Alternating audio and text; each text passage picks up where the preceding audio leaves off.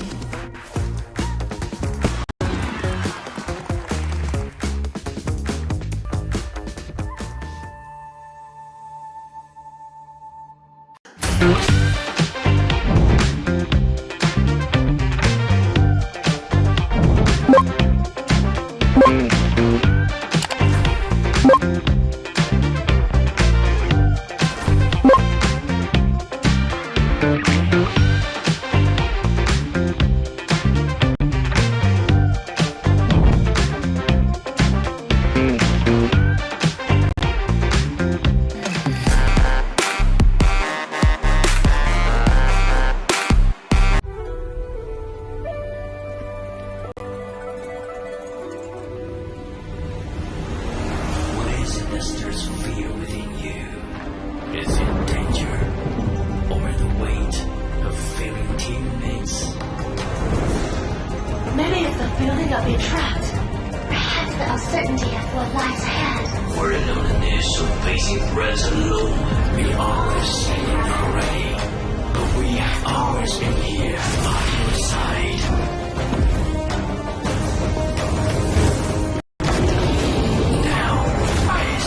Embrace our strength and let your courage lead the way.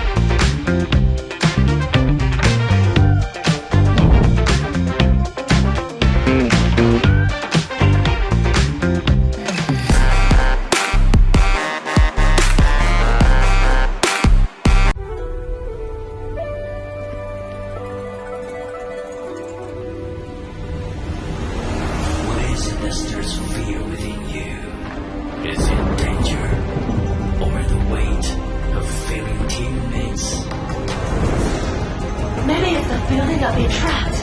Perhaps the uncertainty of what lies ahead. We're in the midst of facing threats alone. We are standing already, but we have always been here by your side.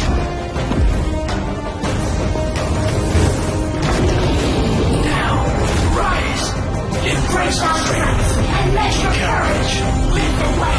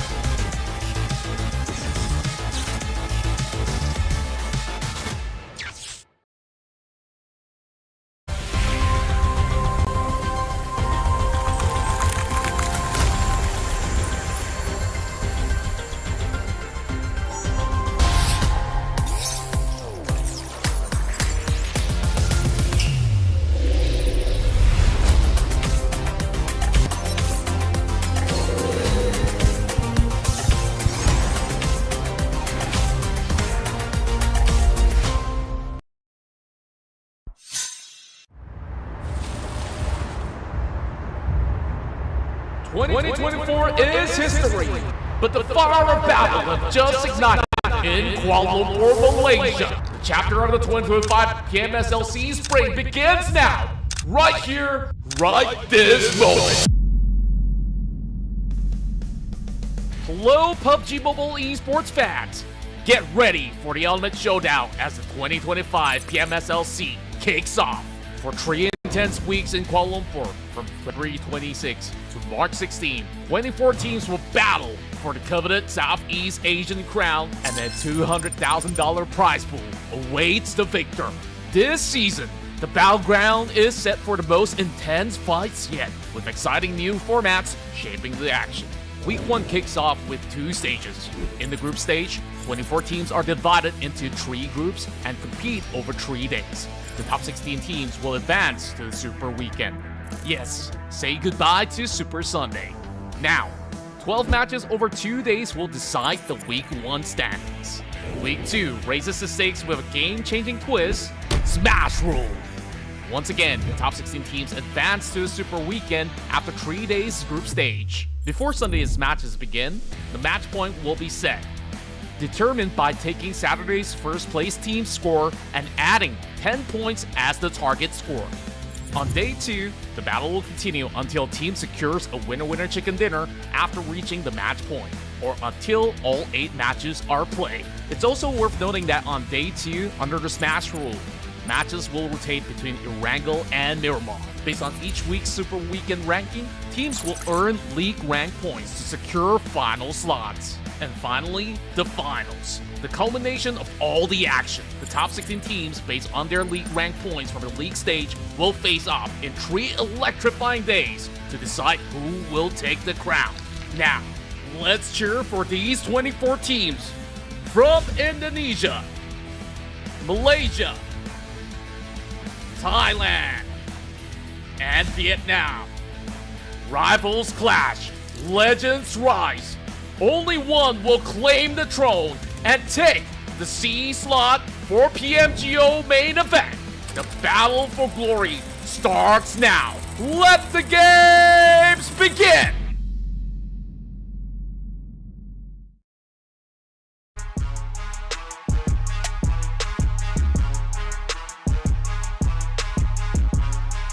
Ladies and gentlemen, welcome to the Battleground. I'm your host, Flavor, and of course, we're live from Kuala Lumpur, Malaysia, as we're about to witness Journey Towards Greatness. This is the 2025 PMSL Southeast Asia Spring Group Stage. In the next few weeks, teams from across Southeast Asia will fight for their survival. Some of them are battle-hardened veterans where they are returning back to show that they are at the top. Meanwhile, others are rising challenges, eager to prove their worth and do a little bit shakier in the competition and also make their mark. But whatever their past may be, the only thing that matters is what happens here in this competition. Now, at the end of the stage, only the best of the best of the best will be moving forward, edging closer to the final stage, where the true fight of the championship begins. But before we go there, they must face the pressure, adapt to their opponents, and prove that they do have what it takes to be here. Now the stage is set, the players are ready, and the action is about to begin. This is the 2025 PMSL Southeast Asia Group Stage Day number 1.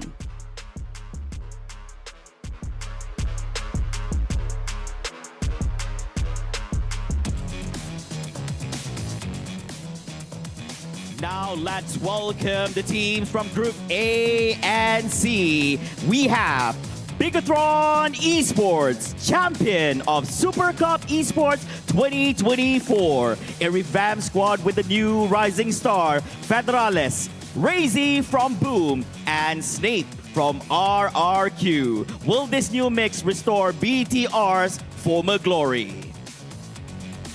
TALON Esports, 4th of PUBG Mobile Super League Southeast Asia Summer 2024. 3rd of the PUBG Mobile Super League Southeast Asia Spring 2024.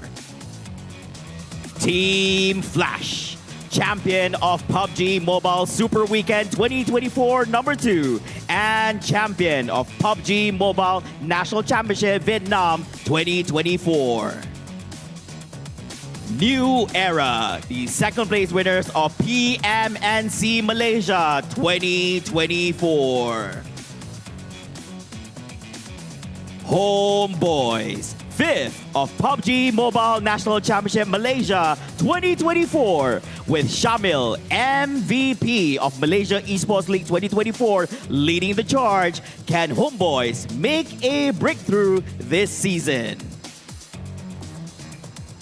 OSJA TH, 2nd of PUBG Mobile National Championship Thailand 2024.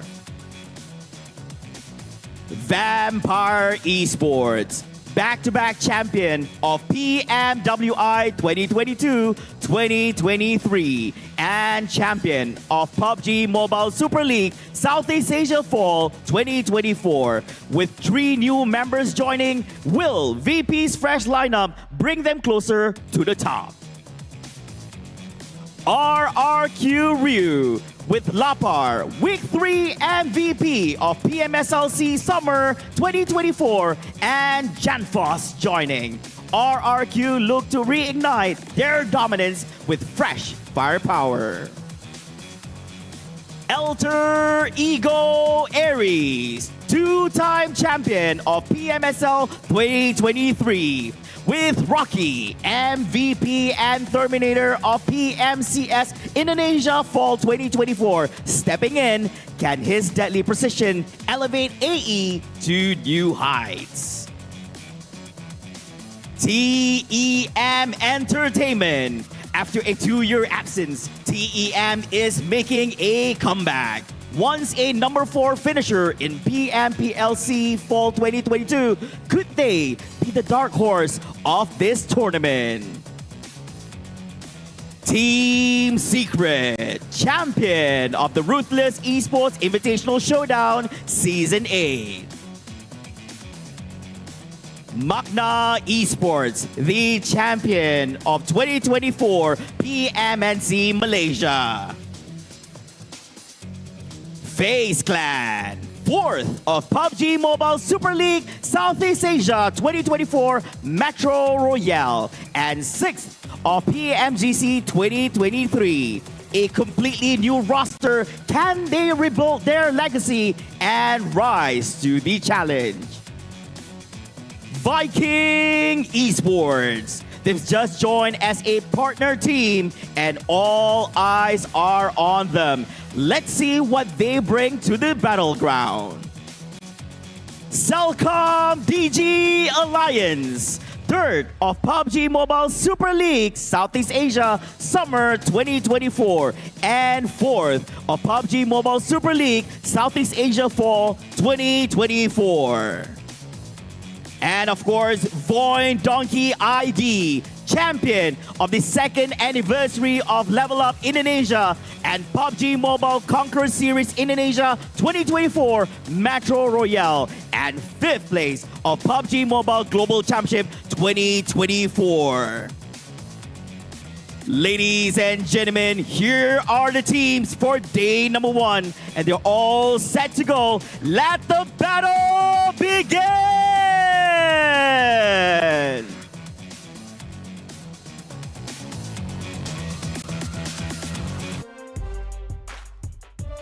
My goodness, this is an insane introduction to all these teams. While we see very, very familiar faces, we are also seeing very new ones and a major rehaul for many of these rosters. It's an interesting situation as we go into this year because everything that we knew about these teams, all these players that we know and love, Signature, Impact, and all these teams have finally been separated. So we're starting this year very, very fresh. Anyways, welcome everyone. I'm Tash alongside Contra, your casters today, and it's a very exciting one as we go into day 1 of week 1 of PMSL SEA. Yeah, I'm so pumped up with our dear host Flavor, really hyping the crowd out there, and I just can't wait to begin this brand new season. There's so many new things that we will have to break it down, especially the brand new format, and also a lot of all these partner teams to join alongside all the veterans here in the PMSL. So we got a whole lot to talk about as we slowly get there. But Tash, just gauging, how are you feeling so far? We're starting fresh here in 2025. I mean, it's been a hot minute since I've been on desk, definitely, as well as the main stage here for PUBG Mobile. A lot has clearly changed. As you mentioned, we have the new Smash rule coming up, which I think is going to be a very exciting moment, very pivotal, especially in week 2 on how exactly these teams approach their team fights as well as what's going on. But before we get more into that, let's have a look at the overview of this tournament, just to give you guys a bit more of an idea about what to be expecting. Now, coming into this particular week, we are looking at $200,000 US prize pool here, and this could not be possible without our sponsor, which is TECNO, a brand that understands the needs of the hardcore gamers. Alongside the POVA 6 Pro 5G, it's powered by a fast processor and 120Hz ultra smooth display. Now, coming into this one with 10 points coming in first place, Contra, how are you feeling about the point system?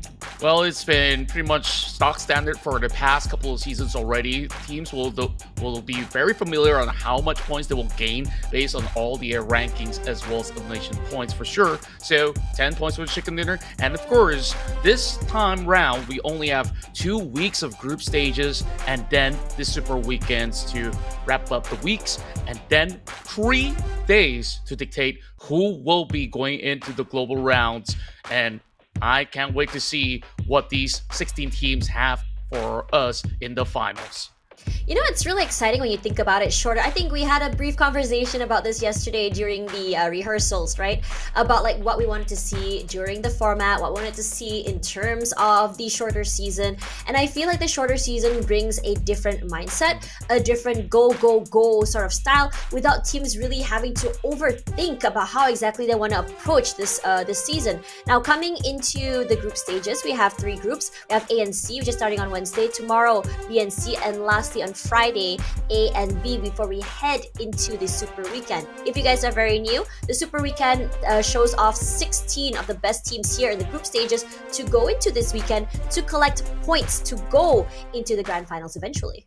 And what's also interesting to note is that week 2, we will begin with our Smash rule, and we'll eventually elaborate how Smash rule works once again. So 6 matches per day, up to a total of 8 matches to be played out. So this is how Smash rule works. The teams will set a match point. So the team with the highest point on Saturday will just add 10 points onto the table. So that will be an example, say 70 points to end the run. So teams will have to reach 80 points, and the team that reaches the match point will then need to secure another winner in a chicken dinner to end the match. So that's like 80 points plus a chicken dinner to close off the day. to close off this the weekend. Actually, if you think about it, it's a lot hard to explain, but you'll see what we mean in a little while. But anyways, here are the teams participating, and this is what we talked about in terms of this year. Right? I think for a while now, it's usually the same suspects coming into the tournament. Sometimes we'll have a few new teams, but this season is completely new. We're seeing a lot more teams come around, brand new orgs as well, and I think we also mentioned about the roster shuffles, and I think this is very pivotal. I think like teams like say FaZe, like Vampire Esports, like Sem9, like Alter Ego, like BTR, like RQ, they have a very like stock standard, I would say, core that they really hold on to throughout the last few seasons, right? Maybe the major reshuffle we would see maybe is like a player out, a player in, a change in sub. But this time around, a lot of teams have opted for major reshuffles. And Contra, I think you've been here for quite a while now. What do you think might be the major reason as to why this has happened? I think like over the course of some of all these seasons, teams are starting to improve from all across these regions, and what they have to do is to step up, and we will kick off today with Group A versus Group C. And when we're talking about changes, BTR, they have the biggest changes on the block. That's due to the retirement of the Tachibana brothers. Both Zuxi as well as Luxi is out of play. So what did they bring in? Some of the hottest prospects across Southeast Asia. Federalis, who was the top gunner from PMCL, is now here in PMSL, and I think that is what we are definitely going to be looking forward to coming into this Group A versus C matchup. And of course, the list of names we're all very familiar with. But on top of that, even with new names like Viking Esports from Vietnam, I think we will see a couple of familiar faces as well, as we'll kick off our day one with 6 matches. Yeah, I think it's the usual stuff. We'd have 3 Ingles, 2 Miramars, and start off the day with Sanok. Very, very stock standard stuff. I think for a while now, when we talk about, I think, these things, it's usually we have like a certain region that's dominating each map. But I think last season is definitely, I would say, the standard of what we can expect, because every single team seems to have stepped up, like you mentioned earlier. But before we go into more of this tournament today, we have something super interesting to share with y'all. For you guys who are huge fans of PUBG Mobile, you guys also know that PUBG Mobile also does these amazing collaborations in terms of music, and this is the 7th anniversary of this, which is happening on March 7th. That's right, a familiar friend is on his way. I think that for the old timers, they will absolutely love who's going to be involved in this 7th anniversary music collaboration. That being said, though, there's so many cool stuff to check out. So if you guys are first timers and you guys are just watching PUBG Mobile, wondering what exactly it's all about, you guys can first download the app on both Google Play or even the App Store if you're on Apple, and have a whole lot of fun. There's just so many great updates that we will also cover. But before we go into all of our games, this event is proudly brought to you by TECNO, a brand that understands the needs of hardcore gamers. With the POVA 6 Pro 5G powered by a fast processor and 120Hz ultra smooth display, your gaming experience is now more responsive and lag-free. It's really exciting when you come into this tournament, when you're mentioning TECNO. I think a lot of gaming phones have definitely upgraded and it comes to this, and I am a firm believer, whether it be PC or mobile. Now that mobile has caught up to PC as well, higher refresh rate always means a better, I would say, experience when it comes to FPS, and this is the perfect phone for PUBG Mobile.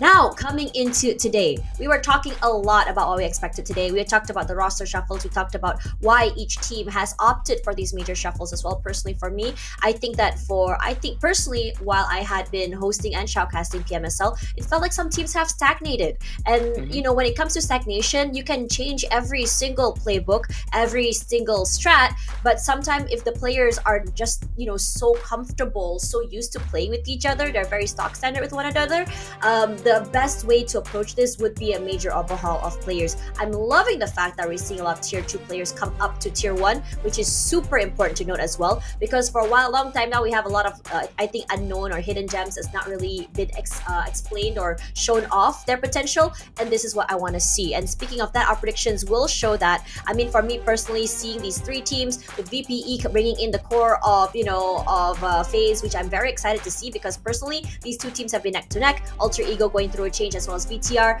This is the best moment to see how their chemistry will show.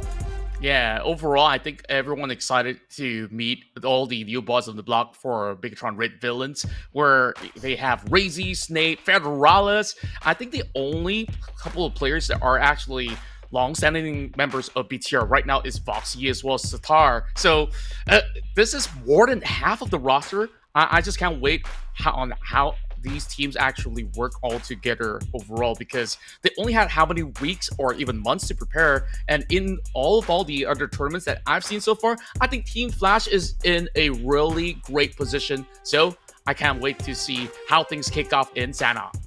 I think shorter weeks also means that a lot of teams cannot have this situation where they say, okay, we need a few games to really warm up, or day one is a warm-up day anymore, because you don't have as much games to play catch-up as you did in the previous seasons, is number one. And number two, with the changes in how you expect to go into Super Weekend, as well as, you know, as well as Smash Rule, you really don't want to be playing around with this. Now, I think we saw the introduction earlier, and I'm loving the fact that a lot of these players are also breaking out of their shells.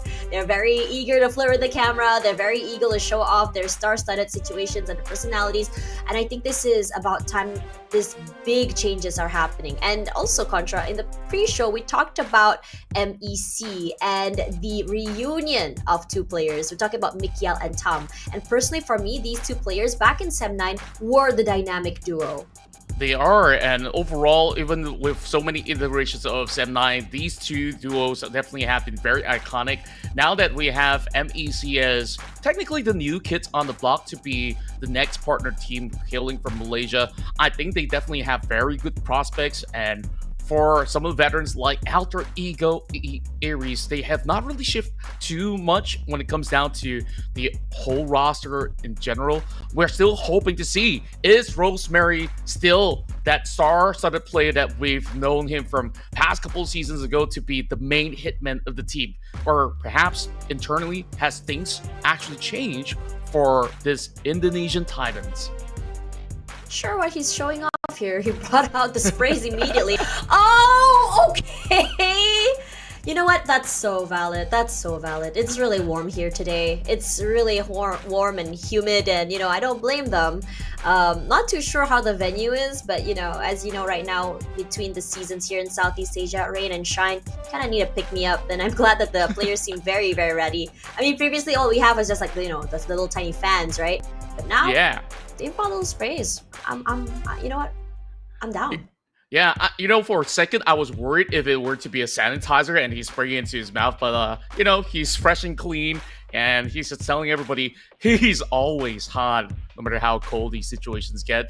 Meanwhile, we are also looking at Vikings. These are newly promoted squads coming in from the Vietnamese region, as they are the brand new partners, but I think that they have one of the most solid rosters coming in from old members of SLD. If you remember Shine Like Diamond, you have players like Kwang and Chong Zin, and not forgetting Gosu. So this team looking hella scary. They do look hella scary. And you know, this brings back that point, right? We always talk about new orgs, new kids on the block, but their players are not necessarily new per se or inexperienced.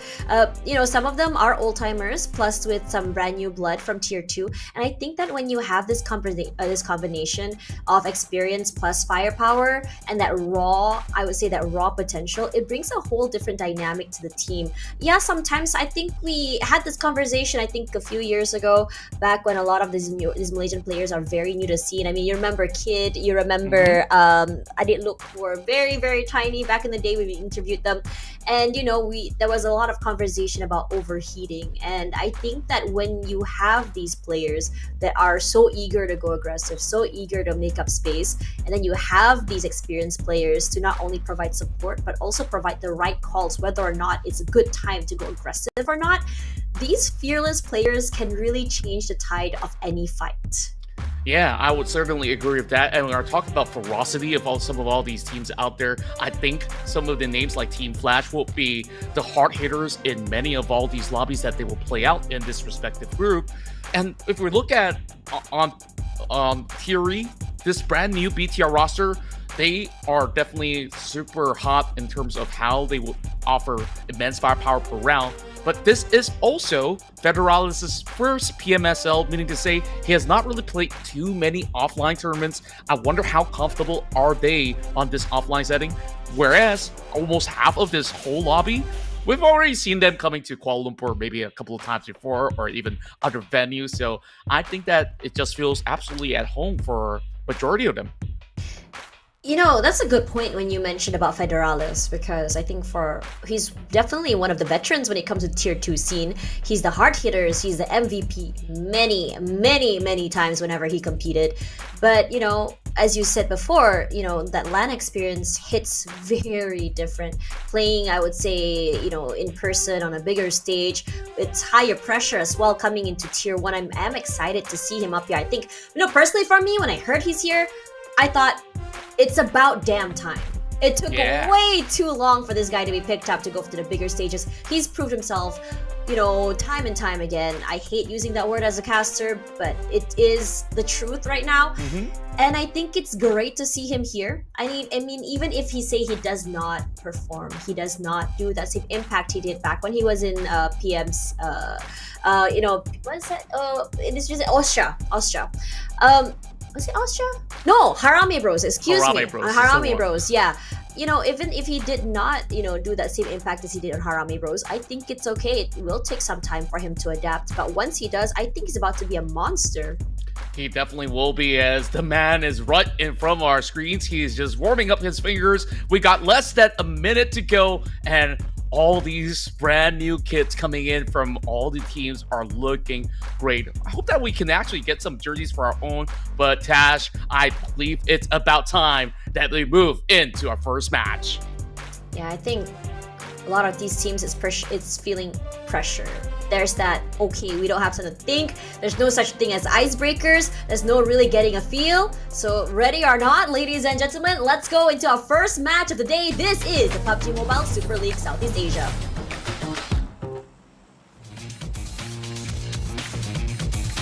Diving in hot to the smallest map possible in the competitive circuit. This is how we kick things off for week 1 of the group stage here in the PMSL SEA Spring Split. Things will be starting off from the southeast region of the map, with still great access for a majority of the teams to be able to reach the northern areas of play. But I really do wonder how many teams will be moving into the Alpha Island overall, because from the past couple of seasons we've seen teams like BTR as well as VOIN to be interested. I wonder who else will also join in and make it a little bit crowded. But for now, pretty fair flight, which means that we won't be seeing big altercations to begin with. But inside of boot camp, we've got some trouble for New Era to be facing up against FaZe Clan. Very early fights here. I think it's really good. You have the clue where everyone's gonna be dropping, but the first blood is not gonna be happening over on this side. It's over on the other side of the map. Indeed, it's going to be FaZe Clan being in that altercation against one of the members of CELCOMDIGI Alliance. While there's just names appearing on our screen coming from BTR, they struck down members of Alter Ego. Octa is already out of the match. Meanwhile, as we focus on to the battle inside the boot camp, it's still going to be a little bit of a gridlock as they are now segregated into different sections of the wall. That's going to be a little bit of a view over onto Tree Touch, while Zuli gives a little bit of a backup towards Zuli over her back. Zillion falling really low though. Crazy managing to go into the knock. Another player coming in from Alter Ego. But here we go. Nice jump shot. Vika with the jump shot. It's perfectly played here. They're playing these corners to perfection. It's not really more of a team fight, more like isolated fights all around, just duels. A BTR, look at that. Life right and center, but New Era taking their time. They don't want to go super aggressive, but FaZe there looking to take up space. The big sprays all around, double swings as well. This is a tag team, and also the gameplay I wanted to see from these teams. Double swing together, making sure that you can actually just trade out your teammate. But FaZe somehow still managing to survive this. Getting 2 picks already this early is phenomenal. Yeah, I was really surprised with that amount of pressure coming from New Era. They didn't manage to get any of these members of FaZe Clan just yet, other than that couple of knocks that they had early on. But now they go guns blazing into the room. Kim Tony's falling low, but he will be having enough backup to clean up house.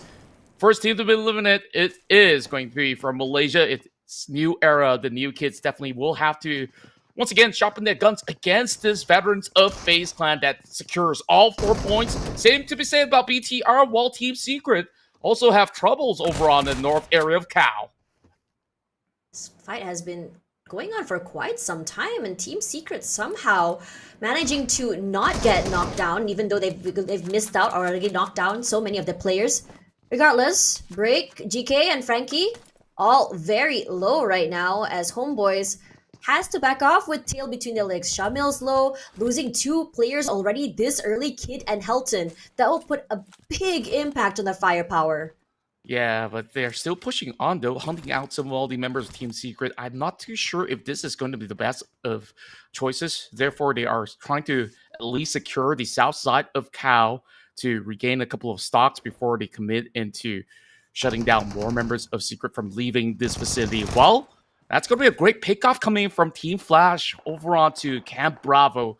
So they will be able to secure that northeast sector well enough for them to have a clean passage entry into the center. Speaking of the center, I wonder where exactly will the FaZe bring us later on. But for now, it's just action all around. Team Flash, I mean, since rehearsal day, I've been seeing how they've been playing these micro angles, taking these shots, playing these corners. Speaking of that, is our boy. Nice spray, nearly taking out Rang very quickly, but somehow he's managed to slip away. Homeboys still trying to go on the aggressive, but I'm a bit concerned about their positioning here. They're not close enough with each other. They're not in a situation to play with crossfires. They're going to try and play some hero plays here. Maybe stealthily kind of go into the compound, get one, and then take them down. I'm pretty sure that they're very aware and alert of the sound of the footsteps for one of the players in the bottom side here. As GK is going to try and kind of flank over on the other side. What they're going to do here is just try to crunch these players inside of their compounds, making sure they're not able to back off, perhaps just corral them, just trying to hurt them, into each other's crosshairs. But Homeboys now, I'm concerned. Very, very concerned. They're pretty much stuck in between the city. And they're not exactly working in tandem to try to secure targets, but that will work exactly out. What we're talking about. Out of nowhere with that DBS, he didn't really check his corner, so that's a good pickoff coming from Jamils. Now, what is going to be the response of Team Secret after losing that one member? Surely they'll be alerted of his position, but it's not going to be an easy task to flush up towards this floor. Yeah, I think they're aware as well that shotguns are abound. They're trying to make sure that they cannot take up space. And with one of the members of Team Secret this low, I think they want to make sure that they can give that space, play a little bit more further back. Wow, nice that was shots from bottom. Yeah, GK. On the top side here. Spraying and praying here, just making sure that, hoping that one shot hits them in the face. The GK barely survives that encounter, actually, if you think about it. Our boy trying to secure those kills. Break finally finds Shamil. Now our boy has to play on his own lonesome, has to go big, has to be the hero here. Spots one out, tries to wallbang, not happening. His teammate is very close. So if one falls, he knows there's going to be another one swinging through to just trade him out. So he's okay saying, let's just give up that space. Hopefully they push up the stairs. Not happening. He repositions, jumps down. Finds no one quite yet. Sprays, spots out Break, a jump shot forward. A Break is just faster. And because of that, Homeboys, unfortunately, not able to go a bit further with only one elimination in the bag. Still a really valiant effort, though, considering that was a 2 versus 4. Still managing to at least pull 1 point back. Best case scenario, he will eliminate at least 2 players before exiting the match. But there's not much that they could do, even if they were to leave Cal. I understand that there's a lot of empty space where Team Secret could still hunt it down. So they fully committed to the act, at least bringing 1 point to the table. So we'll definitely hope that there's a better run for the rest of Homeboys moving forward. But to my surprise, we've already seen so many of all these teams to be knocked out so early. And one of the names on that list is CELCOMDIGI Alliance, one of the top guns coming from Malaysia. So it wasn't exactly the best of starts for some of the names, like even likes of Alter Ego. But that's the nature of Sana overall, where it's always very explosive. And as we take a look at the face of the zone right now, teams will be pulled towards the central area, maybe covering over the south side as well. So expect a lot more action coming in from down south. Action from down south as well.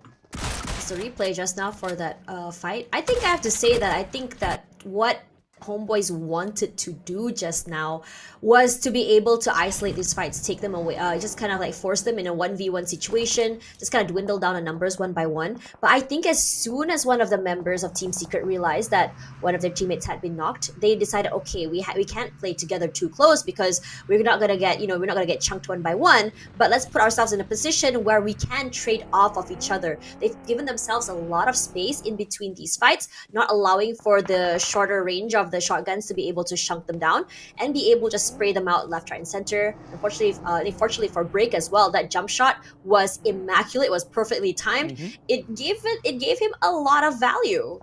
Indeed, and overall, I love this brand new style of play come from Team Secret. A couple of seasons ago, they were that team that just bum rush into certain compounds and find themselves in sticky situations. Now you can see that they are a lot more calculated in how they do single out their targets. So yeah, great insights onto that fight. Overall, plenty of these teams are trying to at least secure some grounds over on the central area of the map. MEC so far, no casualties, but no points just yet. They're already eyeing onto the members of OSJA Esports Thailand. This team was newly promoted into the PMSL Thai circuit. And on top of that, back in the days, if you guys were checking out the PMCL tournaments, OSJA Thailand or OSJA Cambodia back then have already fielded names like Matt Toy to be the head coach. And after that, they brought in Gui, Red Bull. And it's just a roster that was unstoppable back in the PMCL days. Now that they moved into Thailand, into a bigger league, I wonder how will they cope this time around. Very late rotation from BTR, but honestly, I'm not surprised. I mean, if you look at the style of play BTR usually plays, when it comes to Sanhok, they prefer playing the sides of the circle. They're kind of hoping to catch anyone in the midst of the rotation, especially if they're moving through the blue zone off guard. They love playing gatekeepers, so I'm not surprised at this predicament and this outcome. And it seems like a lot of other teams have the same idea on how they want to approach this. But I am quite surprised though, because I think in the previous season, we saw a lot faster rotations, a lot more aggression coming in from Sanhok. But this time around, I'm wondering if this hesitation is because a lot of things have changed this season, from teams and players, as well as, the newer orgs coming into it. I think, like it or not, we still have to play the icebreaker. True enough, and overall, some people may say that, hey, this is just a warm-up round for everybody on board, or perhaps they are just being a lot more careful because they understand how important each round actually contributes to the overall standings. We only have 2 weeks of play this time versus the past couple seasons where it's a full month long of action. So if you were to slip up in 2-3 rounds in a row, it will prove to be very costly, the overall standings. So you can see that certain teams, after certain big fights that they've took, they will go in for a longer reset and then join into the fray a little bit later on. A little bit bird's eye overview, as we do see a scatter of teams all across the region. As we see on the north, Team Secret still hanging out around from the blue zone, just looting up from Paradise Resort. They should have just about enough stock for them to outlast plenty more battles to come. So it's a good plan for them after racking up that total 4 points. And considering the fact that they lost one member, I guess it's better for them to ensure that their entry is going to be safe later on. Meanwhile, for Vampire Esports, they're just by the edge of Painan, so they would expect visitors to be coming in from the far western end of the plains later on. I think the initial skirmishes have ended as well. There we go, the bridge toll grabs their fee, but not without a fight. The Vikings get the first hit, but you can always rely on Federales to shoot back here. Kwang falls. Agosu waiting a little bit more patiently here, has a bit more, I would say, cover as well. They have full control of this tiny little compound here with his teammate. Kwang will be eliminated already. 3 more members left here for Vikings. So you can start to see the hesitation come through as BTR, okay, let's go for resets. Let's just try and play together here. Takes the shelter underneath the bridge and kind of hoping, maybe even baiting for them to push out, hoping for a closer CQC, but I don't think the Vikings are eager to take up that space. They're very happy already taking out 2 members of BTR this early. Yeah, that's the best case that they could actually get out of that one. Seems like they did manage to secure only one of the points out there. And BTR, now that they have to ditch their vehicles, this is going to be one of the toughest areas to play on foot. You can see that fast corner from both sides of the hill across the river is going to leave them very susceptible to all these lurkers over on top side. But thankfully enough, no team happens to be over on top end of the hill, as Team Flash is much more focused onto the members of Team Secret who are hoping to reach in from the north. Pretty sure they had a glimpse of Break just now. I'm not too sure if I can say the same thing about Break. Oh no, they don't. Tops has his eyes on all these players, keeping very silent. They have all the advantages. They have the high ground area, they have the crossfires. Great opening by Baus. Takes a bit of damage as GK fires back. But the same could be said about his teammates, and that's what we talked about in terms of the advantage, in terms of the crossfires. Already taking out one member of Team Secret. They are not catching any breaks today. From one jaw of another team to this one, Tops taking full advantage of their situation right now. A nade comes through.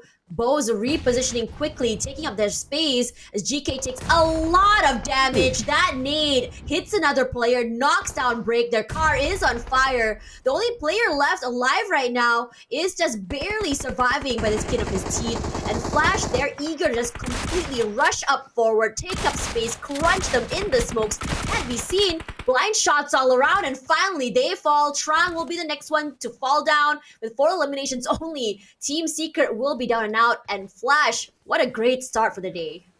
Indeed, it's 8 total points, and they execute that so perfectly from the high ground views into how they have rushed right in. That nade that was just thrown in was just the nail in the coffin for those members of Team Secret, unable to even react or even try to dodge because it's just open grounds for the taking.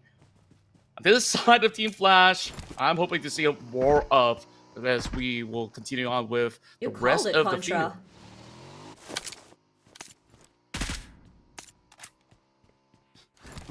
Yeah, overall, Team Flash, definitely one of the toughest teams in the lobby to go up against, as the rest of FaZe Clan have found a little bit of a catch over onto the other side of the block. I'm not too sure where exactly that is for the moment. But for the rest of these members of Vikings, after taking down those members of BTR, they did not go in for that big collapse. They were wrapping around that corridor region, and now the rest of MEC have arrived towards the sector where RQ is holding out. Initial nades to flush out the positions. The rest of RQ will not really have too much of a cover other than a couple of rocks for them to hide out while Veralis takes down Tony K. MEC, they're trying to push right through, but this is not going to be all too easy as the rest of RRQ, they're on that other side of the hill, which has not been spotted out just yet. RQ was very cautious if you think about it. They immediately vacated the compound they're holding, immediately moved out the way, gave space to Vikings, and instead opted to go for longer range fights. And speaking of fights, here is Talon and FaZe. FaZe had taken quite a big hit earlier in their initial skirmish. And Talon, they're going a little bit more aggressive as Mercury's will fall this time. But Talon, they're not done quite yet. Slowly but surely taking up that space, playing off the side of this hill. As 2 members of FaZe already knocked down here, FaZe cannot follow up. 2 of them eats that nade, knocked down already. No one even close enough to pick up touch. As the last few members of FaZe will be hiding for their lives is Diko. In fact, over inside of the blue zone, will be taking that damage and saying, okay, let's just play for placements now. Yeah, it's going to be really tough for him to even move out of the way. Best case, maybe he will find one straggler still standing around his corners, while Linux holding up against the rest of Vampire Esports, pushing right through. The nades will clear him out. While Mesri comes in for the flank, is he going to be able to take out a couple more members of Vampire Esports, only dishing some damage towards the side straps as the nade lands onto Axel's wall. Double tap coming from Onsens as VPE takes over. All down to Misery right now. They've not spotted him quite yet. Just a little bit of camouflage with the vegetations, but eventually the rest of VPE, they will scour around these corners, and there's not going to be much room for him to play about. So Talon, if he's lucky enough, he could just be let off scot-free. That would exactly be it. Diko as well, managing to breach the zone finally. Oh, this will be so sad if Misery gets backstabbed here, and I think he might. Diko taking his time here through the vegetation, He's checking left, right, but never the back. Might be a backstab. Holding my breath right now. Oh, Misery knew! He waited a long time for this! My God! Oh, that is heartbreaking! All that suspense, and that guy somehow out of nowhere spots him out with a 180 flick. I don't know how he pulled That it is off. disgusting. Very, I'm gonna very need 10 disgusting. showers for that. I was not expecting this to happen. Oh, I don't know if it's just tough luck or he just have a turret eye on his back. Meanwhile, another fight breaks loose. It's going to be the Vikings dropping in those nades, trying to flip over on the hill. Instead, they managed to soak one up. It's going to be Kim that fouls out, so MEC goes in for a respectable 7th place finish with 3 points for their debut here in Sanhok. While the rest of Vikings, they are corralling into this area where it is very tight, as they are stuck between OSJA and another party over on the other parts of the hill, which is VOIN in their prime position. But the circle shifts, and it is in the favor of Vampire Esports. OSJA taking their time here. Most of the teams actually have to take their time, trying to make sure that they can cross by each other to get into that circle here. So the Vikings, side by side with OSJA. OSJA, prime position to go up on top here as Misery all alone, chunking up his HP with the blue zone right now, going for those heals. And the problem with him now is that even if he wanted to breach the circle, he will eventually. He has no clue what's waiting on the other side of this high ground. Now, for Vikings, they might be in trouble with only 2 players left. They have 4 sharks, the named OSJA, coming up forward. That nade takes a lot of damage onto Gosu, but he's not deterred at all. Takes his time, slowly goes for the reset. As OSJA could be doing the same here. And I think for OSJA, I think their priority right now, yeah, they want those fights, yeah, they want those kills, but most importantly right now, they have to somehow breach the circle and find the prime area to hold on to. As Gosu all alone here, Talon eliminated already. Misery, unfortunately for him, not able to hold on longer. As the Vikings as well, gonna follow in the tails of OSJA, quietly making it through, taking advantage of the commotion from a VPE as well as OSJA, as Mormon rushing up forward, does what he does best, being the most aggressive player, baiting for his teammates. As Red Bull falls, Schweppes in the other corner takes up another kill as well. Beautiful shot forward. Gonna just try reconvene with his teammates as Shopper QQ also will fall as well. VPE has done a phenomenal job of corralling and distracting, using their main player, the firepower Mormon. That was perfect positioning coming from VPE to just halt the aggressive side of OSJA to try to push through. And that valley was so wide open, there's not many places for them to actually even seek cover from. It was just tough that they came into the circle rather late as they were occupied by Vikings early on. Right now, Flash getting clipped out by Tops. The rest of Team Flash are just playing by the spine of the hill, trying to protect themselves from the aggressive side of Vampire Esports. Despite being on the low ground, they do have certain covers for them to still work with. So this 4-way warfare isn't exactly too clear just yet on who's going to be able to eventually get that fight of a chicken dinner. But we definitely want to see this big fight between Vampires versus Team Flash. Generally, all these teams are very healthy right now. Here comes the slow pace as everyone just proning, making their way up onto the hill. First head popped out will be the one to fall first, but VOIN, they realize that they're very quiet right now. I mean, we really didn't seem too aggressive in the beginning, but this has always been their plan. Wait for the last possible moment to go aggressive and then strike. They had 1 nade just now thrown out. It put in a lot of damage to a player of VPE. So VPE says, all right, we don't have the circle advantage. Let's take our time. But I don't know if VPE is aware that Tops is close. Yep, perfectly played here. Gets 2 somehow. Disgusting. Plays behind this rock to perfection. Onsens tries his best to flush him out, and he does. Now he's being eaten up alive by the sharks, and somehow the winner chicken dinner will fall to the hands of the team that's been playing very quietly. What a surprise right now. VOIN, great start to the day. VOIN played it smart. They wait for all the other teams to fight, and then they just swoop right in with all their vehicles to take charge of the situation, getting their hands on the first chicken dinner. And even with all these commotion going on, you saw how teams were just trying to deal with that pressure situation. That was quite the play coming in from the final member of Team Flash Tops. I thought he would have actually swooped all those members coming in from Vampire. Wow. It's a good save by Onsens, right? That was very last moment. He was so low. And I think that, you know, we did mention just now that for VOIN Donkey, they were very quiet in the beginning. They did, you know, start that initial skirmish with that one knee. And then immediately they backed off. And I think it's a great call from their IGL saying, we have the circle. We don't have to go super aggressive. Let's make these two teams who are outside of the circle fight for it. And before they could fully wrap up, before they could reset, let's just completely swarm. And they did that with the vehicles, with the players. There was nowhere for any of these teams or any of these players to not only reset, but, you know, kind of force these one-on-ones.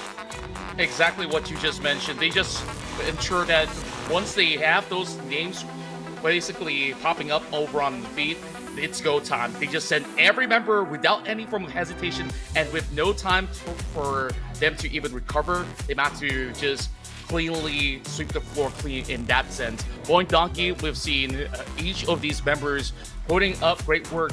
As much as we don't really see too much of them being involved in big fights, overall, they've been ensuring that they take those position priorities in order to secure this chicken dinner.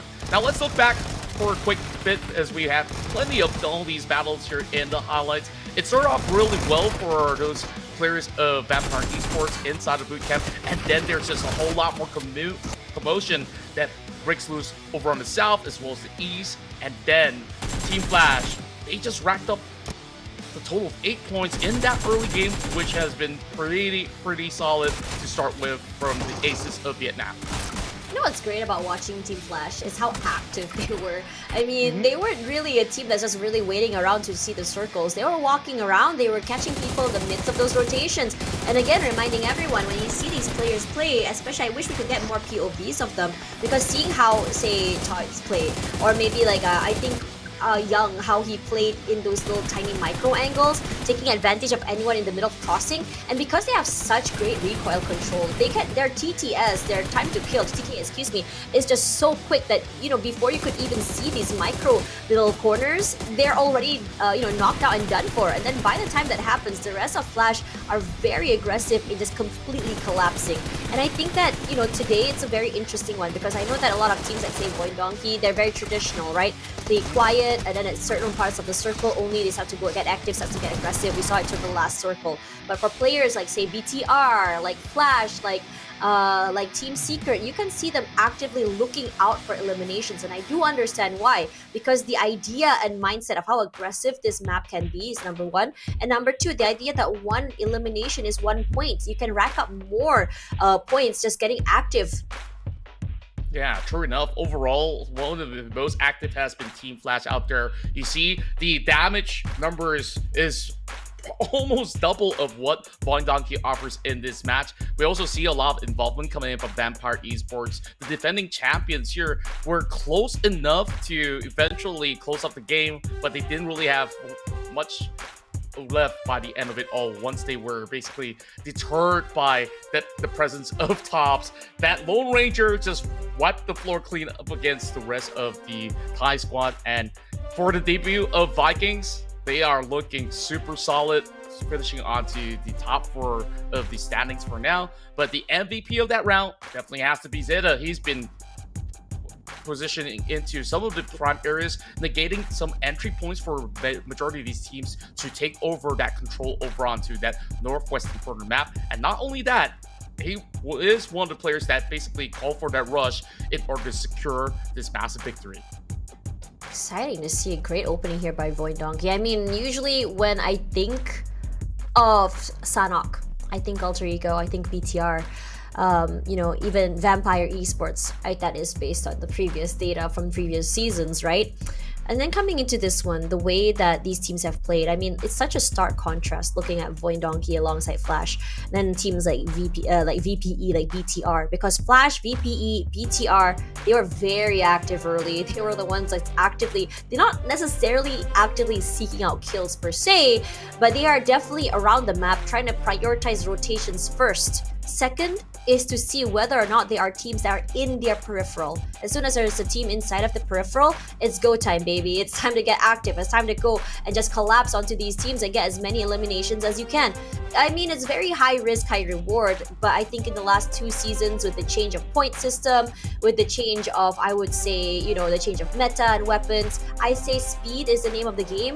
And I think that these teams that are getting a little bit more aggressive early have found that sweet spot on what they want. That chicken dinner, merely a bonus, but perhaps it's going to be something of a priority on week 2. Absolutely. Overall, we can see the ones that are in our top 4 were playing at a very high tempo.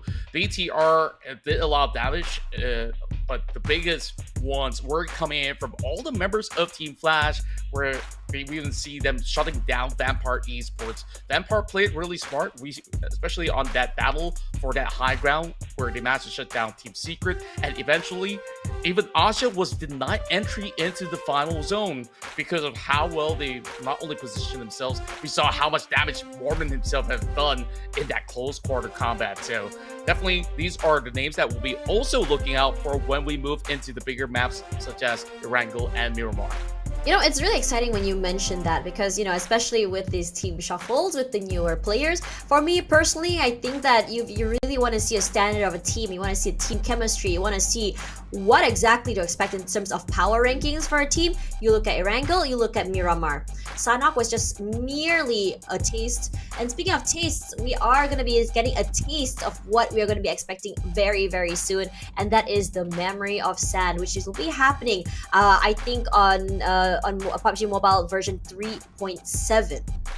That's right, and it is coming very, very soon in March. The golden moon is about to rise, and the memories of flowing sand will once again begin to drift. So make sure you download the app over onto App Store or Google Play if you haven't already logged into any matches of PUBG Mobile. And we assure you, it's going to be a whole lot of fun, just like how this tournament's been looking like so far. So that wraps up game 1, and I think that it's a really sweet tempo that these teams are playing on at the very least to give us a little bit of a taste of what the bigger maps are going to look like later. So I believe that the teams that were eliminated early, such as Alter Ego, CELCOMDIGI Alliance, they haven't really shown their cards just yet. I think this is the place for them to do so. Yeah, for real. I think that now we want to look at these teams. I mean, we talked about firepower, we talked about tempo, we talked about roster shuffles, and I think that this is where you really want to really be paying attention of what exactly to expect from your favorite team this season. Now let's talk about predictions here. I think, like, for me personally, okay, call me a traditionalist. Call me, call me someone who believes in, you know, the empire, the dynasties, whatever you want to say. For me personally, I've always been a pretty hardcore fan of Vampire Esports, and especially with this roster shuffle, I think a majority of the FaZe Clan members have been joining this team, and I think this start today is pretty good. Seeing them play, I think it's not really per se, I'm not sure how the chemistry is, but I think for what they have right now, it's firepower. Previous season, yeah, VPE, they looked good individually, but it felt like they were not on the same page. So far right now, it seems that at least on Sanhok, I'm expecting more from them. Yeah, me too. Overall, we know some of these guys have been playing all together, whether it's on their usual scrims and even in recent lobbies when it comes down to minor tournaments. They've always been all the way up there. If it's not going to be the championship, that it is within the top 3. So I will expect them to have a very stable run. I did also put in names such as Talon because this is a map that they absolutely excel at. So I'm hoping to actually see what Talon really has in store for us when it comes down to controlling not only the space in between the central areas once they do actually get it. This is a very versatile team that has been able to really wow audiences because they are willing to call the shots. It's like, oh, we have a full squad right there. They're in those compounds. It's go time. They don't care. Like, they don't need to leave like maybe a support trying to go for flank. This is a team that is out there to entertain all of us. Yeah, it's really exciting. I mean, when we talk about teams that entertain, like maybe there are some teams that say, okay, we're playing the way we play because of content.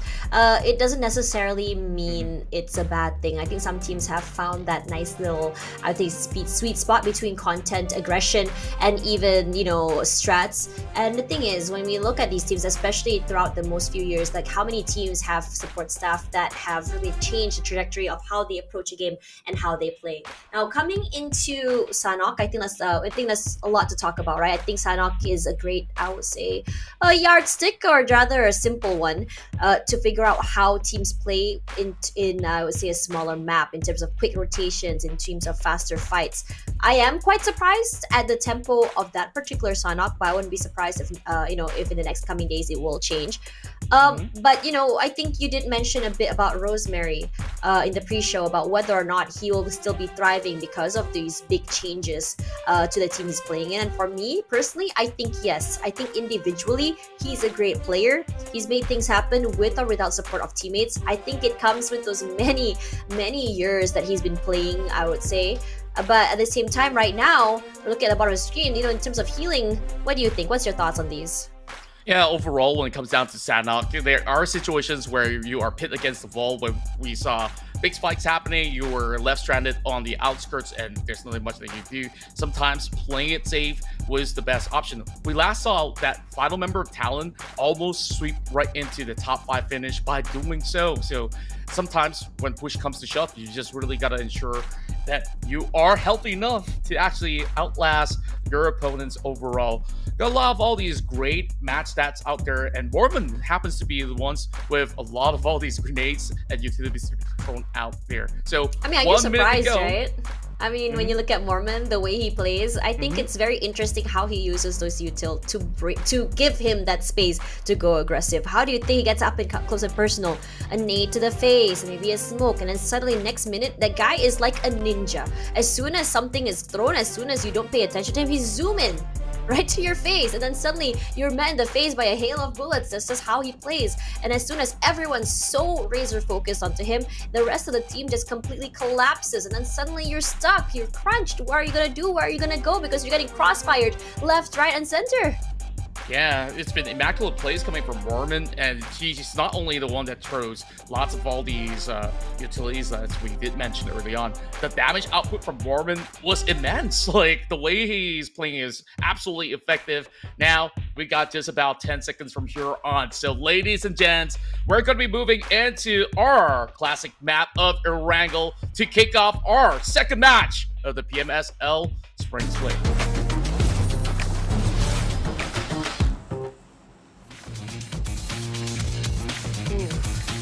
And this is where I am very excited. Again, Contra, it's been a while since I've been here. With these roster shuffles, with these new players, new teams, this is where things get serious. And why I mean serious means that you have to really figure out how your rotations are going to be. Are you aware of where the drop spots of your enemies are going to be? And what are you going to be doing if, say, you do get hot drops very early as well? I mean, to be fair, it's the first Erangel of this season. I'm sure that some teams are very prepared for it, but let's see whether or not countermeasures are abound. Yeah, at the very least, we're starting off with a decent flight path that gives fair entry into their favorite drop spot to kick things off with. So perhaps it's not going to be too many of all these teams that will be looking to hot drop one another just yet, unless they really want to establish that zone control for the rest of the tournaments to come. Other than that, I think that it's going to be stock standard. Everyone's just going to be all well spread out. Now, how many teams will be moving into the island? I do wonder, as we're looking at one of the ones to be moving in would be Team Secret. Vampire is just going along the corners of their pier, or perhaps even taking over Quarry or Primos. Over the north side, I think for the rest of Homeboys, they're going to have a very safe journey, but if the circle's not going to be anywhere near, scratch that. They're directly on it. That's rough. I mean, Homeboys, I expected them to drop down Severny. I mean, this is something that I don't know, maybe I saw it in a dream, who knows. But I'm looking at TM, I'm looking at Team Secret right now, because they are going to have the longest rotations of their lives right now. And it's not going to be easy, because look how bustling the southern area of the circle is. Yeah, they have to cut over the bridge, and you got to take your pick, right? Like, it's either you're facing off against RRQ or even Talon Esports, both sides of the Indonesian squads are absolutely phenomenal when it comes down to taking area control. So it's gonna be tough. Maybe they might even get around with a boat, who knows? But we're already seeing a little bit of an altercation, just a little bit of fight for the vehicles as There's the rest. very low. Oh yeah, indeed. Managed to spray him down just about enough, but He's not trying to quite knock fight him for out. the vehicle with his life, man. It's like, get out of the way. That zone belongs to me. But he's just gonna swoop around. But he's all alone though. Is Does he he know really there's serious the about it? rest? Exactly. Does he know there's... I think he's just going for a scout, just a quick little look-see, and as soon as those bullets come through, you immediately see him just say, okay, that's fine. I'm not going to push the issue. I'm just going to leave, perhaps go and rendezvous with my teammates. I think one thing about this map in particular, you want to prioritize the vehicles very, very early, which is why these small little, fights happen. I think we've seen in previous seasons, maybe some Grand Theft Auto moment happening, someone gets run over very early. Was hoping for that, didn't happen, but I'll take it. Well, at least it's a stable start. Just a little bit of a mini heart attack for the RQ member that just got shot the moment that they dock. Other than that, all is fine as they are going to be traversing across that area of farm to get even more loots or so. Team Secret, the way that they've been playing inside Sanhok has been absolutely effective, even despite being hot dropped by members of, was it New Era? It was another Malaysian team that was challenging them. It was New beyond. Era. Oh, it was New Era. Okay. Yeah. It's been an explosive battle. They only lost one, despite the Right? sort of close quarter. I think that was impressive. It really was, and I think it comes down to positioning. I think FaZe is so aware on how exactly they want to play this. I think, if anything, they're understanding that the lower side of a compound is going to be a little bit more safer, especially when you don't have strength in numbers in one compound. So when you are playing the lower side area, it means repositioning is going to be a lot easier. It's easier to have your teammates rotate over and kind of crossfire from those open windows. That's kind of massive as well. And I think these kind of like small little understandings, I think a lot of people talk about macros so much that, we kind of disregard those little tiny micros that comes down into a basic FPS that comes into that kind of changes the trajectory of this game. Indeed, and overall, I'm also glad that we are switching up the maps this time to get a little bit more of a different tempo. I mean, phase one, sure, you always have your looting phase, get everything that you need, and then get into some of all the hot zones to actually play about it. And now that it's ending up over the north side, a lot of teams will have to figure out where exactly would be the best spot possible. One of the most populous area would be maybe Yasnaya Polyana, where teams will eventually cut across those sections. But Severny being absolutely occupied by HOMEBOIS, big question is, what do they do with that vast space? Do they extend out, try to look for pickoffs while teams are still getting themselves prepared, or will they just stay right in, hoping that the zone is going to be closing to them? I guess either option is going to be rewarding HOMEBOIS with good enough resources for them to get by. Completely agree with you there if you think about it. I thought about what you said, right? Like about whether or not they're going to be moving around the map. I think if anything, they're just going to be trying to just prep up and get excited. I think the most important thing about being in a circle very early is to make sure that number one rule of this battle royale of PUBG Mobile is to find that perfect position, protect it with your life. And number two, if you're in the circle early, if you already got prime location very early, you gotta be headstrong in making sure that you can fight for your life for that spot, because the other teams that rotate in a little bit later, they're going to be vying for that. And I think for teams who are coming from outside, yeah, it's a bit harder to breach into those defenses, but in a situation where you do get crunched, when there is one player flanking and you don't realize it, so everything can go wrong very, very quickly. And in this situation, I think for HOMEBOIS, I'm kind of hoping that they realize the predicament of what they have in terms of advantage right now and how exactly they can protect these advantages. Exactly that. And we're also looking at BTR having a very early setup. They're already camping around the bridge up the north in order to negate any other teams to just cut by heading into phase 2 onwards. But still a little bit too early. They have not found anything just yet. Talon now traverses through the wide course of what I do believe to be Gatka. Still have yet to see any opponents across the field of view, but the closer they get towards areas like Pachinki, I think they will have to be very, very cautious, because to cut through Pachinki is one thing, there will be plenty of other teams who are also around that Rozok sector over onto the central north. So it is going to be stock standard for now. Overall, when we look into the leaderboard, VOIN Donkey with their spectacular start, they are definitely setting the standards right. And I wonder what will be the very final point by the end of the week, which will dictate how week 2 will run, because that's already 17 points.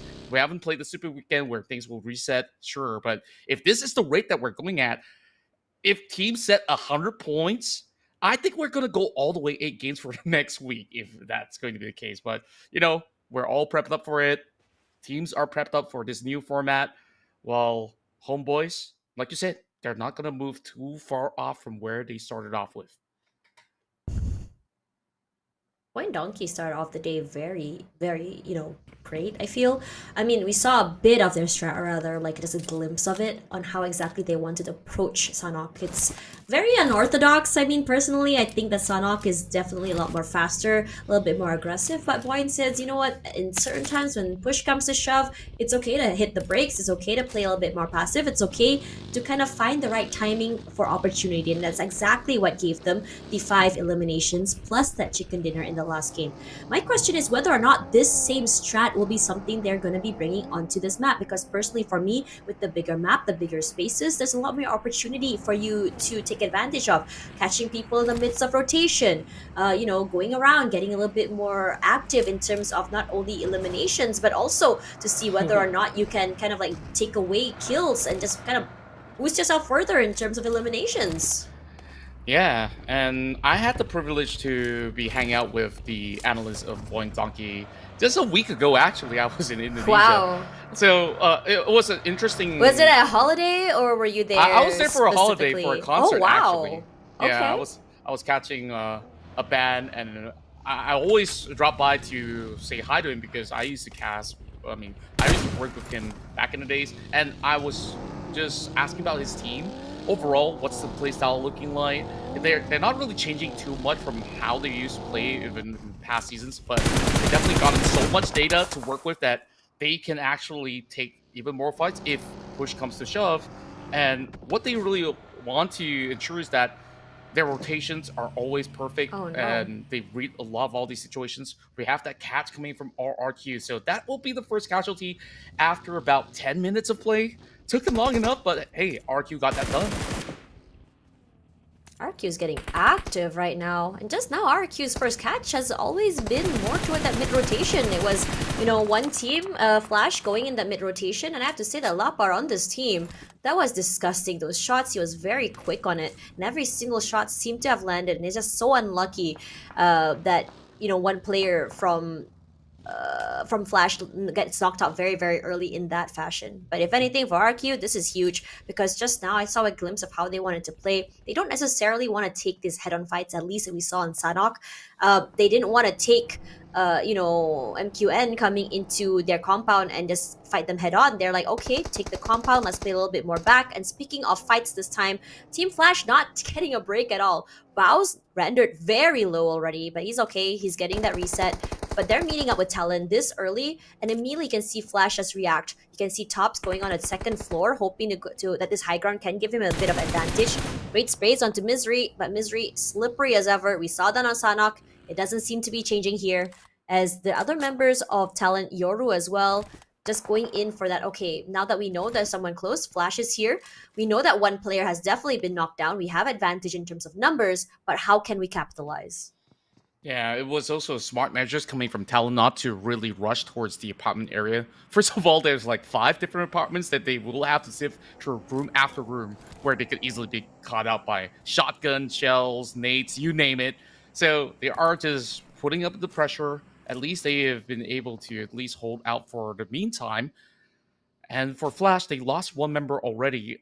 The last I checked, this circle is bringing a lot of all these teams up towards this area of Mount Stalber. So it is not going to be an easy task for many teams who are moving in rather late. And you can see playing teams are still trying to get by. Yeah, I was going to say the circle is very, very rough if you think about it. Yeah, it's toward the middle side area, but it just keeps pulling up and up and up. It doesn't seem to be going toward the central area at all. So it's been forcing a lot of fights in the southern side. True enough, and it's just calm before the storm, where teams are just trying to book a prime area play. But this is kind of jarring when not many circles in the past have appeared around the area of Kameshki, Stalber, so they really have to rely on all these natural terrains to keep themselves protected. As you can see, Outer Eagle has already been in a poised position, playing around Vikings the getting cables. active. Ooh, that's gonna be Vexy being taken out as well. That's One two member already. of Blind Donkey. Oh yeah. And this is unlucky, I have to say. I think for MVKE, they're taking advantage of this high ground terrain. Zeta, massive there, making sure that no one is breaching, trying to go pick them up. Yeah, they're smoked off here, but there's that risk for VOIN Donkey, right? Coming even close puts him in trouble. Spoke too soon, as Zeta will be the watching eye, the watchful eye that makes sure that his team stays alive here in the midst of that rotation. Yeah, two of the members gets knocked down, but immediately they go for a nice crossfire. Anyone crossing through, trying to take out space, goes straight into their crosshairs. Now Potato will be eventually get picked up here. It's down to Trong as well as Gosu to make this right. Perhaps go for a little bit more aggressive style play, secure those pickoffs. They've secured one, eventually getting two. Kwang watching very, very closely if they're going to get third partied as well. Finds nothing, has not showed his hand over inside of this cart. As Onzen's all alone here, VPE and BTR continuing their fight over on another side of the map.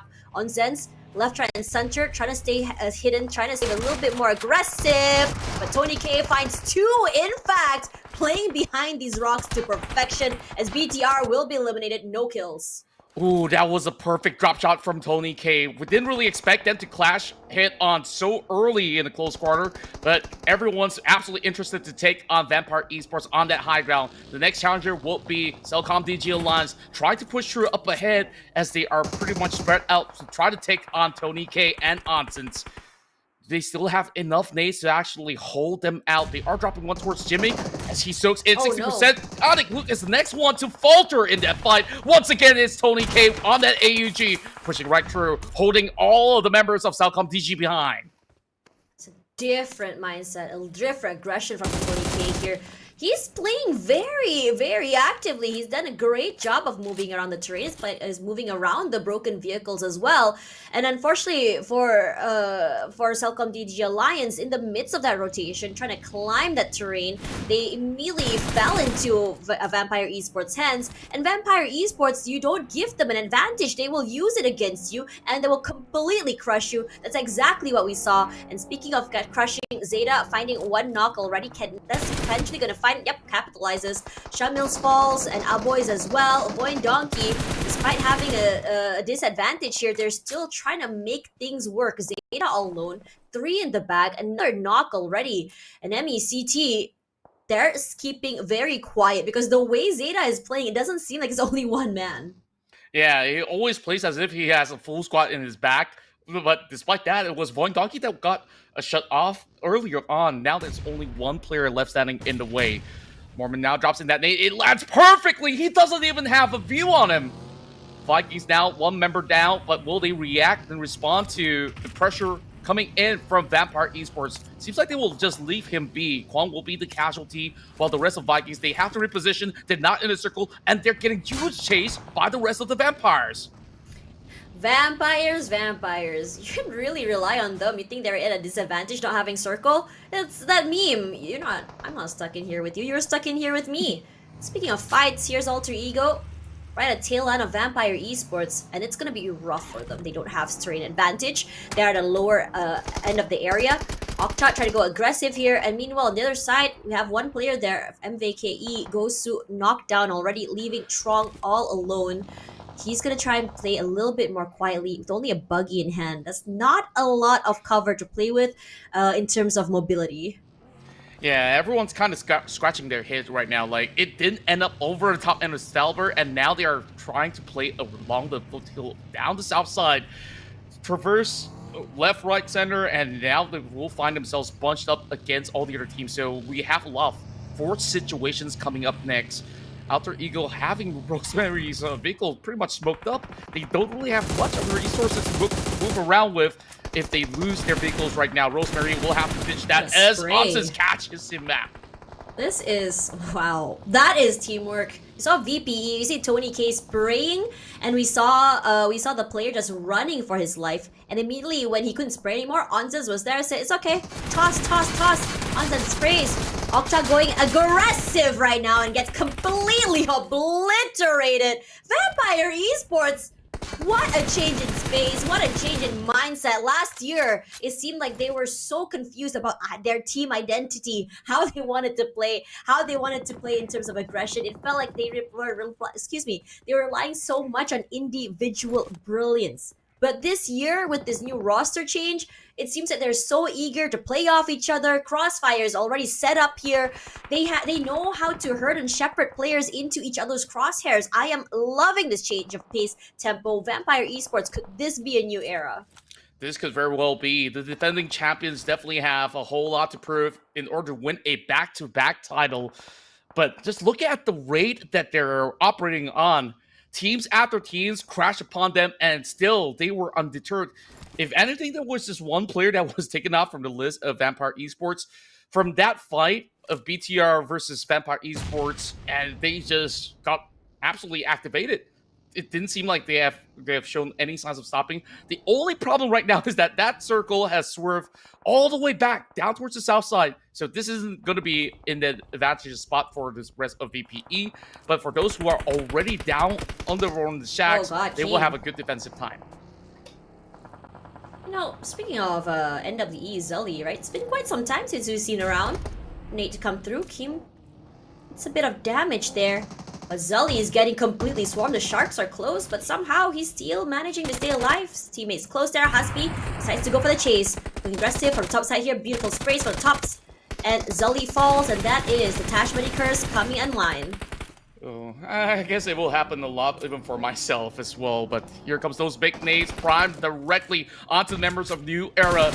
Will it clip right directly onto the members? None fully connecting just yet, but just about enough chip damage onto both the members as well as the vehicles. Team not exactly on the right spot. From the back, it is Alter Ego arrived with Alpha striking them down. This is a very, very messy fight. Because of how the circle is moving, because of how it's ping-ponging as well, each team is not able to just, safely hold on to the area. MEC is stuck. They can't move anywhere. Alter Ego to tail end. They've managed to just really kind of just go in for this third parties. Can start to see VPE slowly vacating the area as well, because they're thinking, okay, we've done enough fan damage. The blue zone is kind of chunking through. Let's just wait for any stragglers to push to us, and then we just bite them and eat them alive. That's the game plan right now. Teams will have to find their entry point over south. Everyone's on wheels at the moment. Can't be said the same about Xylee, who's hoping to stop the rest of MEC on track. He finds one! Connecting a perfect headshot onto Tam, but not enough to take the other members off of that buggy just yet. But they are running into a trap set by VPE. Another one bites the dust, making it 11 points of elimination for the defending champions. Look at VPE, they're just playing so slowly. They're just taking their time. They're not really trying to push into the circle so quickly. They're understanding that they're a little bit more late to the circle. They have to be a little bit more cautious about how they approach the circle. And number two, they have to make sure that they don't get completely straggled by those trying to, gatekeep the circle themselves. Very aware right now, MEC is close. Schweppes playing very, very dangerously in the smokes, but somehow managing to survive by some time here. His teammate is close. Not sure if they know that Onsense is inside the area as well, as Flash saying, okay, we know they're here somewhere, but where exactly are the positions? We have no clue, because just now, look and see how Flash has positioned themselves through this terrain. 2-2 formation, one on the high ground, one toward the lower side. It gives them a lot of situations just completely become a meat grinder for anyone crossing through. And that's exactly what VPE is facing right now. But somehow, Flash hasn't been able to really capitalize on it. But you know who's in trouble right now is NWE. Yeah, they have to take this force fight up against FaZe Clan as they're holding out towards that compound. Not one that's easily breached, though. Considering the fact that they are down with only 2 members left, they have to single out these targets, but they have to really find the picks in tandem. Big nades drop right in, managing to avoid that big shot coming in from the side of GenFoss. Now going hit to hit. It's going to be GenFoss absolutely prepared to take him on with the S12K. Looking for a whole lot more. Team Secret, they look like they have a safe bunker, but not quite just yet, as RRQ are just priming nades after nades versus the direction of GK.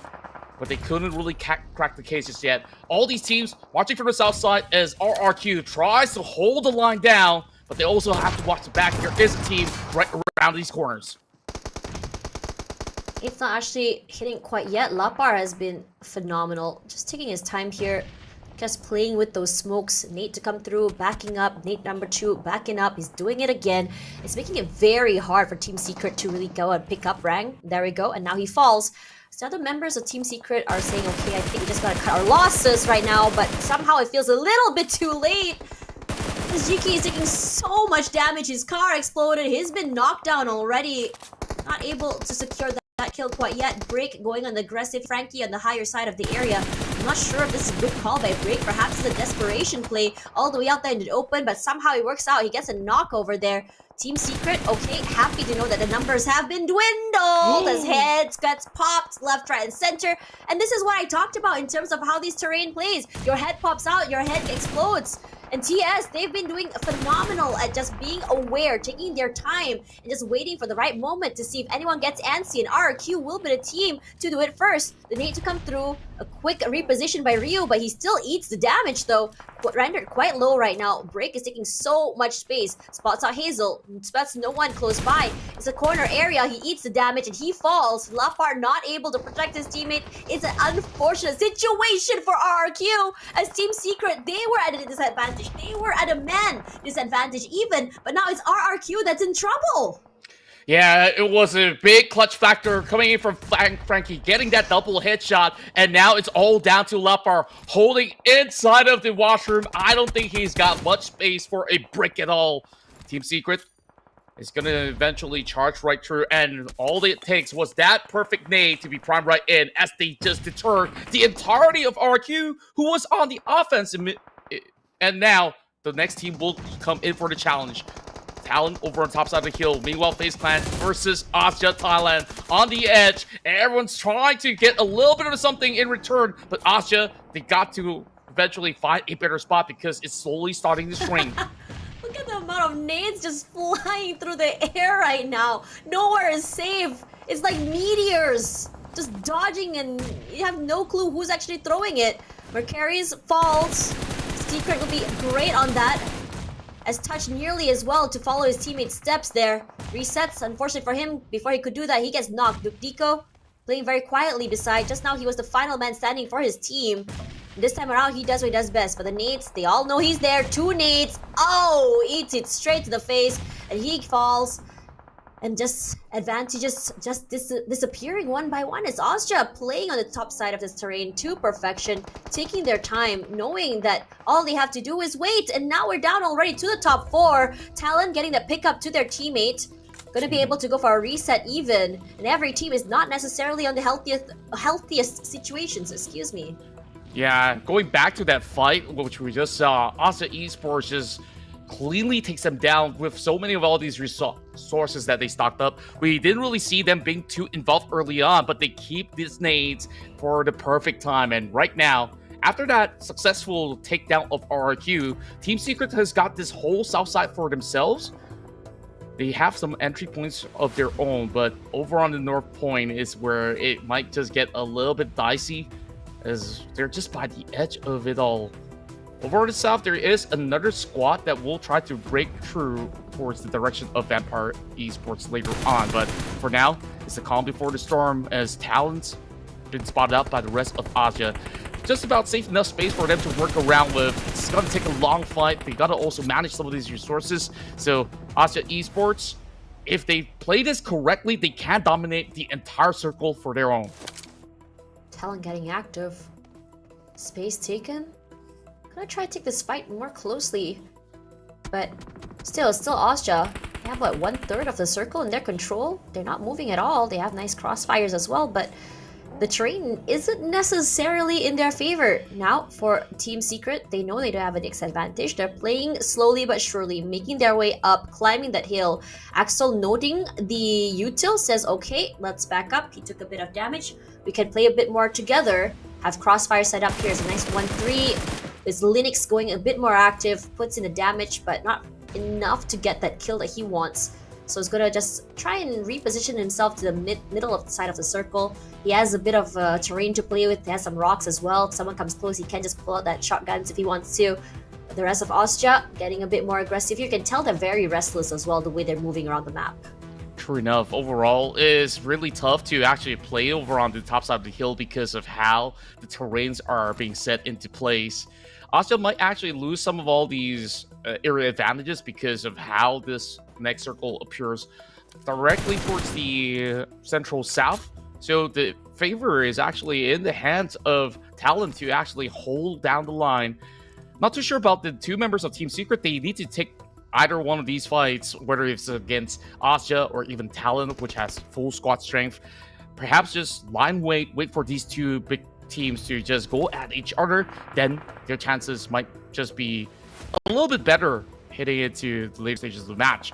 For Talon, they are just making sure that they don't get into the field of view of OSJA just yet, because they have to respect that space. And keep in mind, there's not really much of these smoke grenades left heading into this late game, so it's not easy to just put a couple of smokes into the direct center and traverse around. But at least there's a couple of vehicles that Talon as well as OSJA could still utilize in this final fight. It's not a lot of space as well. Look how crowded the circle is. We have OSJA with 4, Talon with 4, and Team Secret. I mean, the Team Secret could be the game changer here. They could be aggressive. They could get a few eliminations, and I think that's what they want. They want to wait for OSJA and Talon just really go at it, and then perhaps they can third party, maybe get some kills, some eliminations between some stragglers, steal some, or perhaps they could just kind of like overwhelm a team in the midst of them getting that, you know, that reset. And I think that that's the reason why Talon and OSJA don't really want to just really go aggressive here, because of the presence of Team Secret abound there. And the only team that's really making noise right now is OSJA. They've been jump shotting, they've been shooting, they're trying to just kind of dwindle, just putting that chip damage as much as they want to, because you can tell Talon doesn't really want to play right now. They just want to wait.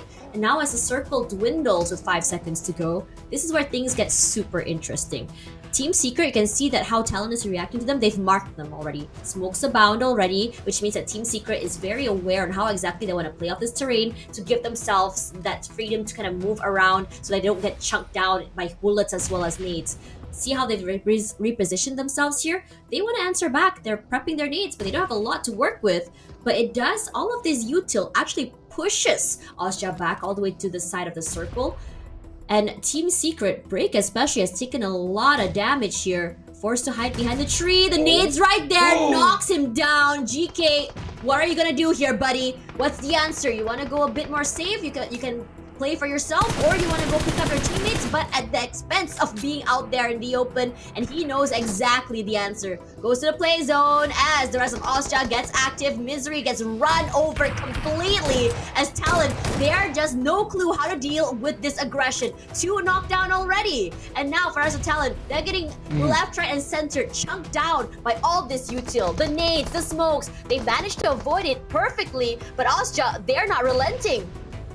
Not at all. OSJA Esports, they know they have the upper hand from the grounds that they cover, and there's not much smokes left. They will all subside. Huey driving right through as they massive catch over on Axel. They trade right back, and the rest of Talon only left with 1 standing in the way. Team Secret also has hope, but it's going to be OSJA that dominates this fight as they crash out the rest of Talon members. All that's left is Jiki as he gets rampaged upon, with the buggy driving by to secure the winner chicken dinner for OSJA Esports. Crazy how OSJA's control of that circle was. Crazy how active they were as well playing that round. I have to say, while Talon had a good control, a good hold of the situation, but it was their hesitance that cost them that game. It really was. When we take a look at Talon, we thought that, hey, with the circle coming into the era, they should be able to at least play it out like a fiddle, so long as they wait for the right moment to strike upon OSJA. But OSJA says no. We've kept these stocks of nades, and you saw from the fights against Vampire, they get crushed instantaneously, and they have 10 grenades to work with in that very final fight, and they put it into perfect situations where they just slowly hurl nades upon nades to deter them, and after that they just finish off with style. They don't really need those bullets from the looks of it, but we're just taking the buggy, running them down. And OSJA Esports, the newly promoted team into the PMSL, have struck gold in this round. Right now, it's so interesting looking at them. I think for OSJA, what's really... I mean, you can talk about teamwork all you want, right? But in this situation, I have to say, I have to applaud them. Because number one, for them, it's their utility, I would say utility control. How they know when to use it. Because I think out of all the 3 teams that was in the circle toward the last parts there, it was them that had the most utility, especially those nades, which they took full advantage of. They know there's not a lot of space to work with. They know there's not a lot of util left because everyone had used them very, very early to secure their spots. So what they do was, okay, let's just play around. They didn't even vacate their vehicles if you think about it. They just moved around the area, avoiding every single util thrown around there. They marked every single member. And I have to say, this game awareness is on a next level because how they played just now was that, okay, they marked both members of Team Secret. They marked all the members of Talon, understanding that Talon wasn't in a situation where they could kind of like play, get more control of the circle because of Team Secret. And personally for me, Talon didn't want to take that fight against Team Secret either because they were just too worried about how OSJA would react to it. And because of that, OSJA, understanding that they had 1/3 circle control, either Talon had to take a fight with Team Secret or they get chunked together. And for Talon, they chose to chunk together and they paid a severe price for it. Spot on, Tash. Like, I was also wondering about what if Talon actually went for Team Secret instead, where easily OSJA has already known that those 2 teams are on that lower ground, which they could just push at any given moment. So they were being a little bit too respectful. Perhaps Talon kind of paid the price for it, which they possibly need to actually force something to happen. But it was just tough when you are pitted up against Team Secret and OSJA at the very same time. So it's hard to react overall, but OSJA, they had that initial space advantage. They put it to good use to secure this win, and we would love to actually see them enact this form of method once again, so cleanly executed from start to finish.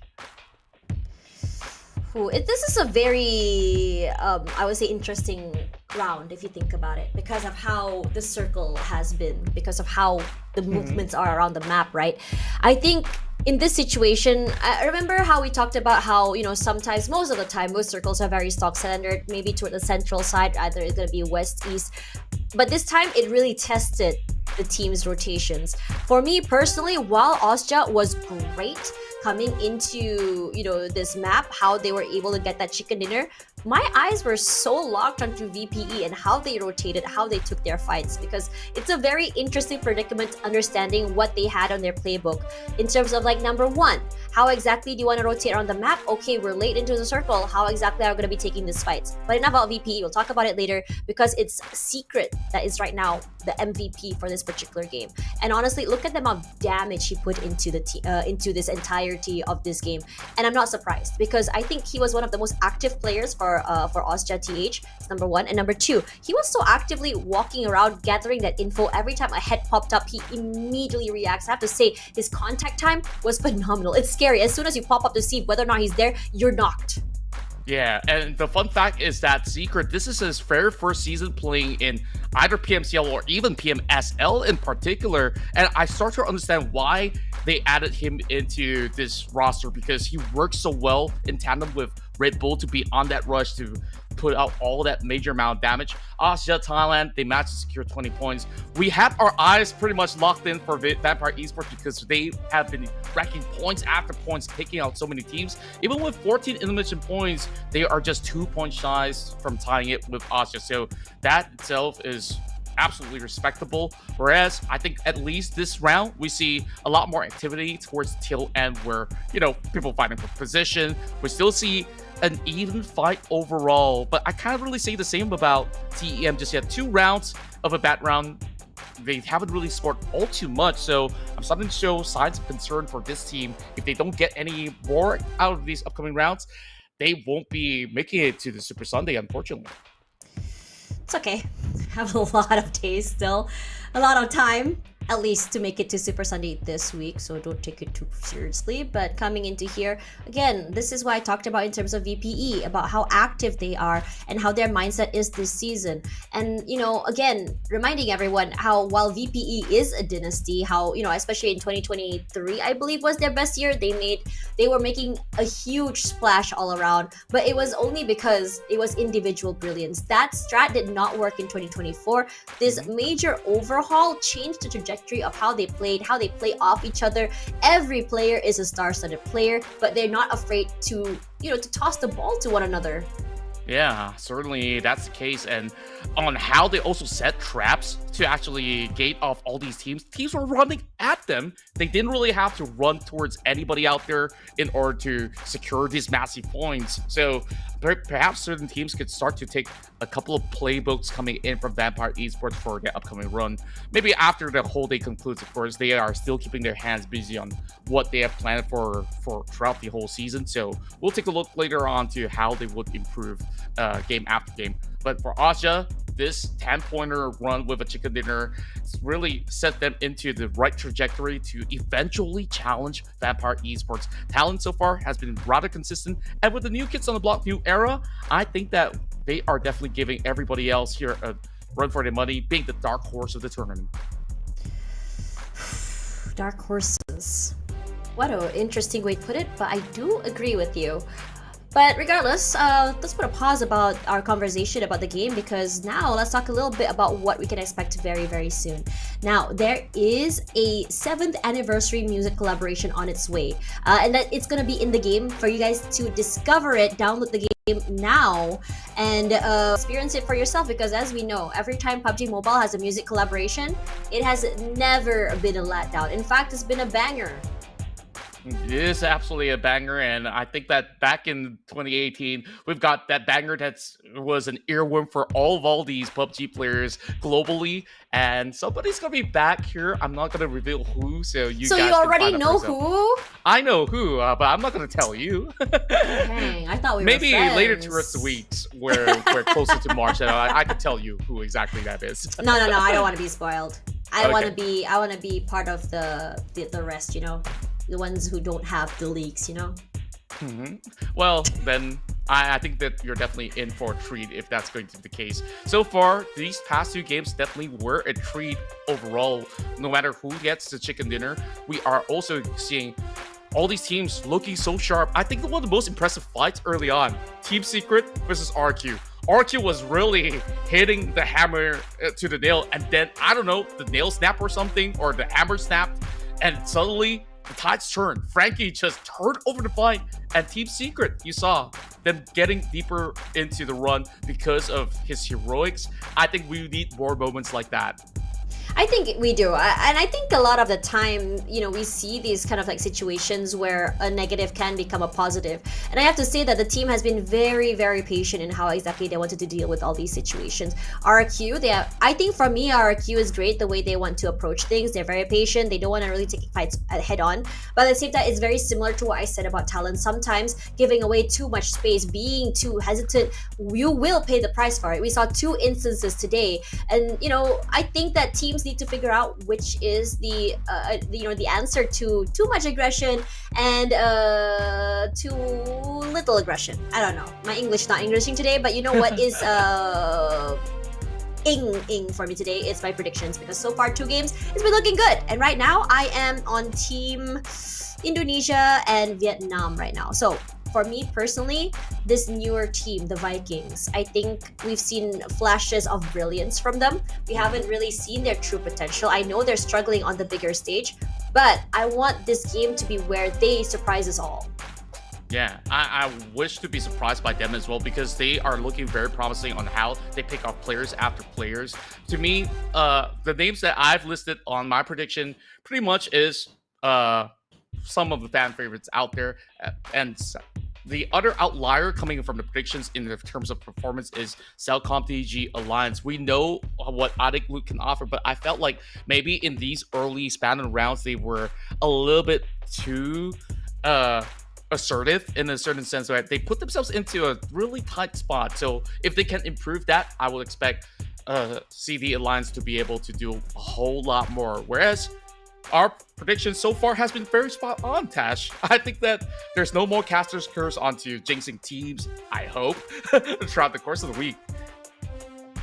I mean, patterns are always there. Week 1, it's interesting because usually on week 1 is where we see these outlier teams come up on top, where we see, it's like you just get caught off guard, especially on game 1, game 2.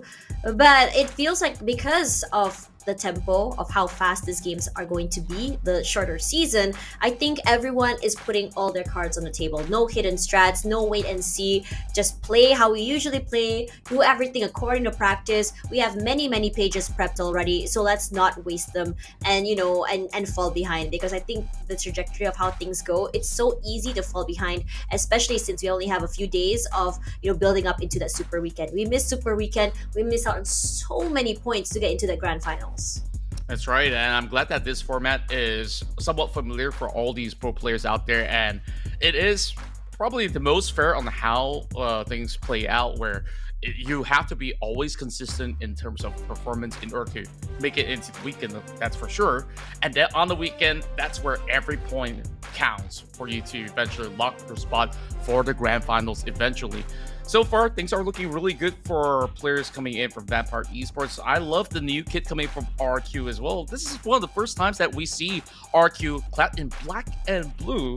So if you guys want something fresh, maybe cop one if you guys are around SEA, or just visit the website. Either one of your favorite players, you can get your kit. Now we are getting ourselves ready for another round of Erangel. So get your snacks, popcorn, drinks, and enjoy week one's action as we dive right in.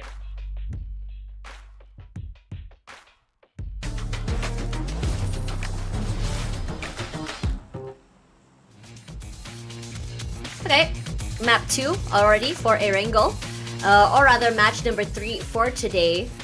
Vampire Esports has done a great, phenomenal job of setting the bar on what we can expect to see them here. So I'm sure coming into this game, we had a bit of a break just now. I'm sure that the coaches are saying, okay, now that we've seen how this team plays, how aggressively they play, what exactly can we put into consideration on how exactly we want to approach these fights and these rotations? Because in a lot of situations, we saw it happen from Flash as well. In the midst of the rotation, you have to make sure that every single compound and terrain is open, because how Flash deals or plays on this map is very similar to what I expect to see on a Miramar.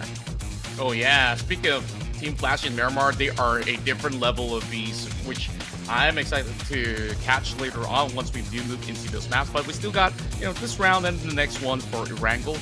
As we kick things off, the FaZe Clan has already started their move into securing some spots over onto south side of George. Meanwhile, speaking of Georgia Pool, there's more population moving into that direction because of how this flight is skewed towards the central north side of the areas. So Team Secret no longer wants to traverse into the south side, and that probably will be the best option that they've had in mind, because this is still pretty much skewered towards the far eastern corner of the map. So we'll see how this one will eventually play out. Even OSJA Are we has seeing moved into I'm so sorry to cut overpower. you, Contra. I was gonna say, isn't this a deja vu moment? Am I seeing double? Slightly, Are we I would say. replaying the same tape from last game? I'm just kidding. Similar circle. Maybe not, because we didn't really have that much of a water coverage overall. Perhaps we could still pull into Mansion, Yasnaya.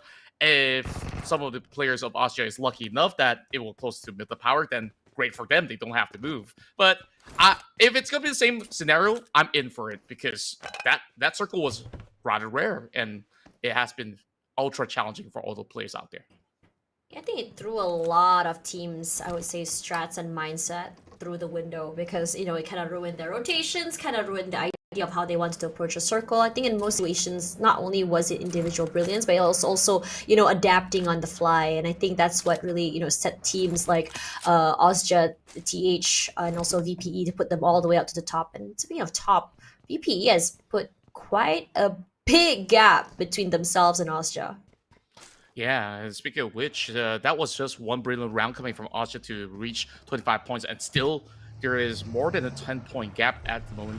Well, my math is not mathing because it's just slightly less than 10, so still pretty much doable for Austria if they could reach maybe another game-breaking round of a chicken dinner. But certainly for the rest of the pack, it's even more challenging. Temp Entertainment, this is the first time I see them start off with 0 points in recent seasons, because usually this team scores about an average of 6-7 points per round. Perhaps they just need to really readjust. But to be fair, like we did mention last round, it was a big curveball for almost anybody to even play that round. Even BTR starts off on a slower note, so we could just cut them a little bit of that slack in that sense. But the team that impressed me so far, Vikings, from Sanok into that past round, they've been racking some decent numbers overall. It's really interesting when you mentioned that about BTR because I think, I personally I disagree because, back when I first started, I think the fans were explaining to me about the word Raja comeback, which means kings of comebacks. They just catch you off guard, come back in the last few rounds and just immediately make it into the grand finals or even, that super weekend. And I think this is a theme that's commonly shared between BTR as well as I believe it was Boom Esports and Alter Ego. It might be an Indonesian style play if you think about it. But personally for me, I'm here for it. But would this be the same, theme this year, given the fact that it's a shorter season?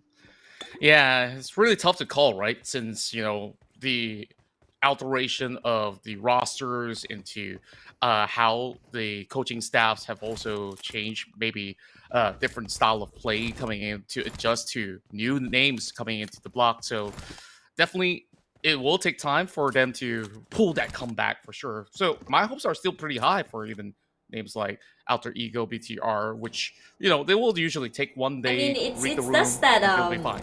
yeah, I was gonna say that it's always a situation where it's kind of like you just need one good game to just really set things in motion. We've seen situations where for I don't know 4-5 rounds a team will be at 0, maybe 1-2 points, and then suddenly they have an immensely good game, and then suddenly that mindset shifts, the momentum, the heat sets in, and suddenly they're just snowballing forward.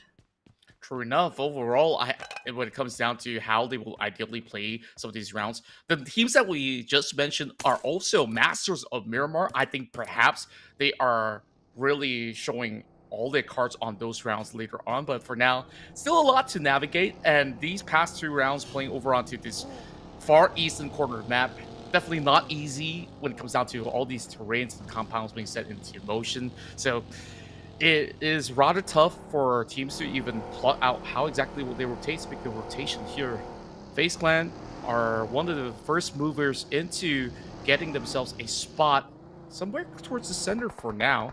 Still on wheels. We're not too sure where will they end up just yet. Team Flash will also join alongside as they move into the areas of the outskirts of Yasnaya. All right, Contra, I have a question for you. I mean, for a long time, we know that FaZe Clan and VPE, they're just so defined by their players, right? Rarely we have major overhauls or reshuffles, but then you see a majority of FaZe Clan players moving into, VPE. And FaZe Clan having, I would say, some new teammates, some prodigies, a nice little mix of experienced and non-experienced players coming into the frame. What are your thoughts about this new FaZe Clan, actually?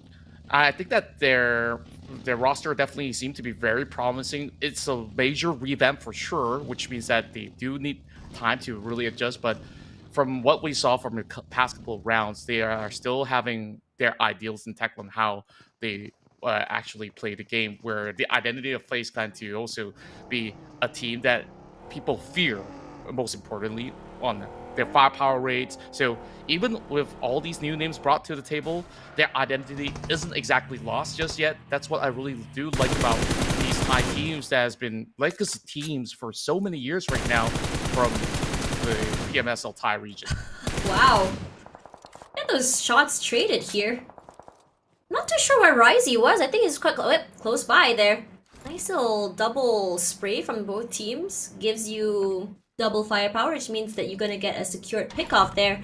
Risey doing well to make sure that his teammate can put in the damage and survive that ordeal. So good for them. Yeah, that was just a couple of good warning shots out there with immense damage output. Speaking of which, even CELCOMDIGI Alliance wants to find a little bit more coming in from all these teams, just cutting it over onto the north side. VOIN Donkey lucky enough to just avoid and negate danger, as they didn't really take the dip into this bowl. If they do, I think that's a couple points for CELCOMDIGI Alliance for sure. But this is definitely a good spot for Alliance to at least hold out for 2 phases for now, being in the dead center of the current zone. I think the other spot probably will be the Mansion Grounds, which hasn't exactly been occupied just yet, which FaZe Clan wants to claim for their own. Now we get a little bit of overview to know what's really going on. Oh, that's New era, rough. so far away though. Are they gonna make it? I don't know. They have no clue, no info of who's inside already. Might be seeing a Yes Naya Pollyanna circle. It might be an urban warfare. I remember. I think I recall a few seasons ago you said that that's your favorite ending for a map. One of my favorites. I think like Pachinki endings has been the best kind of endings where everyone's just trying to take a house for their own and people climbing over on the rooftops, fighting over the churches, and it's just pure helter-skelter, right? Yeah. Yes, Naya, it can take a while. It will definitely take long because of the apartment buildings. Very technical. So I guess. all urban warfares are not equal, I suppose. Yeah, not all urban warfares are equal. Military endings, still very iconic though. That we'd love to watch, but we haven't got one just yet. Maybe in the next round. Who knows? You know, seeing Federalis on BTR is such a different... I'm not used to it, man. He's such a, you know, that impact maker for Harame Bros, but I think it's nice that he doesn't really have to always be on the ball, always have to pull, you know, his other teammates to the finishing line. I think that it kind of suits seeing him there onto Tier 1. A bigger, I would say a more suited stage for him. We've seen some pickoffs on the kill feed now, left, right, and center. I believe that it's just some isolated fights, long range pickoffs, and this is what I was talking about in terms of how Team Flash plays like Miramar. They like this high ground areas. They like to really see if anyone's just rotating and just spray the heck out of them. And I have to say, out of every team I've seen today, Team Flash's sprays, especially for long range, is really scary. Immaculate, right? The way they actually do it. Like, I can't even see the guy out here, but he somehow knows, okay, he's did that vehicle, he will spray towards those hay stacks overall just to ensure that there's just nowhere else to run. So far, Team Flash, they're the masters of control, even despite some pressure coming in from Talon just yet. None of these members of Talon are willing to go in for the full flush against Young. I think we had a practice run yesterday where Young just show who's boss when it comes down to duels, where he managed to take down a full squad all by himself. So definitely that's not one guy they want to challenge just yet. This is a bit of a... I mean, I wanted to say it's a bit of a quiet start. I remembered last game we didn't see our first blood until like, what, minute 10? Yeah. Yeah. Is it going to be a new record here that we're going to only get our first... What's our timing now? 11? Oh, we still don't have... Yeah, we still don't have our first blood. Wow, okay. I think we should take a ledger. And we should write down how much longer will it take? You know, as the words of our very, very famous iconic King Julian says, how much longer is it going to take? Oh, I love that line. I know that movie too. One of... family favorites, of course. Actually, come to think of it, there was a couple of pickoffs that did happen, just that it wasn't exactly the most kind of appealing kind of takedowns where, you know, just rotation takedowns in between and fights for vehicles, the stock standard stuff in the early game. Other than that, we're finally getting a little bit of action. OSJA arrives on the scene, and RRQ having Lapar to guard towards the back, but he will also be deterred. An eye for an eye. Here comes Shopper with the jump shot. Oh my god! Man, it was in the previous round. We saw that OSJA and RRQ were sort of fighting for a while. They didn't get a pick off here, but RRQ was the one who started. This time around, OSJA is the team to really come up on top. But this time around, see, CELCOMDIGI Alliance said, okay, let's get active. Let's try and third party. Adelup pays for overstepping his grounds. Tries to get, I would say a trade per se from his teammates, not able to, as OSJA, they've been managing to stay quite hidden. Good cover, good smokes all around. Jimmy, the hard hitter for the team. That nade does hit onto Shopper, but somehow they're surviving, and the rest of CD Alliance says, all right, I think it's time for us to make that space back. We shouldn't be overstepping. We shouldn't be forcing these CQCs. Yeah, they're trying to ensure that they get control of these real estates, but pushing towards the low ground when you have the high ground isn't exactly the easiest to do. Adelup kind of poke and prod it a little too much in that form of case, and now we'll just have to give a form of respect towards the rest of OSJA. While Talon has been caught out, Misery on the ground, no one's going to be saving him as the rest of Team Flash have already barricaded the entire area to their own. So it's not Pollyanna, pretty much well secured by Team Flash, while Vampire Esports created a bunker up these hills. Anyone who drives by would be really scratching their heads on what they will be surprised by later on. But for now, Exit frags. Wants it.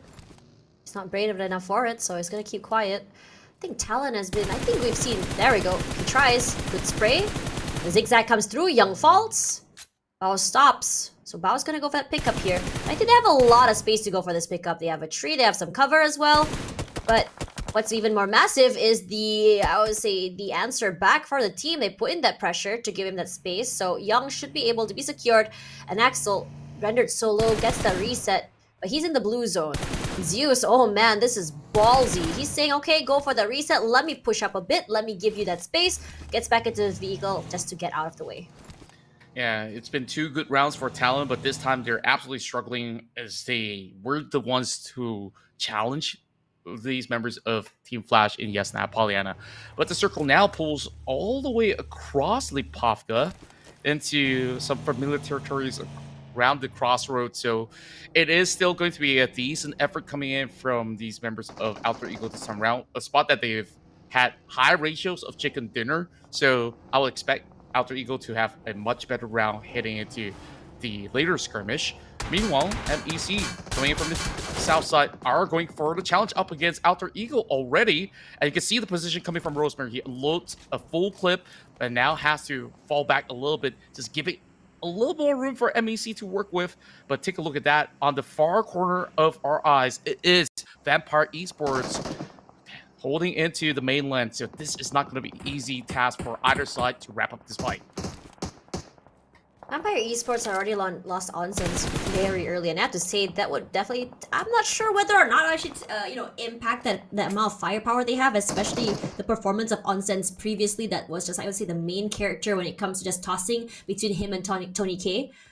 But enough about that, because right now Alter Ego and MEC, okay, this is a great terrain they're playing with. But for me, my concern is it's not a lot of space for them to move around. One need is all it needs for them to just be blown up to smithereens, and that's a concern for me.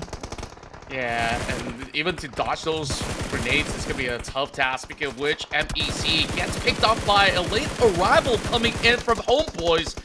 The Malaysians going up against each other, and it seems like MEC, they really have to focus on what kind of fights they really want to take at this very moment. Homeboys also getting pepper sprayed by the rest of New Era once again. So they are all locked into their positions with only NoFoul trying to get a nosedive into position, but he lost his tire and now stranded in the middle of nowhere. He's just soaking all these bullets, and eventually he has to leave that vehicle. A tough place to be. FaZe Clan also have their eyes onto that New Era member. A lot of pressure onto them. Homeboys, it's one of the best situations they can come up with, taking advantage of the terrain, the high ground as well. All eyes on to Wix right now. Hasn't moved quite yet. Somehow on the other side of the map is FaZe gonna find a member of Flash, so that's gonna put a damper on that team. It's always so interesting when you see these situations, right? One player gets completely pressured and you think that's the end for him, but somehow the team that's trying to put in the pressure will be the one to fall down. I have to say, sometimes you tunnel vision, and that's just the outcome of that situation. NoFoul, very impressive of him to be able to push up against the rest of Homeboys, making sure that they will have to vacate that area eventually, while the rest of Team Flash, they lost a couple of vehicles and are currently stranded with another 2 lurkers around that corner. So tough situations for either side of these parties, locked towards the edge of the zone, while Owlboy secures that one pickoff up against Dudika, a newly added member of FaZe Clan, which we did see him perform tremendously well in these past couple rounds, but this time a little unfortunate. While the New Era members crash the gates up against Homeboys, and we'll take this fight up close and personal. Boys, full control of this mushroom house. There's all those footsteps outside. Dangerous game, Tom. Excuse me, it's gonna be a race to fall. Is Helton gonna run away? Nearly gets eliminated there. Helton and his teammates doing a number on New Era. Flash has fallen already this early, but they already have 5 limbs in the bag, so a respectable round for them if you think about it. Very respectable round indeed. With decent amount of points, Homeboys have done just about enough, and they can still continuously do a whole lot more. But it is going to be a lot of pressure onto that Lone Ranger of Homeboys to play out this match with still 33 other players, or 32 other players still inside the lobby. BTR finally shows a little bit of their fangs as they pick off players from the side of FaZe Clan. They crash the gates up against Vampire Esports. The Thai Titans are now locking horns, while FaZe Clan immediately gets deteriorated. Look at VPE and BTR going in for so many fights right now, and I'm quite surprised at this situation where VPE is ending in. The only cover they have right now is that shack. They can't go anywhere. They're stuck between two teams and a low ground as well. The only cover they have outside, vehicles and a tree. Doesn't mean they stop though. As soon as a head pops out, they're going to be in trouble. But trouble also abound here on this higher ground area. It feels like the teams that are later to the circle seem to have a bit more of an advantage if you think about it. BTR stuck in the lower ground here. Forced to take this fight against Alter Ego. OSJA to fall. BTR, especially SNPU2. Doing very well, just really push up here, playing the smokes, just kind of like zigzagging into the area as Alter Ego. This time they're gonna get choked to death. First one will be Alva and then Octa. Rocky also eventually will be knocked down. One shot to the face by Ryzy. BTR, what the heck is this? And this is exactly what I was talking about by BTR. This aggression, this silent but deadly situation, right? You don't expect this from round number 1. We definitely didn't see this. And now suddenly, it's only Rosemary all alone here. He's in trouble. Only a buggy in hand against the rest of the Titans of BTR. 4 of them, in fact. And Rosemary knows he has to concede. Forced to run away. But look who's waiting on the end. It's MPC, who just sprayed the heck out of him and he falls. And Alter Ego, this is a very, very early round for them. 2 eliminations, only at 10th place. Yeah, it's just so rough. They just got hauled over by the members of BTR. You saw that initial shot coming from Snape. It was just pixel perfect. And they wasted no time, sent the full squad in, and just wrap up with those 3 eliminations to add to a tally of 10. And they're not stopping just yet. They're also hunting down the rest of the members of MEC, currently corralled over onto the low ground. That's not exactly the best possible spot for the Malaysian team, but they have to make do. There's barely enough covers. There's barely enough room for them to rotate, but the response comes in perfect from Mikhail. Even across those form of terrain, through the trees, he managed to spot him out. That was a great catch overall to at least suppress the Titans coming in for BTR.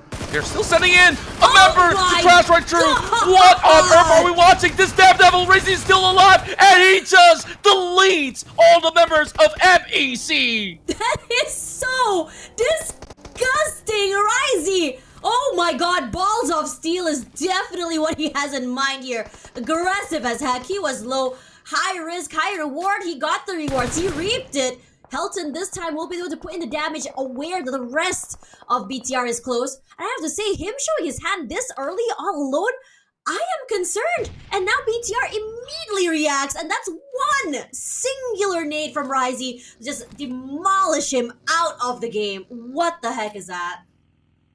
He's a mad lad. He does it all by himself. Look at that. 8 elimination points. So far, he is the best performing player in this current lobby. And my mind, this brand new prospect, the transfer of the century, you might even call it, bringing him from Boom Esports was the best decision that BTR has ever made so far. Team Secret now up against the rest of Vikings, where we finally get to see the action between 2 of the Vietnamese finest. And that is a great shot straight towards the side of Quarantine to eliminate him and the rest of Vikings. They're in trouble, but they found Frankie. We were expecting, I was kind of hoping that Frankie could survive that ordeal. He wasn't able to. Gosu as well will fall. I have to say, for Break today, this is an amazingly good game for him. He's been like, I think, the game changer in these clutch situations, keeping his teammates alive when push comes to shove. Bright It's tagged by that nade there. VPE so aware that he's there, and Tony K is not relenting at all. A lot of pressure onto him. Another nade drop right in. Oh, dang. That one catches perfectly after 3 tries. While Tony K continues on with the pressure, there is still a few team members lying around, but I'm not too sure if they would still go in with the resuscitation. So we'll definitely have to wait for that to come into fruition while VPE getting nades being tossed towards the side of Mormon, as he will be able to dodge all of that. He is not too phased about the pressure coming from BTR. As a matter of fact, he's looking onto the other side of the map to see what's going on between CD Alliance as well as Gui. They've been here for the longest time, and Gui, he's trying to hold still. And Leon, he's trying to breach right in. It's not going to be easy. Separated as well, and Jimmy, wow, what a nade. It's perfect. Leon so low right now, but Jimmy, I would have to say, you look at Jimmy, you think he's a silent deadly killer. I have to say that Leon has done a great job of keeping all eyes on him. Now he falls, very much alive. Jimmy being very patient right now, not to be isolated, not to be baited by Gui. And somehow Gui just now, he took a chunk of damage. I think he heard his footsteps, so he's just gonna try and do some blind shots through the smokes. It hits one part of him. He's rendered so low right now. The blue zone gonna chunk down both players. A shot to the face. Jimmy! This is what we were talking about his veteran status in the team. But Goth 3 as well. That one need to take out a member of TS. Frankie in trouble once again. Potentially barbecued here, sprayed to death, but Break, he makes his presence known here, zigzagging back, right, forth, and center! What? But the kill will fall to Jimmy, somehow steals it away, and now we're down to our top 4 as Jimmy is struggling for his life. BTR is coming for him. Jimmy, no place to go, no place to move. He could make this deadly, he could dwindle down the numbers, but BTR, what they have in hand is aggression and teamwork. They absolutely do have all the numbers to actually work that out. VPE arrives to the scene and crashes the gate. Now we're down to the top 4. Team Secret barely surviving. Shrev's now clearing all the members of Team Secret. Now down to 1, but instead, Team Secret clutches it with Frankie again. Barely survives here. He's so low, but finally the blue zone does eventually get him. As BTR goes for that reset, only 2 players left. 2v1. I'm not able to pick it up. The blue zone is just taking too much damage. We're down to 1-on-1. His first shot does hit him. Barely survives that ordeal. Goes for the reset. Frankie. We've seen this man make many magic situation happen. Look at those sprays. Immaculate Perfect takes a lot of tags onto him. Tries to go for the reposition. Thankfully for him, none of the shots are actually going to be hitting. But he's rendered so low now. Frankie, his second attempt, much more fruitful. Finally hits! And he falls! Frankie! How on earth are you able to pull this off? You've been knocked twice. You were surviving and relying on Break. Break falls and you decided to put on the big boy pants. Decided to drag your teammates all the way to the finishing line. What a game from this guy. What a game, what a finish, and what a miracle that they've just showed to us here in the PMSL. For a moment, I thought that was a sure goner for Team Secret. Vampire sent the entire squad after him. He survives, and immediately he locks his target upon BTR members all the way by the corner map, and he does not miss those shots through the vehicles. My, BTR, they came really close. They were the most aggressive team on the block. You saw how many chases they were on against all the other teams. They did not survive. But it was only down to that final member. You saw it could have been a 2v1, but the zone is already approaching in. Maybe it could have been a different story if they were actually in there to save him, if they were given another extra 3 seconds. And I have to say, this game, the whole storyline, the main characters, Frankie and Break. When Break is not able to step up, Frankie steps up. Break, you can rely on him to be the guy to save your skin, the guy to make that space, the guy to bring you back into the game. And then you can rely on Frankie to make magic happen. When push comes to shove, you rely on him to make sure that you're able to secure the round. Now, BTR just now, it was a very interesting ordeal, right? We talked about how aggressive they were. They were taking up space. They were killing everyone left, right, and center. I was expecting them to come up on top there, But unfortunately for them, a tiny little mishap. His teammate unfortunately not able to survive. The blue zone not in their favor, took a lot of damage onto them, and Frankie was able to fully capitalize on that situation. Yeah, BTR had the cars, but they had the vehicle, excuse me, but all he had was the buggy. It's not a lot of space to work with. Personally, for me, I would love to see, you know, a slower start from BTR, perhaps to hide a little bit more, take their time trying to get into the circle. But I think that rush sort of got to them, that momentary panic that you have, you know, that you're stuck between the rock and the blue zone. You don't know where to go. Either we try and take up space, find a place to get cover, or get forced into this one-on-one against Frankie. And fortunately for him, he chose poorly, and Frankie capitalized. Yeah, overall, I think that BTR, with the amount of points that they've gathered in this round, just take a look at this crazy play from Crazy. That was like 6 kills back-to-back by Razy himself. He just deleted the entire MEC, and he just goes out hunting for more and more. That's the kind of mindset you want in any team member to be playing in your squad. And this was that very moment. Look at him. He survived with less than 10 HP, and then eventually went out to hunt the final member of BTR. Just look at them being so elated. Just brings joy to my face. And wow. Tash, the games just keep on getting better. Oh man, I was not expecting it to be this bombastic this early. Come on, it's only day one. You're setting the bar really high about what to expect in the grand finals, guys. Hello? Too high. A little too high. And I'm wondering, like, if this is the bar being set at day 1, day 2, day 3, it will probably be broken eventually. But we take a look at numbers. Nobody tops BTR's record right now. The individual kill rates and the amount of all these utilities that they throw out. And on top of that, it wasn't exactly the easiest rotations for all these top 4 teams to get to the final destination, but they fought tooth and nail to get there. CELCOMDIGI Alliance finally bounced back. They managed to reach the top 3 finish. That was a long battle they had against OSJA Esports, but this was our hero. Other than Frankie, it was definitely Break that was the backbone for Team Secret to keep thriving in these sticky situations.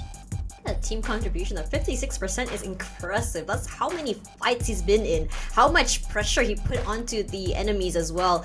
But I'm really liking the fact that looking at Team Secret, it's a very different mindset compared to last year. Last year, I feel like it was a bit more quiet. They were very hesitant. It felt like they didn't really have or understand what they wanted to do in terms of their identity as a team. But coming into today, I think this is a great benchmark about what we can expect and an idea whether or not they've managed to figure out everything that they couldn't last year. Coming into the rankings this time around is BTR to set the tempo here. And again, despite not getting the chicken dinner, they made a statement on what to expect from their firepower, from how aggressive, and from the land of spicy food. This is how spicy it's gonna get from the 17 eliminations. That's 10 eliminations over the rest.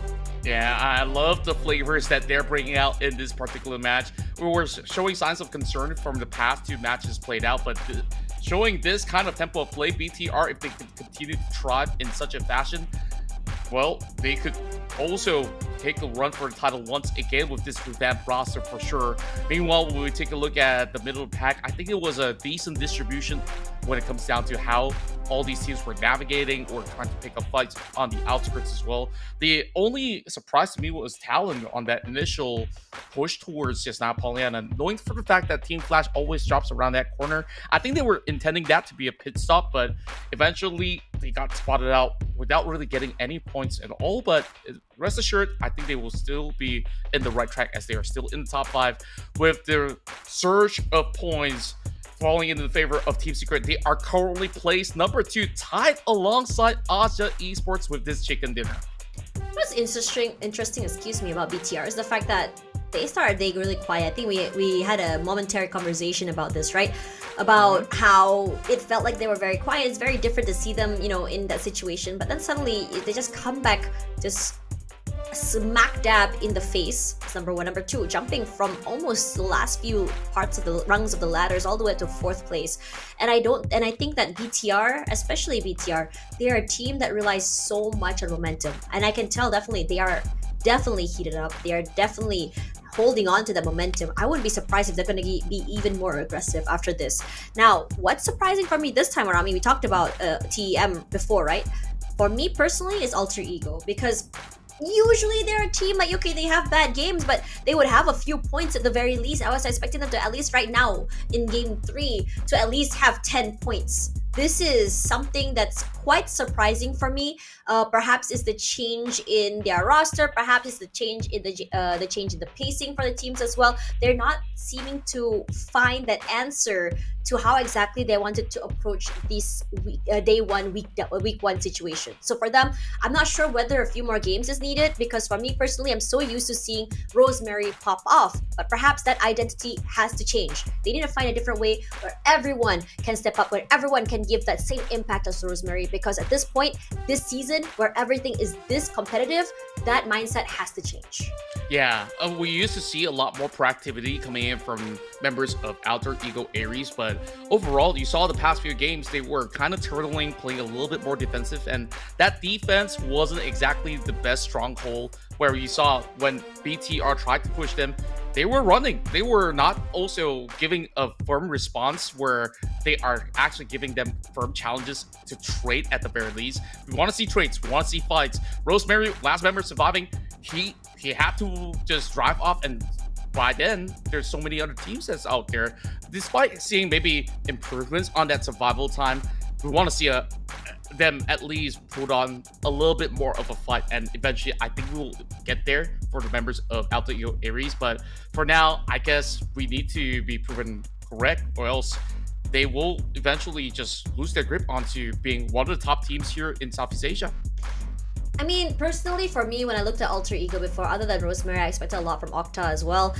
You know, Alva, I think it's very individualistic how they played, but somehow they made it work, especially in terms of, you know, when they go aggressive, when they take up space. But I think today that has been their problem. They weren't able to take up that space. They didn't really have the info on how exactly to go for these rotations either. They're forced to be taking so many of these fights. Some of these situations, some of their, I would say, their decisions, I think, is kind of like because of that desperation, that timing, the positioning that they are in, the rotations as well, and how many teams are already holding on. Because I think from the get-go, I think this is already a different tempo in itself coming into this year. I mean, yeah, we are seeing maybe the first pick-off at 11, 12 minutes, but it doesn't negate the fact that everyone is still actively moving around the map. Everyone is still actively trying to kind of like take these fights if they can. Yeah, early fights are usually maybe chunking down damage, chip damage all around, trying to hope to see if it can knock down anyone in the midst of that rotation. But most of the time as well, if you're already in the circle, we're not seeing active movement. The only active movement we're seeing around the map is from teams who are outside of the circle moving in. And even then, I'm quite surprised as well that, you know, some of these teams are choosing for these late rotations, which cost them their lives. But enough about that. We're going to be seeing a big change in game number 4, hopefully, because we have an announcement about where the venue for the grand finals of PMSL is going to be. So, ladies and gentlemen, where it's gonna be during the break. See you later.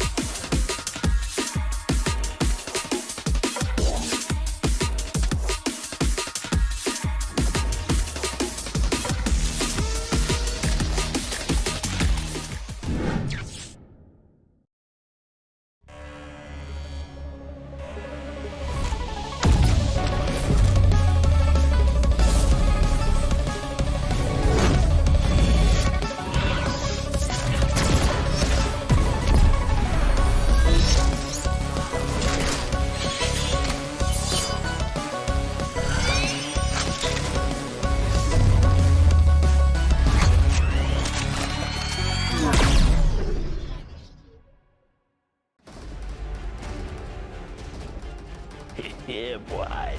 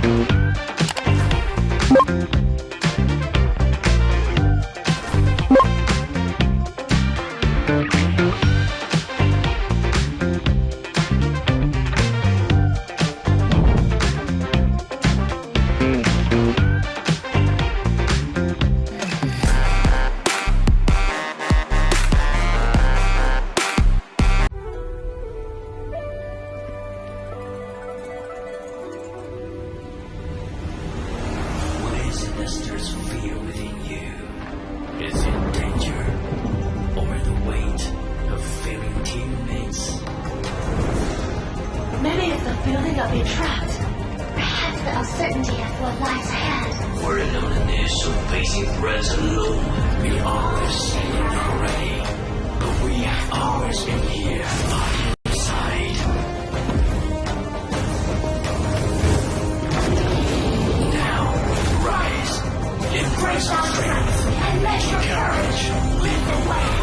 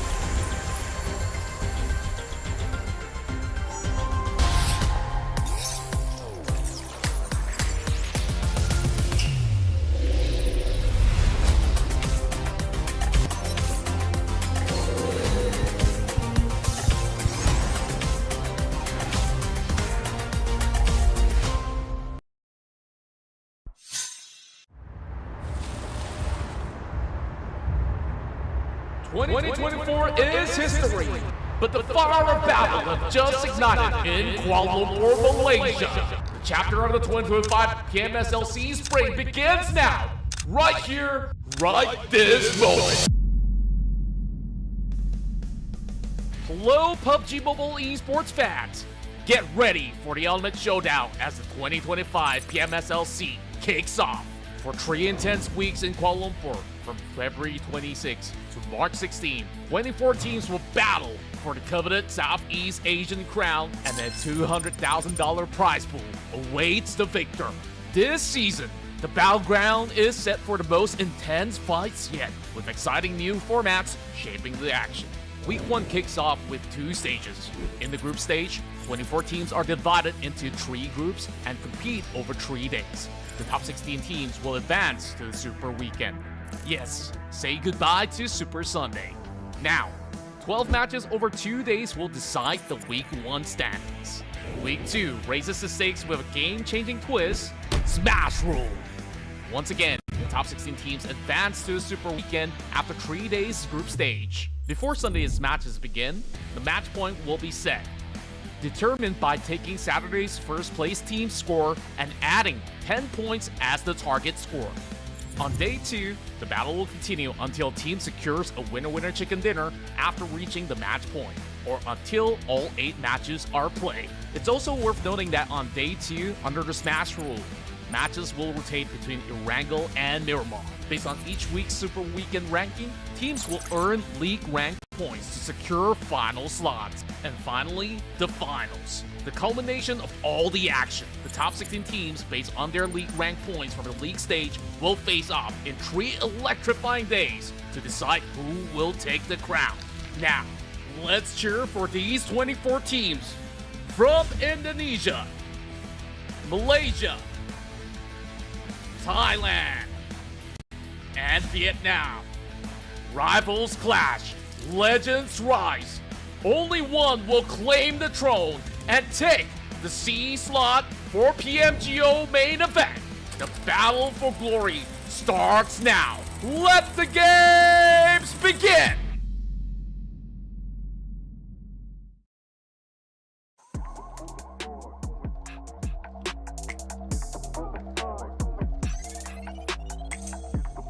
Welcome back, ladies and gentlemen. Hopefully you guys have had an enjoyable time witnessing the first half of day 1 here at the group stage of 2025 PMSL Southeast Asia Spring. And of course, we're here with our first interview at the group stages. I'm joining with none other than Shopper QQ from Team OJTH. And of course, Now the top two teams are Thailand. If you guys did follow with the updates right now.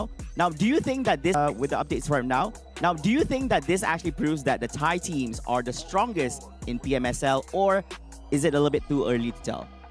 นับทั้ง2ทีมมาจากทีมไทยแล้วเรารู้สึกว่าเราสามารถที่จะพิสูจน์ได้หรือยังว่าทีมไทยของเราเนี่ยเป็นทีมที่แข็งแกร่งที่สุดหรือว่ามันเร็วไปที่จะพูดมันเร็วไปที่จะพูดครับเพราะว่าการแข่งขันเพิ่งเริ่มวันแรกแล้วต้องแข่งไปอีกยาวครับ I think it is too soon to say that because this is only the first day. We have to take time to see.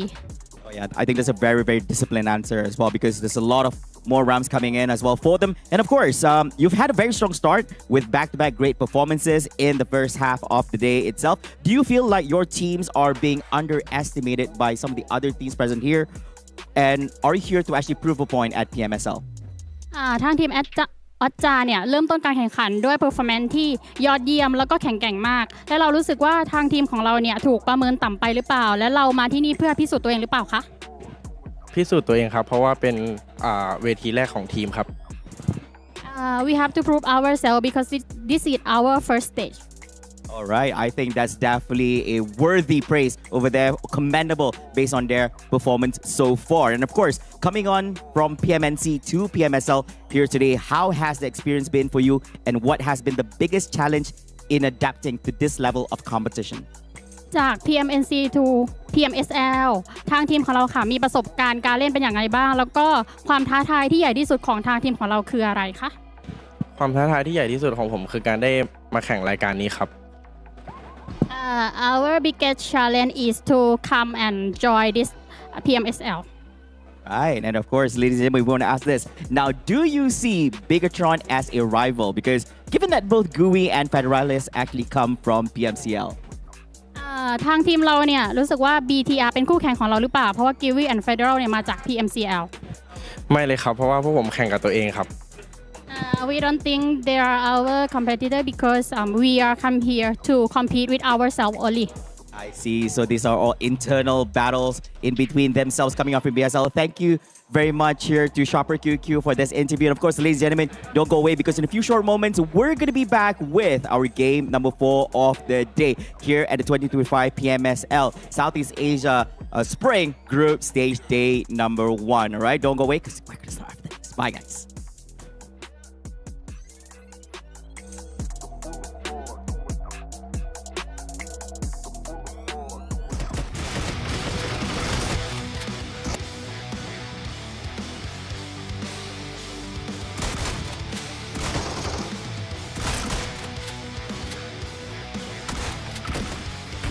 That was a great interview with Shopper from OSJA Thailand, the new kids on the block that got promoted from TMCL. This time, battling against the big guns here in the PMSL and are making waves as they started off really strong, currently position in top 2. The past 3 matches have been an absolute banger for so much action from start to finish. I think it's great, looking at these teams come up forward. I think he did tell us a little bit about what it's like, swapping between PMNC all the way to PMSL, what it's like to him and what it feels for them to be competing today. I love the mindset that they have competing against each other, against themselves. Because I'm a true believer when it comes to competition, yeah, people can be better. You want to prove yourselves better than others, but the first step to proving yourselves better than others is to improve yourselves. And I think I like that we can sort of take away from the interview is that every single round is a learning moment from them and what they can do better.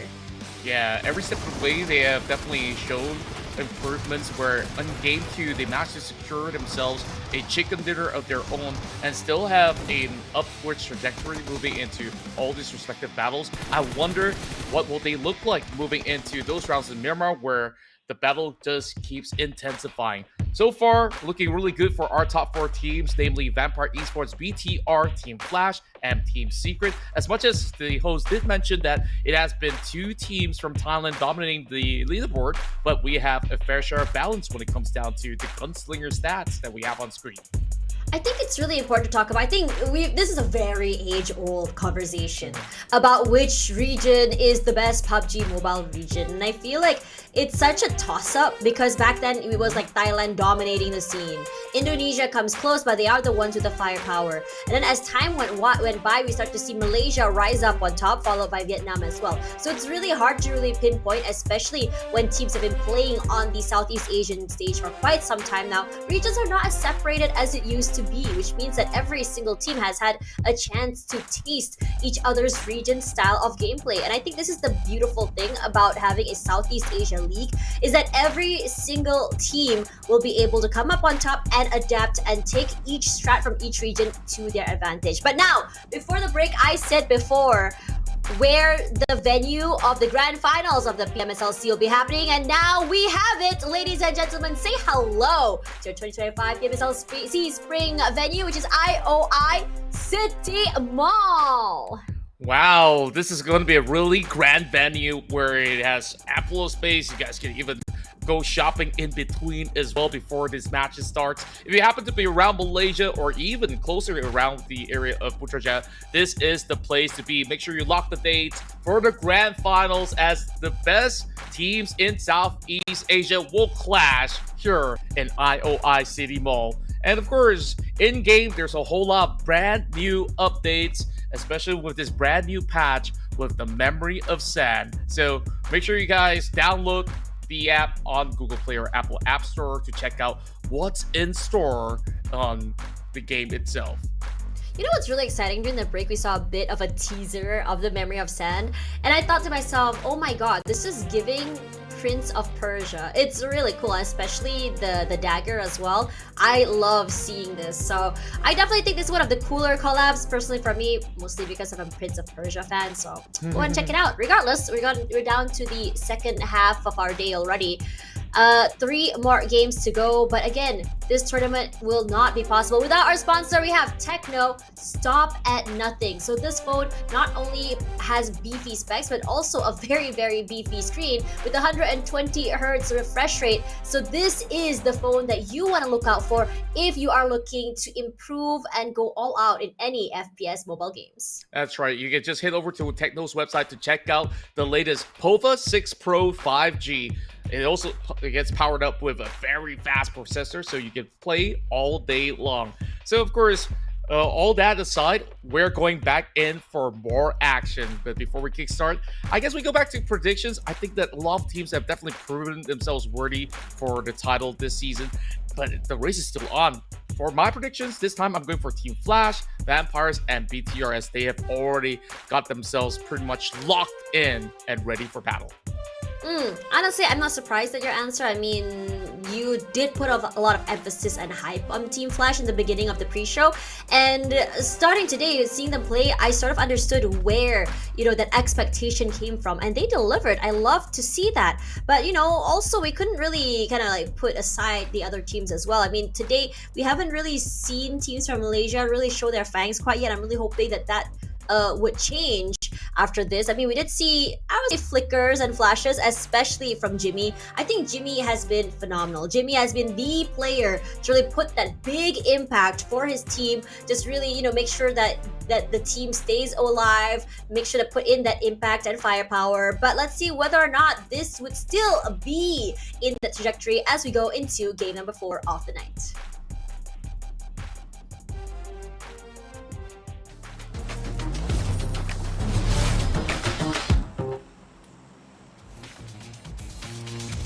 All right, welcome back, ladies and gentlemen. I hope you guys have already gotten your dinner all sorted. Else, we got chicken dinners here to serve. Still 3 more games to go to close off our very first day of this brand new season of the PUBG Mobile Super League. Now, this is going to be a very skewered flight heading down south into the military base. I'm hoping that it could still be a military base ending, which we haven't gotten so far throughout the course of day 1. But looking from this position where they're starting off from, a lot of the teams that love to start off over the west side is going to have a little bit of a problem landing right in, namely teams like FaZe Clan, as well as a few other notable names that love to dropping into Prima. So a long extension, perhaps there will be battles for vehicles, or maybe a plan B is in in store for some of these guys to challenge other teams who are dropping around the central plains or even on the east side of the map? I mean, you know, I think you mentioned the military ending earlier, right? Picking it. I mean, we saw quite a few of it last season as well. I thought that SMB endings would be like one of the hardest rotations ever. Personally, for me, after seeing teams play, I still think that the hardest endings would still be either Georgia Paul or even toward the northern side of Stalber. But this time around, I don't think it's gonna be a Georgia Paul ending. But I think teams are going to be breathing a sigh of relief because it's more of a centralized circle. They have to worry too much about rotating hardcore up north or down south. So this is a nice change of pace for them. Yeah, and speaking of change of pace, we also do have a lot of all these early altercations coming in, and FaZe Clan was hoping to strike one player down, but they find themselves in a predicament. It's going to be MAQNA that will be knocked down, but it's not too troublesome just yet, as the player who went for the knock did not seem to fully commit it into the act. So they'll be safe for now, but FaZe Clan, they started off strong. They've already found 2 elimination points, but exactly from who, I would really do wonder. Oh, it is members of Vikings that got struck down. Interesting if you think about it. I mean, these are the more stock standard starts. I feel it's more of those, okay, love taps all around, hoping to get that pick off really, really early. I mean, most of the time, these early, I would say, drive-bys always result in maybe a knock, but never really a secure. And I think we could bring out the ledger, yeah, Contra, because we saw a 10-minute first blood, 11-minute first blood. What's this one? This one was 1 minute earlier. No, that was not a first blood. That was just a knock. It doesn't count. FaZe Clan's already secured 2 points, so that. Oh wait, they got 2. My bad. That's what I was pointing out. So this is a different tempo, not tempo per se, but rather I think this is a more proactive approach. And speaking of proactives, Zoli's back. What do you have to say about him? Oh, Zuli, I've managed to, of course, hang out with him during the early days of him joining teams like AROF, and that was back in 2018. And I'm still surprised that he's still up here playing in this big stages, because many teams or many players in specific have already retired. When you take a look at that, players from that era, namely Zuxi and Luxi, they recently just hang up their gloves if they actually wear one. Well, I'm just thinking that Zuli overall have always stood out as a very strong player in the form of offense. Haven't really seen him too much playing a support role in the sense, so he definitely will be a good leader for these members of New Era moving forward into this season of the PMSL being promoted into the league. Okay, let's talk a little bit about today. I think today, okay, usually for day number 1, I don't expect it to be like a very constant, right? Day 1 is the day of outliers, a day where teams you don't really see or expect to go up on top to make it up on top because other teams are still trying to figure things out. But that definitely wasn't the theme for today. Today is a theme of domination. It's a theme of, really putting the bar super high, really, really early on day number 1. So this change in tempo and pace, I think, again, it is because of the shorter league, but do you think that it also allows for teams to get countered very, very early as well? What do you think, Contra? Yeah, especially those teams that get activated rather late than from the get-go, then it will definitely affect them in the form of performance on finding their usual footing. They have lesser time to actually prepare themselves to read each respective map on how all these other teams are playing in the form of tempo. So I guess that's the reason why we're seeing a slight slump coming in from TEM, from Alter Ego for the time being, but give them a little bit more time. I think that things will eventually smoothen out eventually. And speaking of which, during the break, it seems like certain teams have also made a couple of swaps in their rosters, just subbing in players. Alter Ego, I think it is understandable that they really wanted to test a few things out. Rocky was the new player that they introduced into this season. Now, it is Hans for You that has been their staple choice, and now Hans is back in Alter Ego's main roster. So will be pretty interesting to see what Hans have to offer later on. You know, when you have these new players, I'm glad that they give, you know, Rocky a chance. It's only best to really see how a player plays and give them experience by allowing them to play on this bigger stage. Now with Hans For You swapped out, I am curious about the change in tempo and trajectory. Does this mean that they're going to go for a more aggressive take, or with this experienced player, does it change how rounds will go for this team? Because personally, just now it felt like their rotations were a bit slower. It feels like they were very, you know, separated from each other. Now with Hans For You on the roster, who is definitely, I would say, a little bit more of a veteran, has played this game for many, many years, has played together with the team for quite some time now. Does this mean that it's going to be a change of pace for them? Does it mean that it's going to be more aggressive individualism? Or is Hans For You coming in mostly for the aggression or a different style of play, especially as we go into Miramar later, as Break nearly breaks his legs there. Barely surviving by the skin of his teeth, excuse me. Molly, just to keep him at bay. RQ looking to just go around him, see exactly where he's going. And just to note, Break is all on his own here. So if something were to happen, there's no backups, no survival. Well, GK is here already, but it's kind of far out.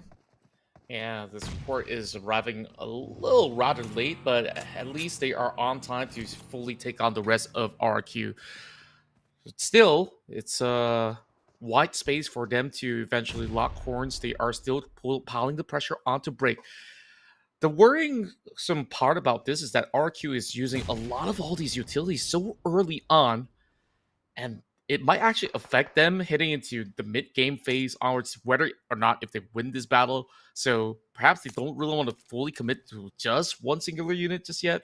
RQ takes position with two members over onto the higher end of the compounds, as well as the far back of the hillside. So this is still a very tricky fight for the rest of Team Secret, while Tem Entertainment is trying to flush away a straggling lurker moving around the map.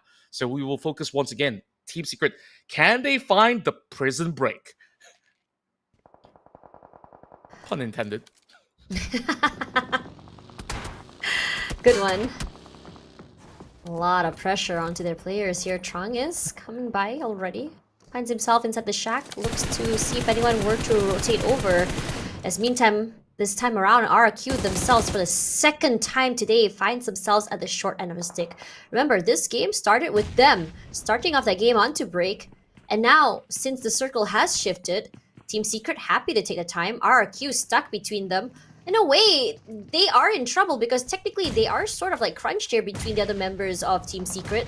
Trong is just kind of like buying time here, playing left, right, and center, but he's in a very bad situation, stuck in the house, closes the door. But how long can he keep RQ at bay here? Nabeko, micro little angle saw, takes a bit of chip damage, not enough to take him out of the game. GK is down, and so is Trong.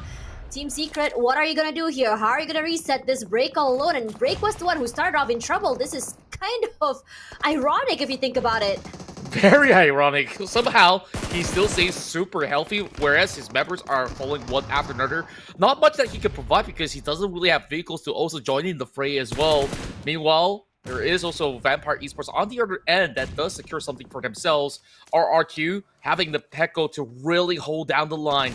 Frankie tries to back away. He does get the revive for Jiki to still be contributing in this battle. RQ, they hunker down all inside of the same compound where Team Secret probably want to avoid that area as best as possible.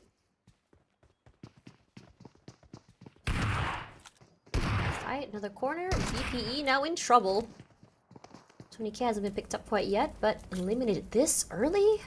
Dang, that's a very, very unfortunate situation here. Feels like every single team not able to really hold on. The late rotations will just somehow manage to just blow back in their faces. There's RQ this time around manages to, I would say, survive, only losing Hazel this early. I think they'll take this as a dub, honestly.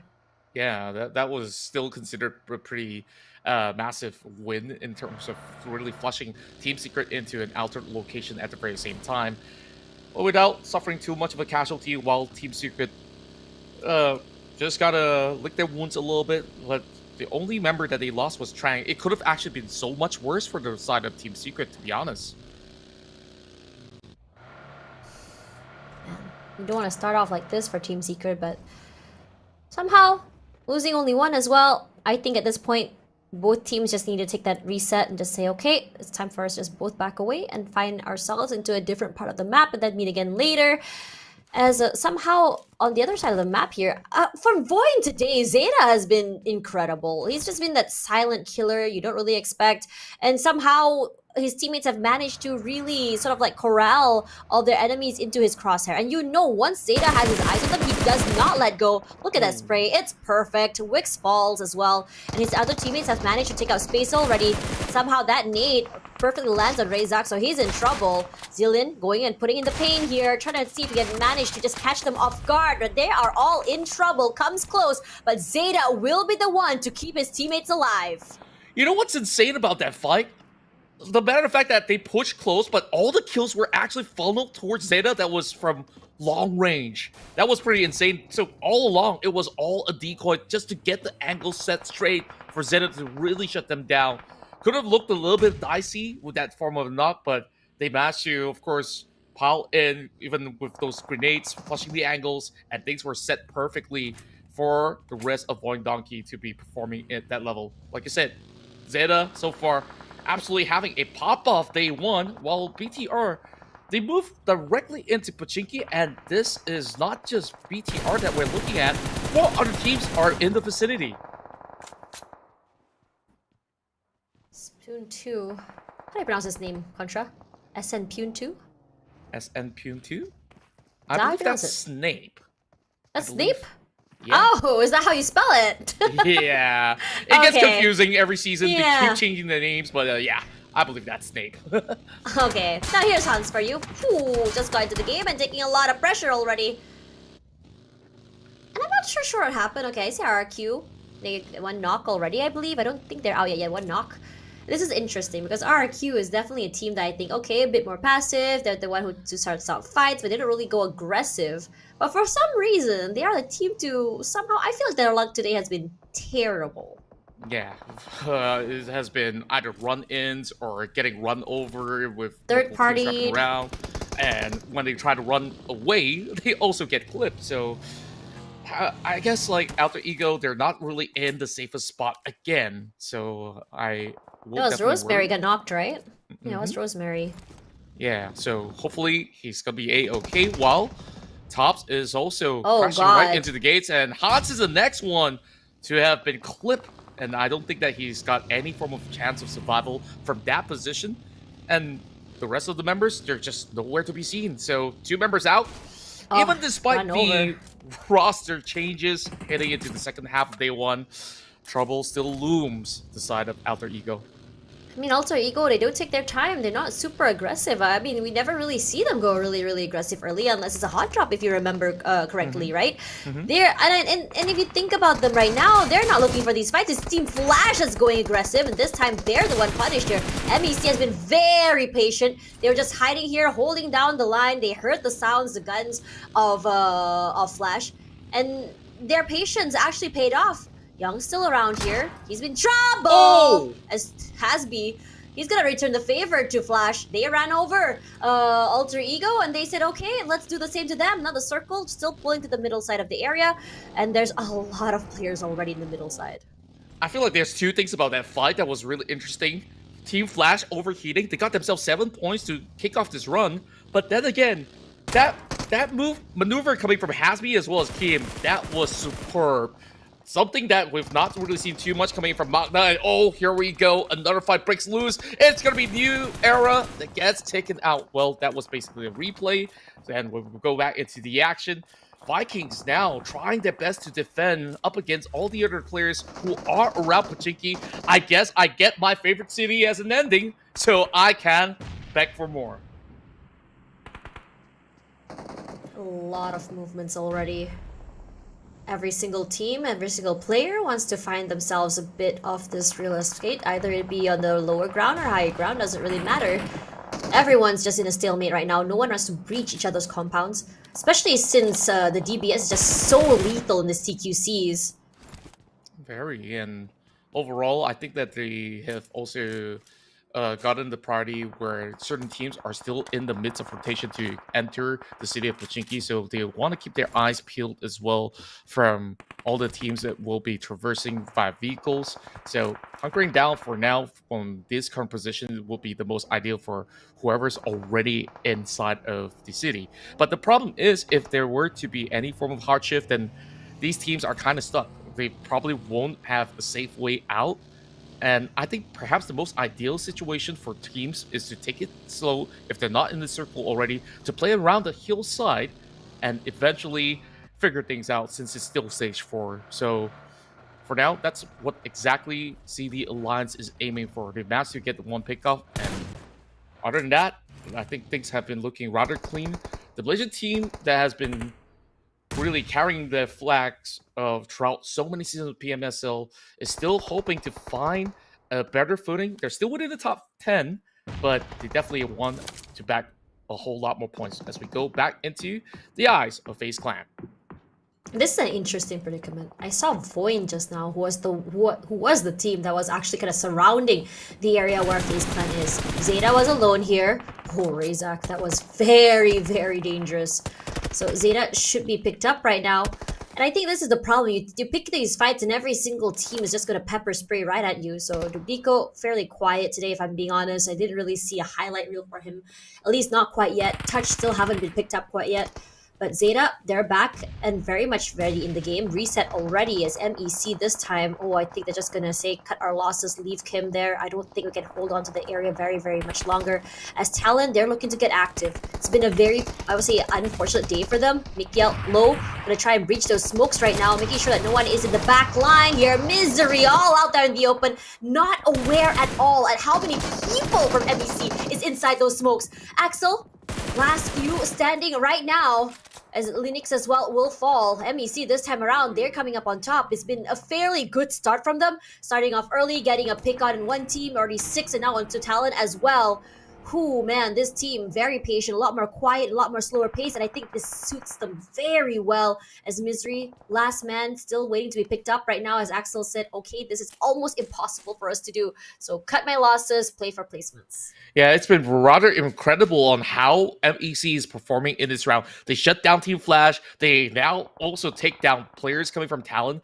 Also, I would say the oldest was really onto Talon, whether or not did they actually get any form of info on those bunkers. They don't really have those full intel, and they did rush in, so we saw a couple of casualties here and there, which they will really have to take a very cautious note now that they're dealing with a full squad of MEC around that section. Well, MEC, I wonder how long can they hold from the outskirts, because they are also susceptible to be ganked by other players, whether from the high hill side. As you can see, pressure coming on. This is from Axel, which has seen them battling in close proximity. I think this is a little bit more comfortable for Axel, but then again, I say that he's the final member remaining for the side of Talon, so I don't really fancy his odds if he were to really put more pressure, but he is trying to at least secure one pickoff for now, but he got their eyes on him. Axel now will have to prepare for that full flush as 3 members of MEC is being sent his way. Nate's gonna come forward. This is Axel. So that Molly at least buys a bit of time for him to either go for the reset, figure things out. What a shot there from Lapar. This is the problem, right? You have no clue where everyone is, and I think right now MEC has to be careful. They're starting to just tunnel, and this is my concern. Because if you get tunneled, you're gonna not only get third party, you're gonna get chunked out from far away. Zeta has managed to do that earlier. We saw that happen from CD Alliance as well. So Talon, at least for Axel, one final nade to use here, making sure to cook it a little bit extra. Chunking out, clearing out those close angles there as time passes by. Those mollies are barely just missing him. He's done a good job of just playing inside of the scopes. Blind shots abound. The same could be said about MEC. Eats a lot of damage. They push him in the end and finally find the final member. So eliminated already. Talon, their streak of unluckiness continues. And this time in a worse situation as well. Yeah, meanwhile, MEC, they're absolutely thriving. They're currently having that form of momentum, already racking up a total of 8 points, the highest of the lobby so far, even topping out against the ferocious Team Flash that have crashed out. They're the ones who sent Team Flash out of the lobby as well. So that they are definitely proving a big statement coming from a Malaysian team who have just got promoted to the league. Tem Entertainment, they are in a really good spot playing by the ditches where they can just basically maneuver around without the worry of getting shot from across the city area. So they're just waiting for those form of exit frags, and then they can start to have a party of their own. But for now, the coast is clear. RRQ is going to be the far neighbors of MEC for now, so it won't be a big cause for concern just yet. Now, where exactly does this next phase shrink towards? And we shall see if it's going to end up inside the city. Could it be on the outskirts? Half of it is out, so this is going to be rough for MEC. They now have to make a decision. Do you dive into the city? Do you play outside? What's the verdict here? I mean, personally, if I want to put my money, I would say it's going to be pulling toward the open areas. And I think RRQ has the same very idea. And I think that it's going to be a lot harder for these teams that are already inside of compounds if that were to happen. Like, imagine how much chaos is going to be as everyone finally leaves the buildings. Everyone has to cross over each other. Everyone has to take these fights. And on top of that, it's going to have to be CQCs. You have no clue which corner, which compound is free, and which one has maybe 2 to 3 bodies. Yeah, I think that is definitely something that's definitely going to be a major factor when it comes down to how they could even convert safely. RRQ forced to pop open a couple of smokes to cover their tracks, get those vehicles prepared to make that dive, make that rotation. As a matter of fact, they don't really have vehicles. Okay, that's a big challenge. What a And shot, Risey. He spots everybody That out. is disgusting. I'm sorry. Razy, today, this entirety of today, you are just putting in the damage and the hurt. You're Snape. Way aggressive, he gets punished. But Razy, he's not done quite yet. Look at that. He's just giving a fistful of bullets to their faces. Whoa. And now, Homeboy's in trouble. That nade finds 2. Kid and Helton, y'all are in trouble. Frankie is at least here. But against the sheer amount of numbers of BTR, almost an impossible task. But I wouldn't put it past him. Yeah, BTR landing that perfect grenade, and now the rest of BTR in trouble. Another one pop open. And also Frankie, this one from Homeboys, just got subbed into this game, and the pressure is Oh no, they on just his passed shoulder. by each other, Razy! Oh man, the jump shot's about here. Razy will fall. Great job from him, It's Frankie. Haha, you can really just rely on this guy to just really deliver results. 2 down, 2 more to go. Satar, he's not one to be counted out yet. Federalis, grenade eliminator. I'm not surprised. This is something he's very famous for back in Harami Bros. This is clearly not stopping. Is that boy, his position compromised. Barely alive. Possibly just gasping for his life right now. As the rest of BTR says, okay, we gotta pump the brakes right now. There are just too many teams around us and we cannot afford to lose this compound. And on top of that, we've lost 2 this early. It's just not the best situation to be in. Yeah, there's just absolutely no entry for the final member of Homeboys. He just have to really play by that broken vehicle. Just hoping that no nades fall towards his side. While the other side of the city, we see plenty of commotion here with Vikings now smacking another member from the side of OSJA Esports out of the match. Quarantine does get a grenade elimination. While it is going to be turmoil on how these teams navigate their way out of the city. Whoever's in the direct center, great, cool. You can get to stay there a little bit longer. But for OSJA, I don't think that's going to be the case. They're by the edge, so they will have to push through. Aggression all around. How many teams are just putting so much pressure on each other as OSJA. Secret, how the heck did you pull that off? What? Incredible! He's just hiding underneath the staircase all along. What a cheeky angle. Dude, I never thought about it. Today is incredible, man. I don't even know. what a play. I think that was like a lot of conversation about the DBS, right? How everyone said, oh, it's a very stale gun. It needs to be nerfed. And it did get nerfed a few times already. But what people seem to neglect is the fact that you put the DBS in the hands of someone that has an insane reaction time. That's what you're going to see. Yeah, when you're in one compound, like, and you're carrying whatever guns, pistols, you just can't really beat the DBS with this response time. So they were all funneled towards that corridor, and the rest was history. So going back, we do have Federalis landing a headshot, one member out from the side of OSJA, I do believe. While MEC, we still see them struggling to enter the edge of the zone. just barely touching it. I believe they could still make that crawl towards some of all these areas, but still, very, very risky move for the Malaysian team, while Vexy and the rest of VOIN Donkey, they're up against CD Alliance, now dropping those nades towards Jimmy. They spot him out, moving directly to the smoke, and that pump shot clips him really low, but somehow he does still survive, but not for long. Razak does cover ground. He is going to finish the job and still look for the rest of CELCOMDIGI Alliance. HOMEBOIS now out as well, but CELCOMDIGI Alliance, it feels like your time is numbered. It's OSJA, TH that gets knocked down first here. VOIN Donkey, what a statement play right now. One knockdown already. Zeta getting that reset is perfect. Like, he's so low right now. I didn't look as well as them finally coming back on top. But VOIN Donkey, they deal with him finally. And this is what I love to see. VOIN Donkey.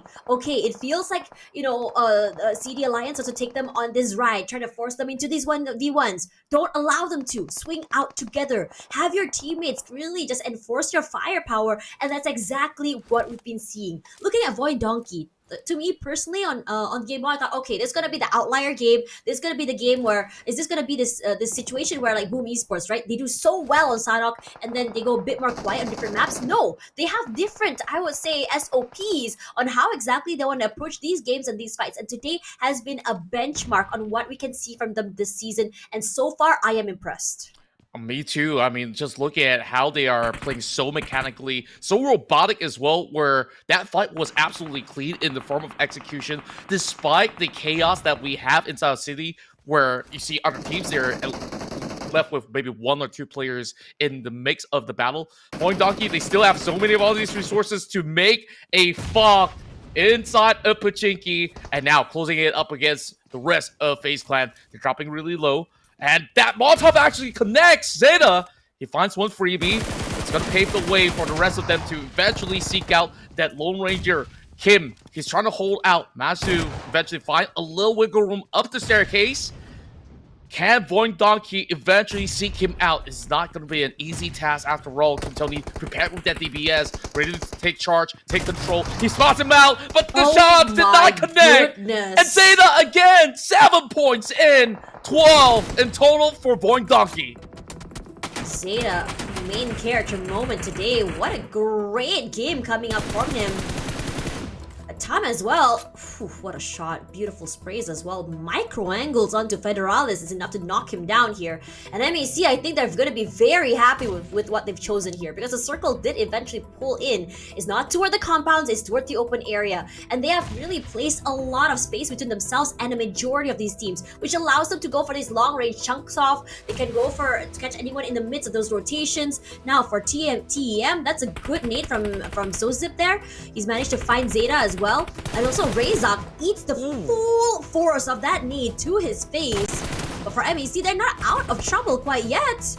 They're in trouble. The only thing they have is just that hay bale. So Zip here, a nice nade to throw through Potato. Ooh, thank God for him. That nade misses. And Frame will be putting in a lot of hurt, a lot of pain onto MEC. So Tom will be the next one to fall.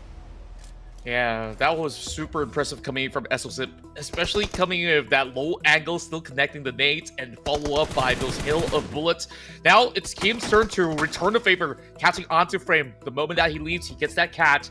Temp Entertainment, this is their bounce back performance, going up against the rest of MEC. BTR only 1 member left, but they've done just about enough to squeeze into the top 3.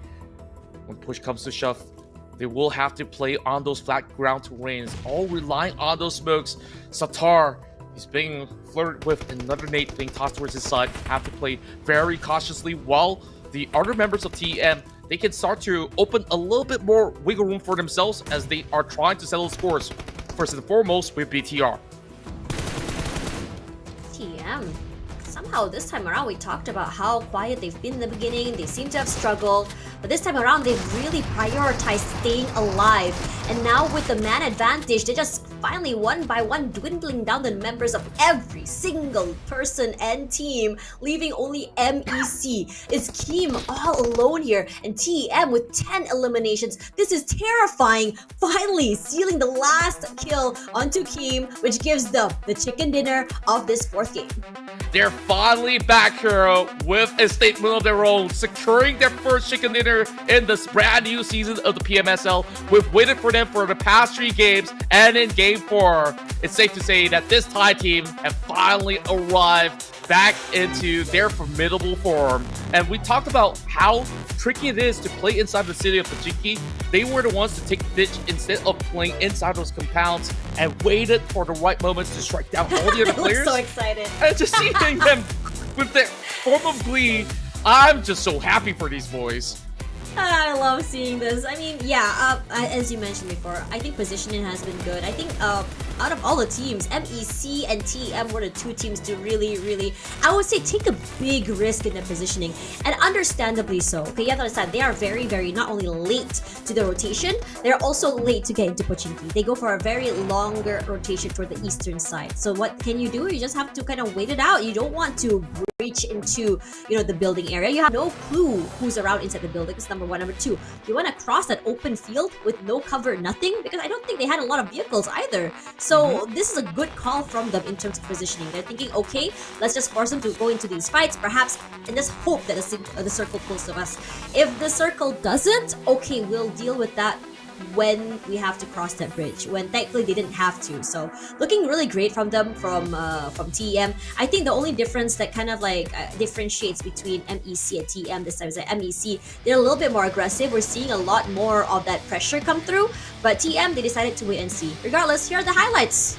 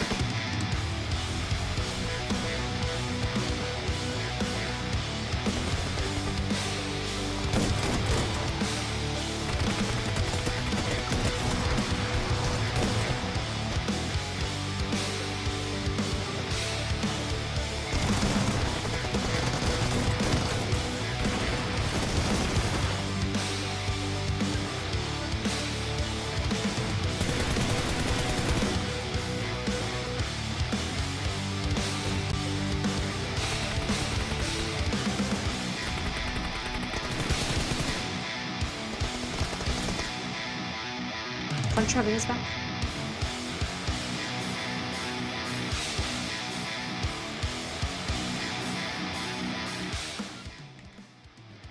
It's just so great to see TEM Entertainment bouncing back up here, securing the winner chicken dinner, and also for MEC to finally show their fangs here, proving that they have what it takes to take out all the top guns in the tournament, as these 2 clash for that chicken dinner early on. But it wasn't just them.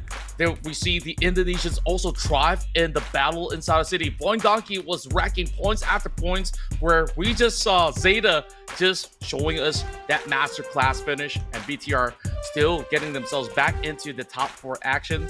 We are just getting more and more of all these great classy plays coming in, and of all the players out there in the field, Frames X has definitely done more than enough to put TM back on top.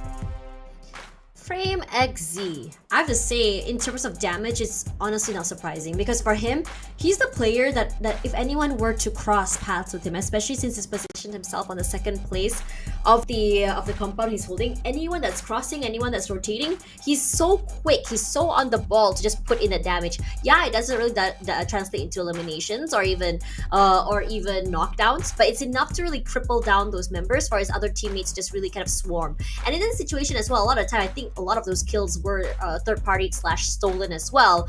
But you can see the impact of what he's doing to provide his teammates that, I would say, that firepower, just to provide that crippling effect, so his teammates are able to just sort of like go a little bit more aggressive, especially toward the end of that round. And I have to say, I think they really took a big leaf out of what we saw from, what was it team just now? I believe it was I think it was VTR. I'm not sure whether it was VTR or not. Yeah, it was they weren't really active in the beginning either. I think this time they said after the break you could really tell there was a change in pace and how exactly they approached the game, right? It's a little bit more passive early. It's a little bit more of that looking for information, finding to see which teams are around, and only going in when they have foolproof information. Because earlier they kept getting chunked, and I believe that it was in the midst of the rotation that they get caught out. And I think that they're understanding that they're not very aware of these things. I'm not too sure what happened or what they talked about during the break, but this is a great change in pace. They went from second last place all the way up to 8th, because that's incredible. Yeah, that is a huge leapfrog. And not only them, even BTR has already found their formula, where we also saw them being on the bottom 15 initially, and now we see BTR at the top 2. Whereas certain teams might have actually had some momentum to be taken away after that break. Eventually, I think we will get them back into perfect shape once we hit right into our final 2 Miramar rounds. Overall, I'm absolutely satisfied that we get a huge variety of winners so far here in day 1. Surely, of course, we see 2 chicken dinners from Thailand, but it's all different teams that has been winning for today. But in Miramar, I am definitely keeping my eyes on some of all these Vietnamese teams that have really proven to be masters of this specific map. So I'm pretty much hyped up to see what happens from here and what this new BTR roster could also offer. But other than that, you can also check out what's in store for you once you log into the game, because we are going to be celebrating our 7th anniversary with a music collaboration with someone super familiar. So stay tuned on 7th of March as we'll reveal to you who will be the ones here for the music collaboration. Ooh, you know what? You're making me excited. You already know. I know, you already know. But I wish I knew. Not really. What if I get shot? Well, I mean, I'm at a part where I'm kind of like, I want to know, but I also don't want to be, spoiled. So, what's that like? I cannot even. What do you call this phenomenon? It's like you're anticipating something, and like you kind of want to know immediately, but then again, you don't want to get spoilers. Like when a big movie releases and somebody puts like a trailer, you're like dodging every single social media. I get that feeling. Yeah, I know you. Understandably so. Okay, we have seen the end of all of our Erangel matches, and this is where I would say this is like my most favorite map. A little bit more slow-paced in the beginning, but what makes it interesting is because of those long-range fights. We saw quite a few on Erangel, but I think it's going to be even more intense on this map. Now, we already anticipated what to see in Erangel, but now with the roster changes, me and you basically in the dark about what to expect on this map. So predictions coming down about now. I think is, for me, I think based on the last season, we didn't really see a lot of changes in who is the king of each particular map, right? Other than Boom Esports being the king of Sanhok. But for me, based on Erangel, I'm going for these. But what about you? Yeah, you finally get to see me putting a vote onto Alter Ego because of, we talked about the factors of getting run by other teams or being congested in a certain area. In the vast amount of Miramar, that's not going to happen. Alter Ego, when you give them that space, when you have all that 360 field of view for Rosemary, that's where he shines best. So I'm putting a little bit more eggs into this basket of Alter Ego this time around, since that they are sticking with Hans for you moving into this map. So I think it is a very tactical decision that we're going to be seeing coming in for the side of Alter Ego. Team Flash, I don't need to explain how aggressive they've been playing. They've been absolutely impressive. Well, of course, if there's any snot on your face, you better wipe it off your face right now before we start the game.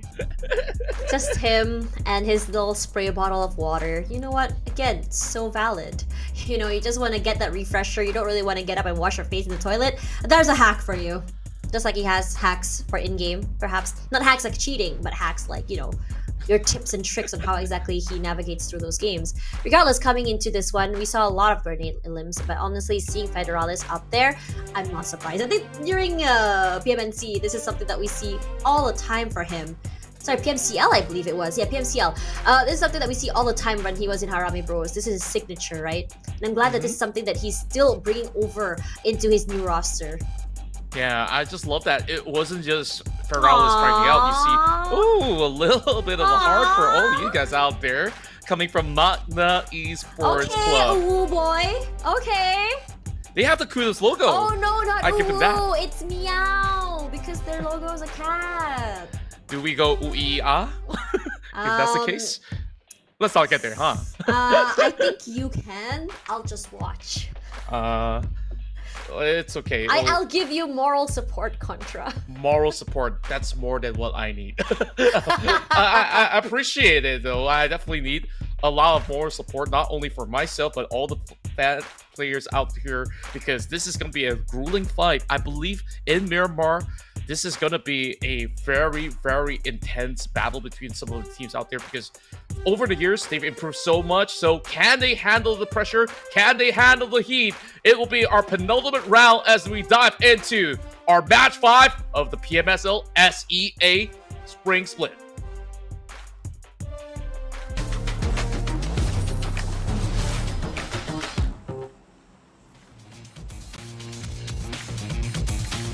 Ooh, here we go. Miramar, first one of the season, first one of the day. Again, you and I, we talked about how we are both pretty much in the dark about what we expect from teams on this map. I mean, again, this is one of the biggest seasons so far when it comes to roster shuffles, when it comes to player transfers. And this is also really exciting to watch, especially since day number 1. Now, we do know that one group is not playing today, so I'm sure that they're getting a lot of data on how exactly teams are playing. For me, what do you think, Contra? Do you think not playing on day 1 is considered a buff or a nerf?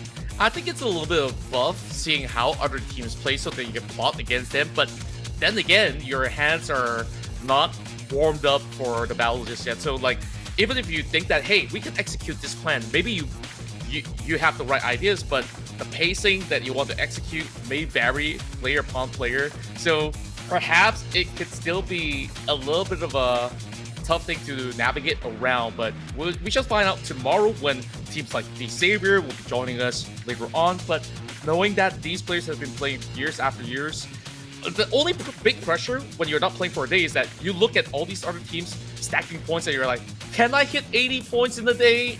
That's where you start to kind of worry about catching up against all the other teams. Circle going toward the middle side here, the square fields of Alpozo, Montuenuevo, but I'm surprised at the sheer amount of teams dropping toward the southern side. Look at how many teams there are. It's like 4 or 5 teams. Like, that's something I don't expect either, especially having at least 2 squads inside of Los Leones. Yes, it's a big city, but... I mean, usually a lot of teams skip that city, if we remembered in the previous seasons. I mean, maybe we have like 1 or 2 teams, like you mentioned before.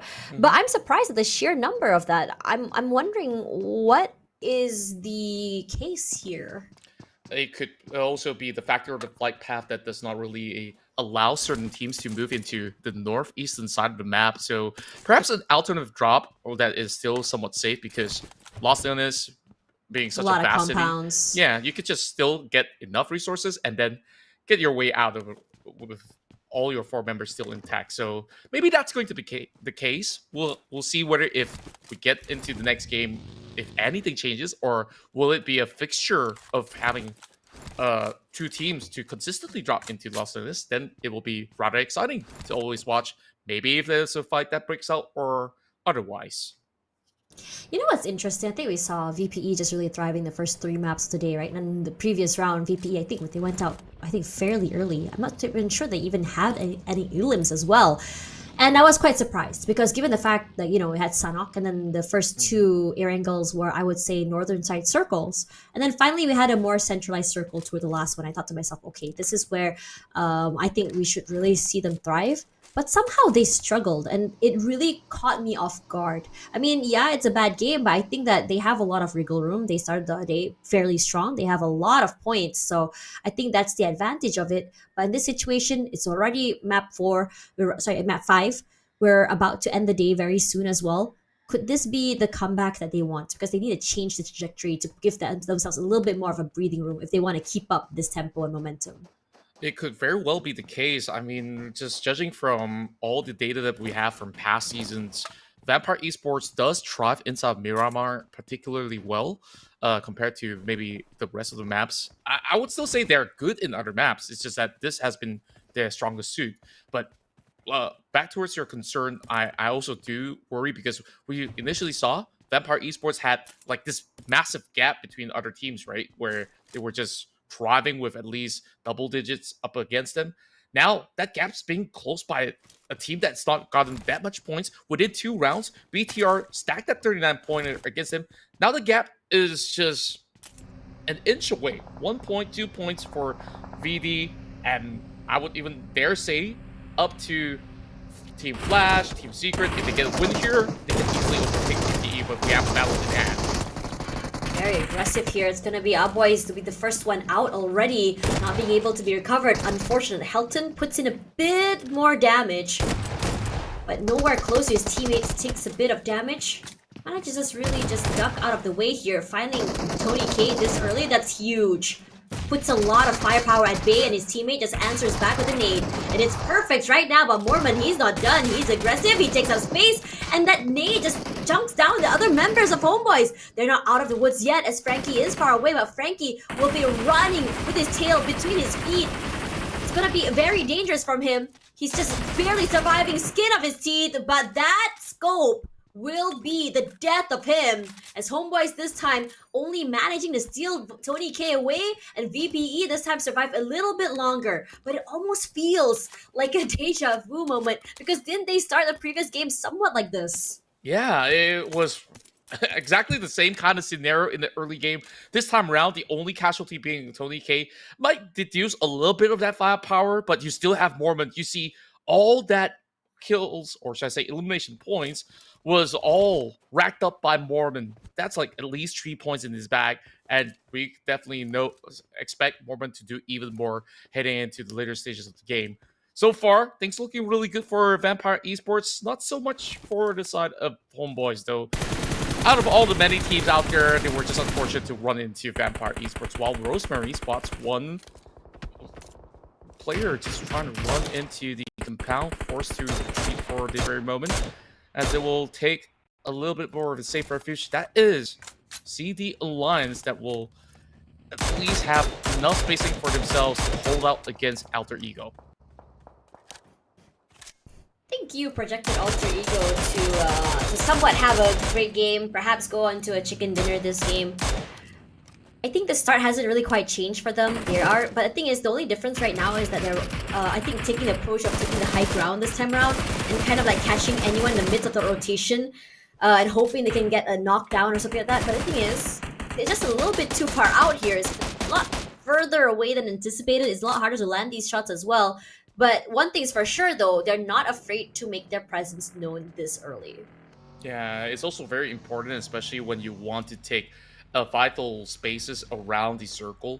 For now, you are flushing all these CELCOMDIGI Alliance members into places that might be very dangerous. And speaking of dangerous places, these two teams, VOIN Donkey and BTR, are booking the high heels for themselves. Wonder if they're going to be able to really have a duke out right now, as a shot is being sent towards Potato. Vexy is also getting a little bit of attention early on from these BTR members. So long range affair, what we love to see coming into Miramar, but Break's in he's trouble. just arrived. In the midst of the rotation, Alter Ego has not stopped at all. Look at how much space they've had. They have a 2-2 formation. Both formations holding this nice high ground, except for Alva. Nasty spray from Alva. The whole clip just loaded onto Break, but somehow Break's still managing to stay very much alive. Yeah, on top of that, still keeping the vehicles intact. That's very important when you are playing a map like Miramar.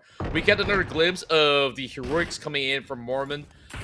HB, they were trying to really find ways to enter the fray into the compound, but there was no options left but to really just stick towards the walls where they were susceptible for that push coming in from Mormon, and he was just sharp as ever.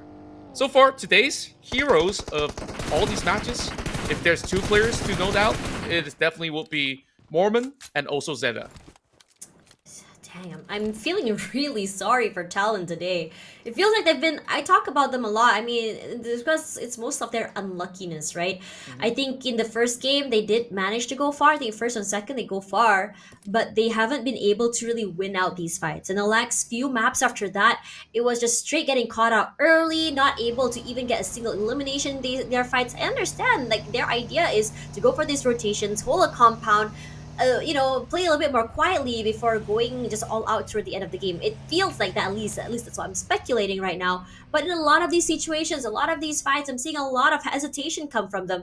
And I'm quite surprised at this outcome because it's a very different tune they're singing from last season. Yeah, I would certainly say that.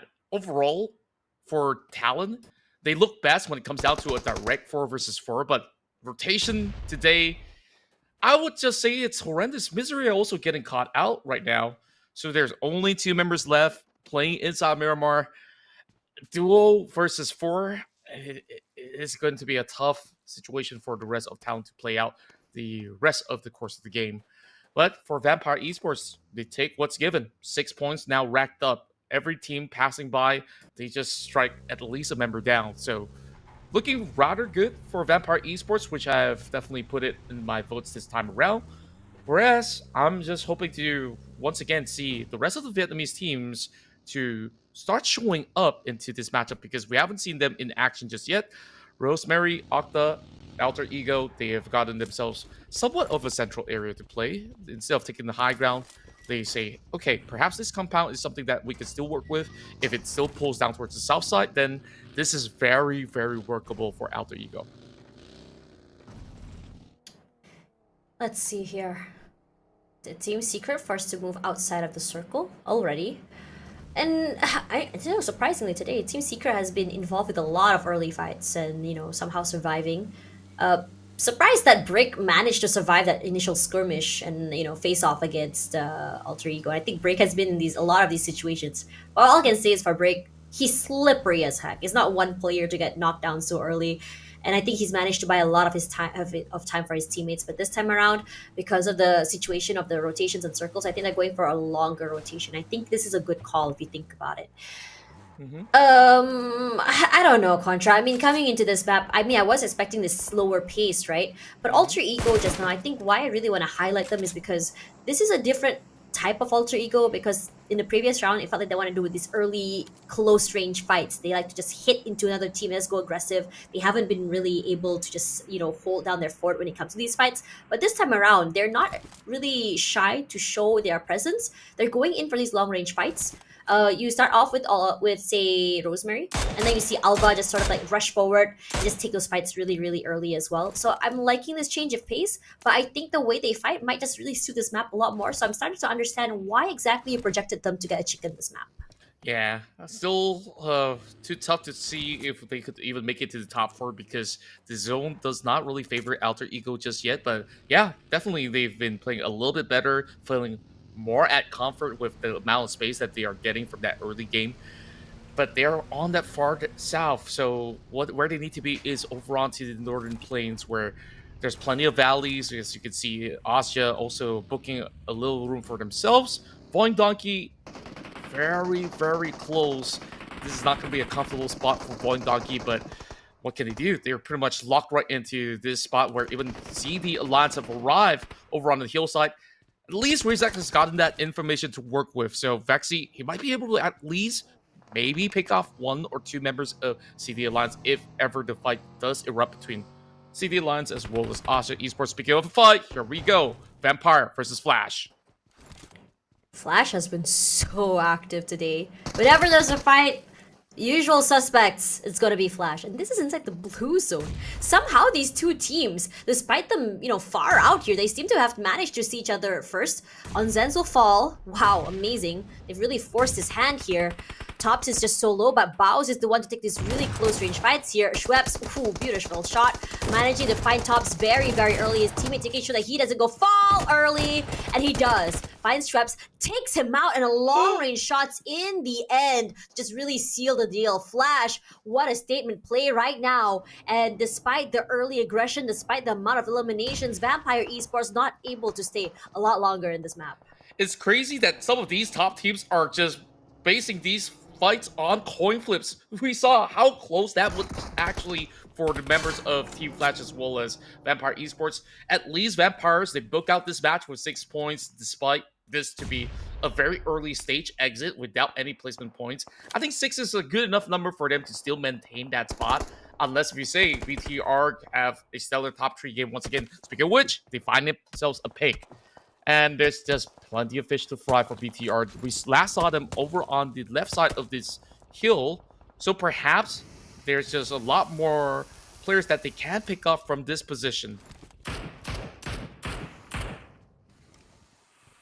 Stalemate from these two teams. They don't really want to show their hand too early, and understandably so. Talon is close.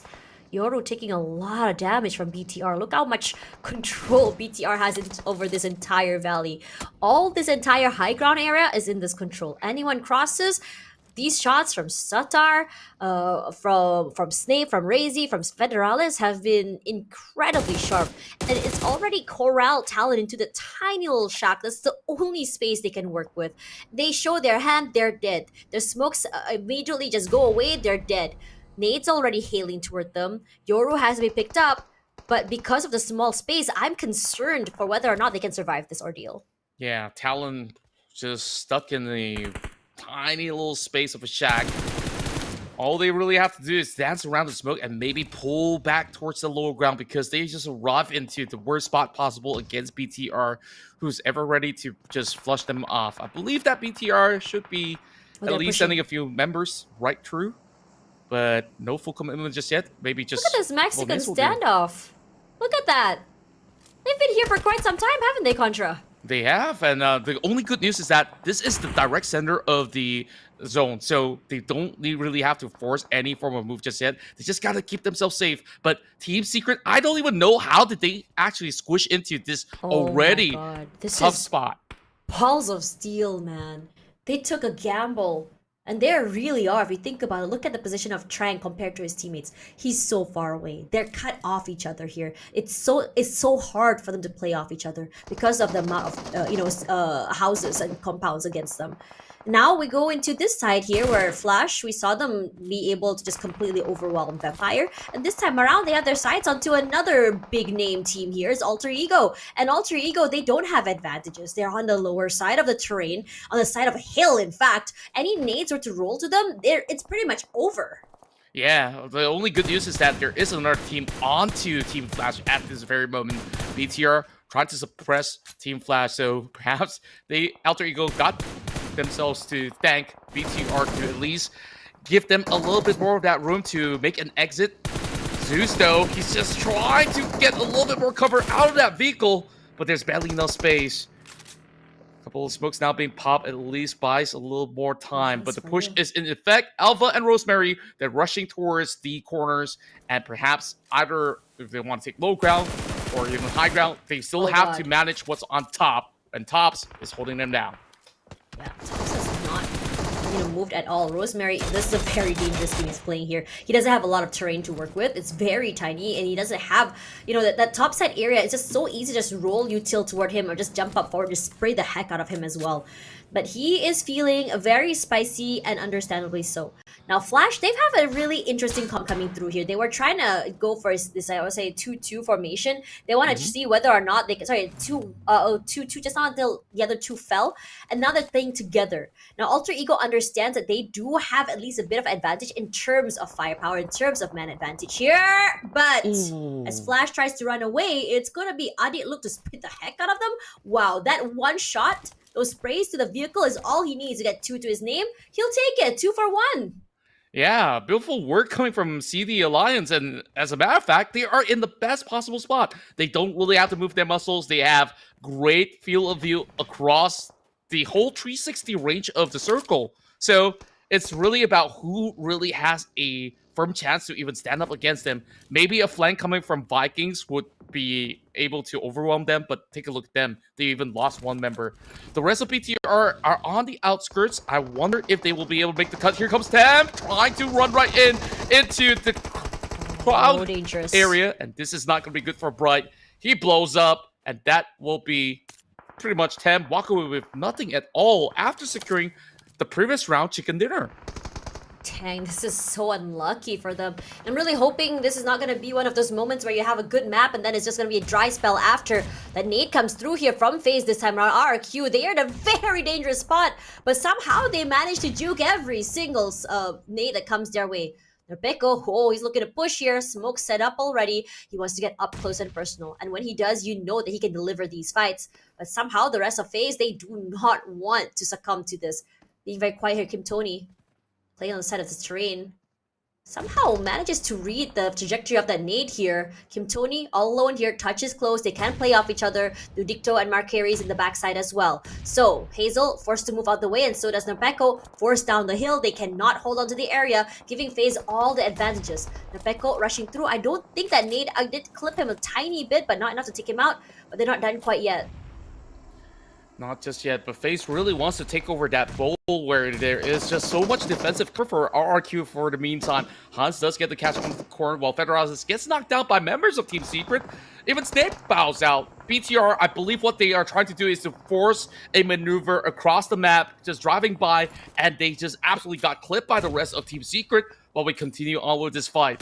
More and more nades. I think they just unloaded everything in their bag. There's no more troubles in the hands of FaZe. They don't. This is not good. I mean, they're just so desperate at this point, right? Like it or not, you have to take this fight if you want to get into that circle. And this terrain is the only thing separating these two teams. Okay, now they're fresh out here. RRQ as well. Only one nade. Look at Hazel. Only one nade and one molly as well. And MVKE, the Vikings, they're like, okay, we've heard all the commotions. We're going to push as well for Alter Ego here. An Alter Ego with only 2 members is not going to be the best situation to be in. But at the same time, for VOIN and Team Secret, finally, they break their Mexican standoff. Yeah, it took them a long time, and they can't wait for much longer as Team Secret, they take over this compound. Potato goes down. It's only Vexy left. Vexy's so far away, there's no way he can contribute. But even despite the fight lasting to the point where it was only Jiki left, he has pulled just about enough effort to really hold down the line. VOIN dog key absolutely depleted. They should be able to go for the save. Frankie still limping. Who do you save first? They're all bleeding out. They got to ensure that everyone gets picked up from here on because there's still a big fight that they have to settle with OSJA TH.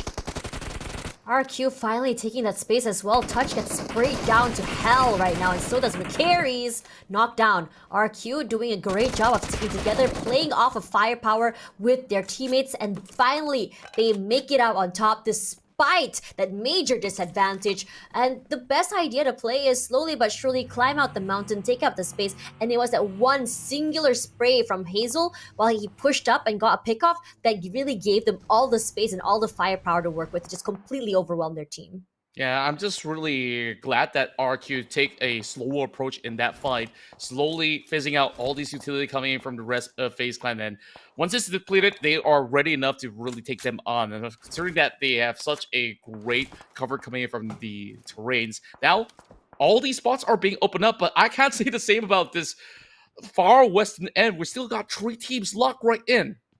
OSJA TH, they do have the numbers. And I believe they've witnessed what went on between some of the members of VOIN Donkey and Team Secret. But Team Secret, they fully recovered. No members have lost out. I was also kind of curious as to why OSJA didn't try to push towards the side of Team Secret when they were weakened, because that could have been the perfect opportunity to rake in maybe 3 points at the very least. MEC this time around once again finds himself at the corner of the circle. I think it worked well in their favor, and I'm starting to see a pattern here for MEC. They're not really the most eager to get into the circle very early, and understandably so. I mean, given the fact of how the trains are here in Miramar, you don't really want to be caught off guard. Sprays are nasty from Rebecco, finds Kwang. And somehow Rosemary as well, getting caught in that crossfire. He didn't really show his hand as well. I think they've been marking him for quite some time. But now, as Okja hears the commotion at the bottom side, MEC, this is the first time we've seen them get active! And they are paying for their sins here! NWE, Wick's gonna fall first, but also Keeb and Hasby will follow. Zealin has been doing a great job of putting in a lot of damage and hurt, being very quiet and punishing anyone that pushes to him. Now, he's aware there's barely any members of MEC left. They've gotten, what, 4 eliminations total already? And now they're going to be breaking out these vehicles, excuse me. My, that nosedive though, I didn't expect MEC to just go driving in. I'm and quite that was surprised at that. Yeah. Yeah, like of all these terrains, you still have certain areas that is still open up that is very playable. But I felt like they could have done a little bit better in navigating whether if anybody's inside of that zone. But good job as well for the members of NWE because they steer clear away from danger. They expected that outcome of that push and just clean things up in a jiffy. Massive stuff coming in from the Malaysians. Rosemary somehow still very much alive, still holding on. I think Olio, he's looking to see whether or not he can get a little bit more active and find him in the end. Just want to flush him out of this area. I'm pretty sure that Rosemary did see a glimpse of Olio's hit. I'm pretty sure. But he's still managing to stay very quiet. Rest of CD Alliance here trying to take a little bit more space. I'm pretty sure that the members of Alter Ego are very aware of where they are. Okja takes a chunk of damage there from a player of CD Alliance in that corner. No fallout quite yet, and Rosemary finally shows his hand, tucks a whole load of bullets onto a player, but somehow no casualties quite yet. Yeah, tough angles to work with for Rosemary. Well, there is definitely a little bit of the dip, and here comes a big nade coming in from OSJA, Thailand, and Vexy's also chiming in true. He could possibly rack up a few points, stealing away from OSJA, and this is where Jiki just runs right through, finds Red Bull. Vexy connects that grenade onto Brick, and this is that moment where all hell's breaking loose between these 3 teams. Oh, but Vexy, he gets disgusting. clipped! He forgot that there is still one more member of the back, and Team Secret managed to at least put a dent and a stop towards VOIN Donkey, but there's a lot more to deal with. They need to hurry so badly. OSJA pushing right now on GK. Beautiful hold right now, making sure his teammates survive. Gets those shots to the face. Team Secret, call them the Tide Changers, because what the heck was that? They were not supposed to survive this ordeal. Yeah, they lose too, but somehow they were supposed to have gotten overwhelmed there. Great thinking, quick timing. Yeah, everything was pulled into perfection. The way that they've been able to navigate onto these tight little corners and just brought in that DBS into the action. Somehow, I felt like OSJA could have actually prepared so much better into dealing with that situation, but there was no response after all. It was pretty much a clear victory for the side of Team Secret, but there's still more fishes to fry as the rest of RRQ, they finally paved an opening over the top, but New Era, they've been hugging here for the longest of time. Now, they have to deal with the situation. RRQ, 2 members versus the entire stack of 3 of New Era. Different New Era for sure. I mean, they had quite a slow start to the day, right? They were kind of struggling, trying to make sure they can go through these fights. But this time around, they're being a little bit more patient, taking their time and waiting for teams to push to them. Like MEC just now that pushed to them, they punished them and they reacted so quickly as soon as they rushed through. They were not allowing any team to just really breach that compound. And another team right now from Malaysia, CD Alliance. And I would say that they're a little bit more on the active side when it comes to a team from Malaysia. We see them all over the map. They haven't really had like the best of situations today, especially on Erangel. But somehow they didn't really end the day, with 0 points. They managed to have 2, 3, 4, 5 eliminations before getting knocked out. They managed to survive at least until toward the mid side of each game. So I think it is, in a way, I think for them it's slow and steady wins the race. Constancy is key, and they have delivered quite just that. But Miramar this time around, they have the highest odds of winning. They have the full stack of team in their favor. They have quite a big area in their control right now, a high ground as well. Spoke too soon, Olio. As soon as he showed his hand, he gets chunked down. Yeah, overall, from the moment that I saw CELCOMDIGI Alliance booking that spot in between all the other terrains, and I thought that they could really hold out the fort because there's no other team surrounding the area, and the last we saw was from Alpha Ego, and even despite them trying to challenge, they couldn't really get much sorted out. Jimmy now spots out the other members of New Era trying to cut across.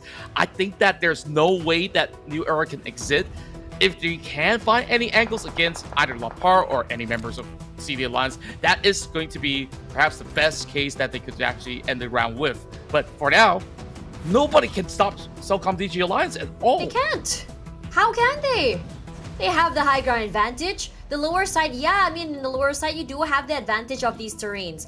But against a team full of firepower. Okay, you know, I don't want to speak too soon because we've seen so many tide changers, especially from Team Secret. If it's a team that can really surprise us, it's going to be this team. But I don't want to speak quite yet. I don't want to jinx them. But for New Alliance, they're being very patient right now. And CD Alliance, they're doing a good job. Okay, understanding where the members of TS are. They're like, okay, let's just move down the terrain and just fight them first. Taking their time to take up that space and take these fights, not allowing them to these 1v1s. And I think that's the beautiful thing about this team, because they are so aware that a lot of the times these tide changing moments is because of these phenomenal 1v1s, these individual brilliance. But with the man advantages, they can take full advantage of these situations. Leon's already finding one. Two members of New Era down, chunked down already, and now it's down to RRQ. Lapar alone, hungry to get some kills here, but cannot deliver because CD Alliance, they are looking to completely annihilate this map in a dominating fashion. A winner-winner chicken for this winner-winner chicken dinner for this Malaysian team.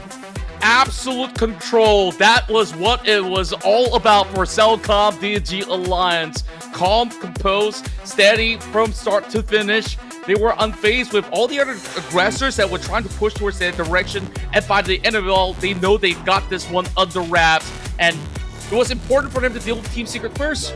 Once they eliminated Team Secret, the rest was just a walk in the park. You just saw New Era being stuck right underneath. They even picked off some members of RRQ. So they have that full confidence to secure this one in the back. It's great to once again see this Malaysian team on top. Honestly, great start for the day as well. Remember, we had the conversation just now about the domination of certain teams, right? How it's going to be Indonesia, Thailand. But today we're seeing, you know, Malaysia just really pop off here on Miramar. I think it's a great start as well, because in this situation for these maps, we expect it to be a lot of the Thai teams, Indonesian teams. But it's a change in pace as well. New Era has survived quite some time, and Team Secret, wow, what a statement play. But these are the stats right now, and again, you are definitely going to expect the highest amount of damage from Jimmy. Are you surprised at this point? Because he's the one to spray the heck out of everyone, to become the person that just puts in the damage as his other teammates, such as, you know, Adit Look and Olio just take up space in the front. This is what we like to see from a team. That's right. You know, we've always highlighted Adit Look so much as the golden child of this squad, but Jimmy, so far, have always been the backbone.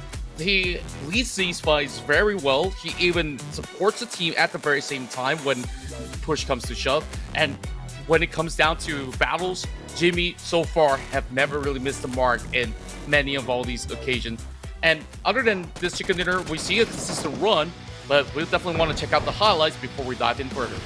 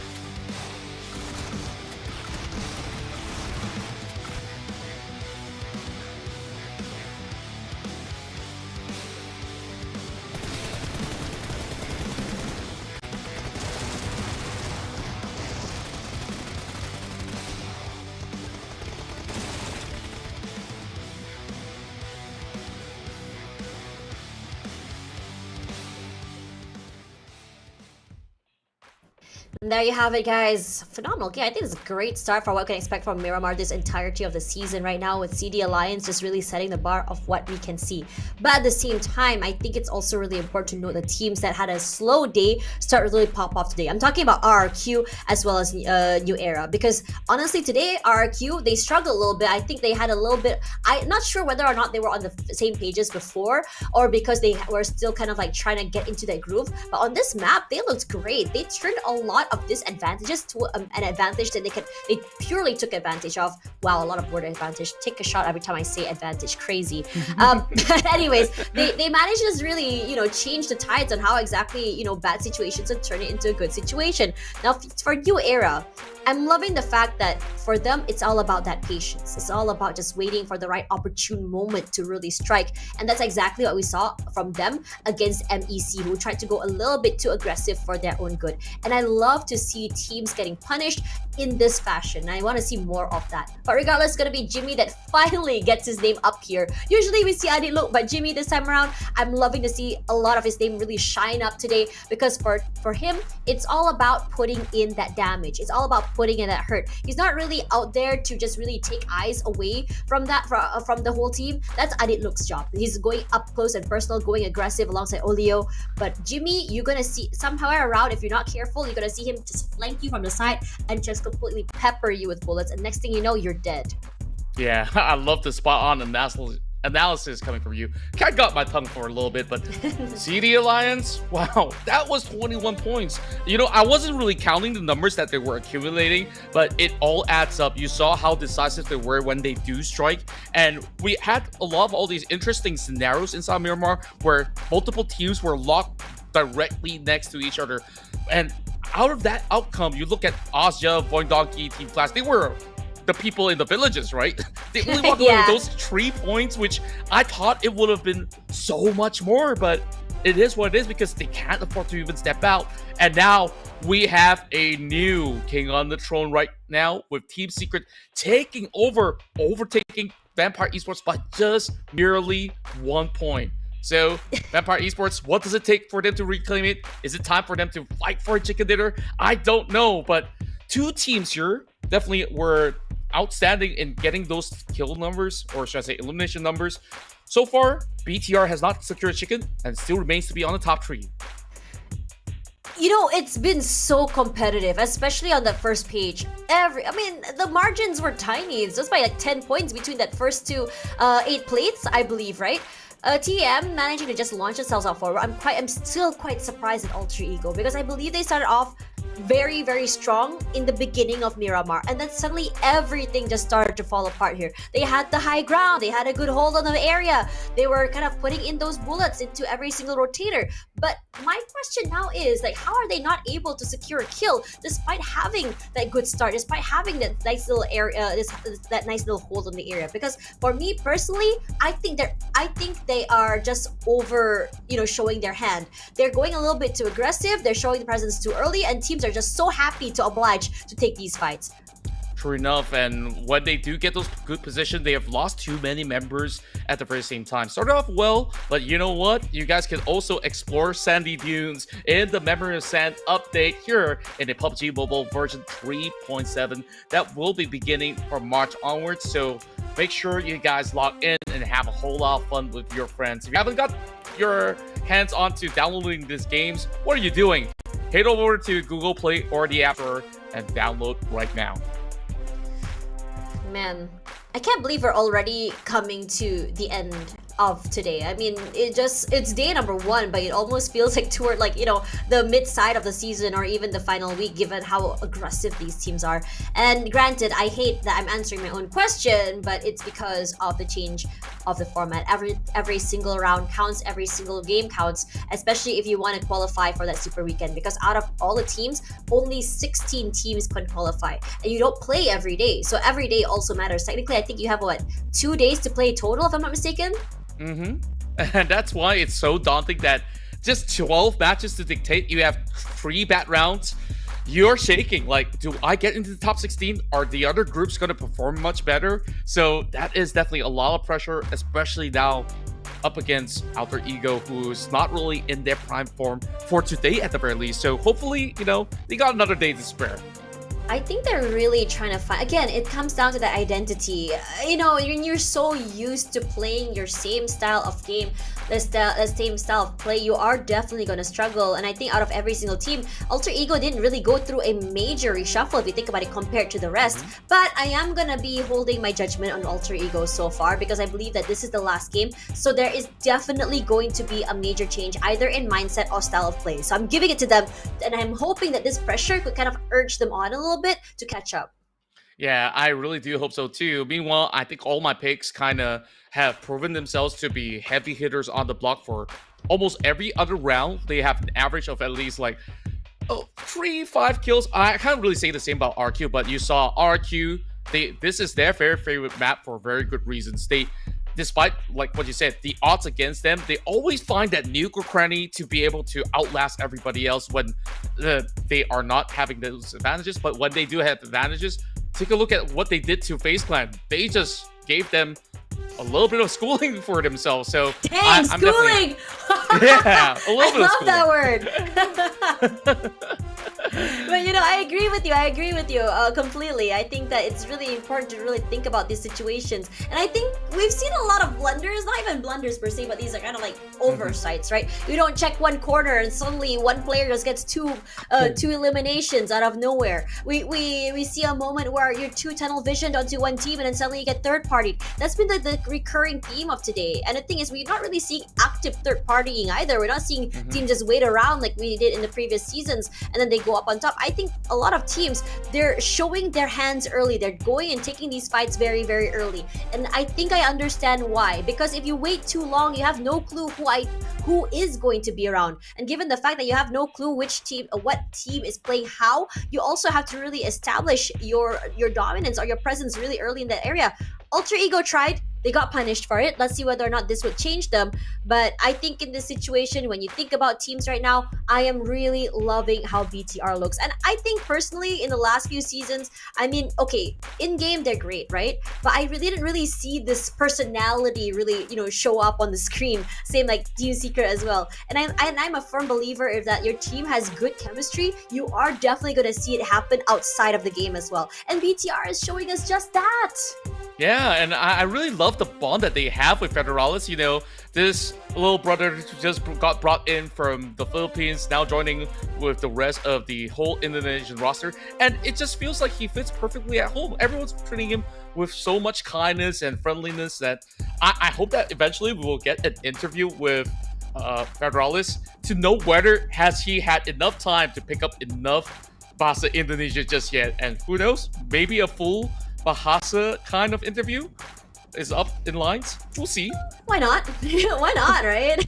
Yeah. But coming into today as well, I think seeing Federalis join the team, I'm also loving the fact that we're starting to see mixed rosters. I think for a while now, the norm has been full Malaysian roster, full Indonesian roster, full Thai roster, etc., etc., etc. But seeing these mixed rosters gives me this idea that a team really wants to expand their team, really wants to bring in different experiences and change the way they want to play. And I think BTR adding a little bit of a different country's flair for themselves is really good. I think that they're willing to just say, okay, everyone knows how Indonesia plays, but how can we tweak this to make it a little bit more unique, to be a little bit more BTR? Yeah, and I feel like they're starting to show a flair of their own without being too much alike on their predecessors who have played in this legacy roster overall. So far, I think like almost everybody can take on either one of these roles just fine, depending on their formation of play. And I'm also liking the fact that there's just so much discussion going on. Like, I wish we could tune into these kind of conversations. They're not talking about the game, I promise you. He's probably asking you, why do you keep spraying your face? What's going on here? And he's probably saying, look at my face. I look so hydrated. I look moisturized, unbothered in my lane. This is the reason why I'm fragging out right now. I'm so cool, like a cucumber. Priorities absolutely set straight right there. And I never really thought about moisturizing myself so often. I kind of want tips from him. Can we eventually get that interview once again with VOIN Donkey to see if he's got some beauty tips for us? Meanwhile, The other boys seems to be very demure, very calm, very focused onto getting the final chicken dinner of the night. We got 20 seconds to go, and I wonder who will be the next one to take that final bite before we close off the night. Oh, let's see. Last game of the night here, and this is where things can go either bad to great or great to worse, because end of the day, not a lot of games left. So let's see whether or not Alter Ego can come back.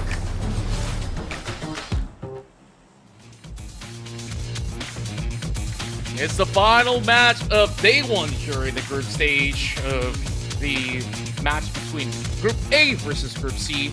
Group B will be rather interesting. We did talk a little bit more about diversity when it comes down to all these rosters, where out of the many teams of the block, I think TODAK will be pretty exciting to watch, where we see many players being brought into Malaysia to be feeling a very robust kind of squad, and I can't wait to actually check that out. But hey, we still got this game to be under wraps within the frame of 30 minutes from now. So let's see who would it be. This flight starts from Trailer Park, ending in Pala. So this time giving a lot more access towards the northeast area, which last game we didn't really get much side up of teams moving around that area of play. So perhaps we get to have a witness of how other teams would be planning their journey differently this time around. I think just now a lot of teams were kind of like forced into Los Leones, right? I think this time, as you mentioned before just now, I think this shouldn't be a problem for anyone to go where they want to. So I'm expecting I would say a more quiet start compared to the rest as well. But at the same time, looking at how many people are dropping toward the outer sides of Power Grid, maybe I might be wrong. Ooh, a little spicy it seems for some certain areas that we're looking at throughout the minimap. For a moment, I was worried for Bright, where he was kind of dropped a little further from his teammates. I believe he was just out there yoinking the car, while New Era is floating next to another squad into El Azahar. I think we're going to get a battle real soon if that is going to be the case of them dropping into Alter Ego of all teams. Okay, now let's see what will be the outcome for this one.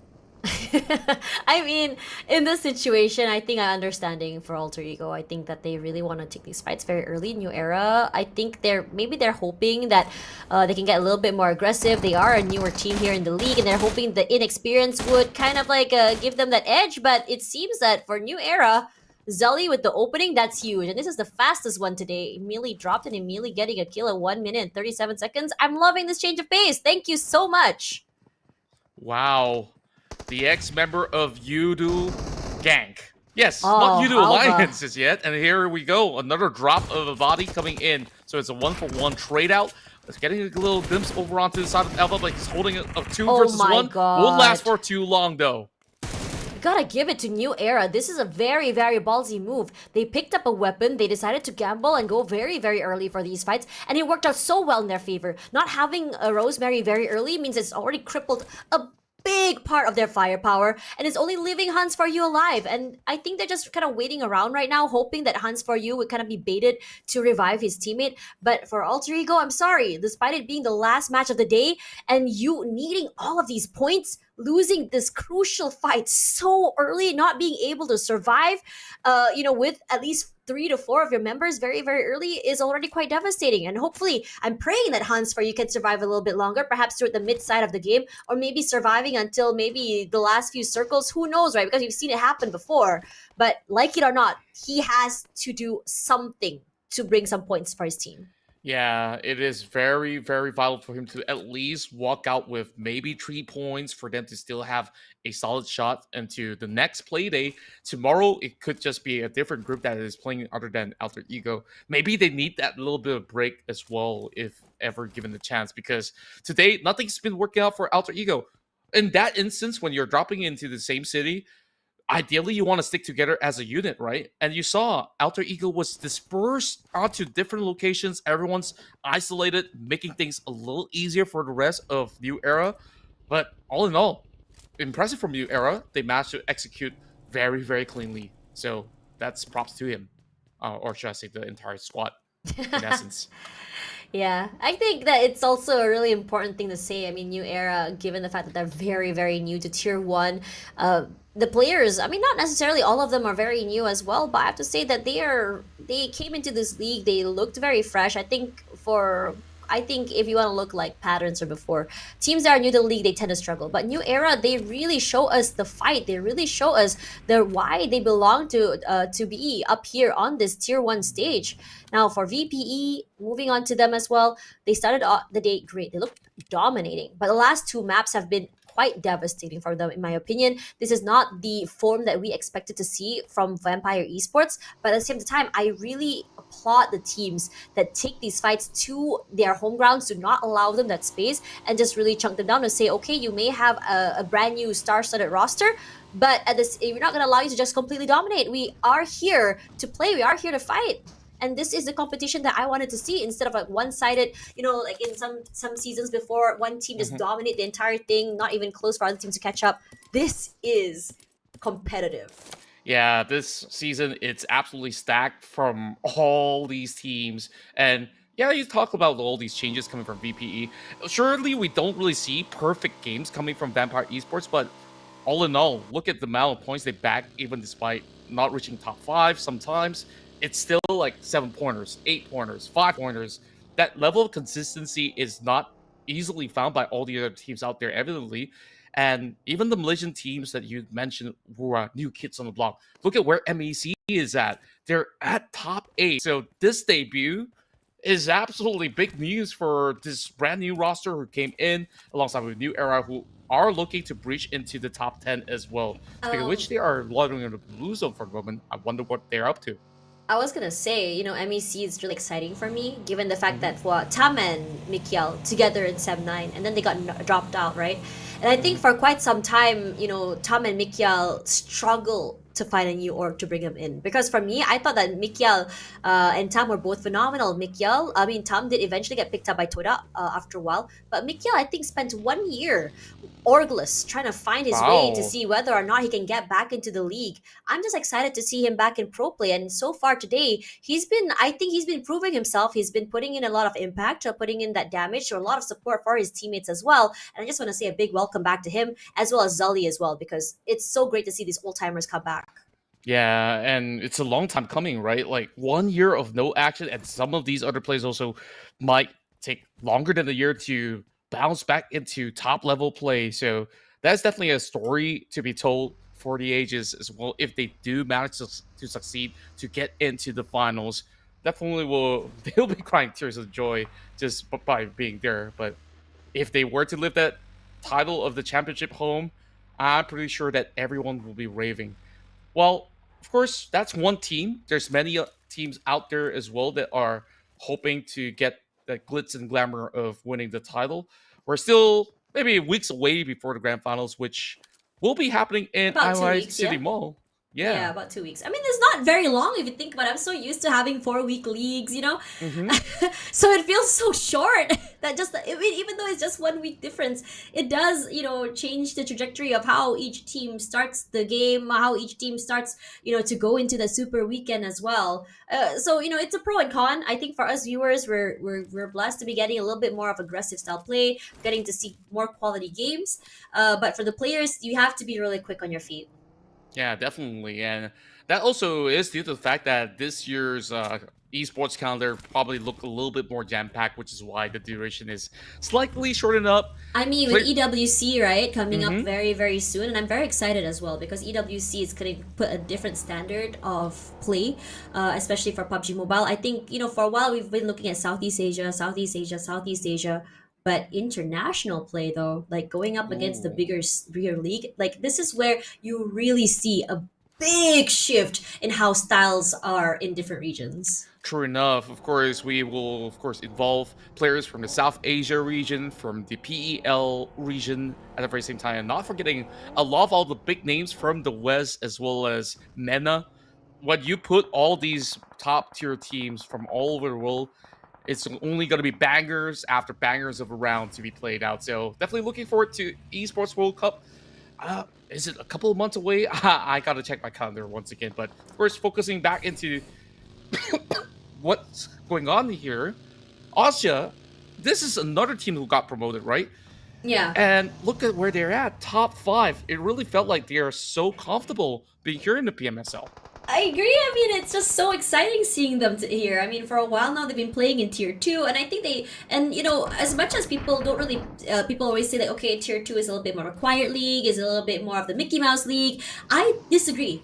Coming in from, so someone, I think you and I, we've both casted Tier 2. You would be surprised at the amount of fans these teams have as well, despite it not being on the bigger stage. And for quite some time now, I've seen their games, OSJA as well, coming up. And I always thought to myself, okay, when it comes to predictions, I would always kind of include them on top because they are very, very consistently performing. And I'm just and I saw their name here in PMSL. I thought to myself, oh my god, it's been a long time coming, because it felt like they've already outgrown the Tier 2 scene at least a year ago. Yeah, I would certainly agree with that. And also good that they are bringing along the fans from the PMCL to also join into the PMSL at the very same time. So fans of Federalis, fans of OSJA, definitely rooting for their respective favorites overall. FaZe Clan now getting a little bit of action up against the rest of the Vikings. I think that Vikings, they have definitely tried when they played inside Erangel, but showing signs of struggle so far when we move into the map of Miramar, where they're now stranded in between. I don't think they could leave that giant farmhouse, There's whatever no way. warehouse you call it. They are pretty locked into a tough situation right now. I mean, they don't really have to if you think about it. They're not the ones that have to, to move right now. It's the other team that has to kind of push into them to get into that circle. Speaking of circles, I think today has been a very interesting day for RQ. They've been going for these very long rotations, but for some reason today, Team Secret and RQ, I think there are like 2-3 maps already that they seem to be kind of like meeting against each other in terms of rotations now. I think this is the second time, at least in the last 2 maps, for Team Secret and RQ. So I have to say, I'm really curious to see whether or not, I think in terms of rotations, it's a very similar checkpoints for these 2 teams. Now Hazel does get chunked down, a lot of damage taken out here. And like it or not, these 2 teams have to fight, because if not, they can't get into the circle. RQ does have the high ground advantage, but they're not in the circle. So I would give the advantage to Team Secret. They have to push through. They have a compound as well. Perfectly played. RQ going down that terrain and passing that compound is going to be very painful. It's not going to be easy. Yeah, a worst case scenario, they just spend a lot more time in the blue zone and then find a way to wiggle into a different area and absolutely dodge this fight, or else fighting into Chumasera over on the high ground is a no-go for the moment on how well some of all these players have been able to take that space out of that equation from RQ already. So they did manage to get that wrap around into the open fields of Ladriela, but there is also another squad that's currently on top of the hillside, and that is MEC, who has gotten a great round from the past match. This is a very quiet VPE this game as well. Loving that for Flash. Oh, they passed by each other? Oh wait, no, never mind. We're looking at Schweppes. My bad. I mean, coming back to Flash. I think Flash has been getting very active today. And I think the fact that they're very active and they're not afraid to do that, it screams a lot of confidence. Look at how Bose just goes up there, finds someone in a tiny little sub corner, and somehow his shots seem to just really just hit the mark every single time. It puts New Era in a very dangerous predicament. They cannot push the circle. They're forced to get chunked down by the blue zone as well. And now, at the same time, they turn up the corner. They realize that, okay, VPE is waiting for this in this compound. I mean, since they have vehicles, they can just cross by and just pray that none of the bullets from VPE hit them. But at the same time, they are kind of weighing in that consequence of not being careful or just overestimating the situation right now.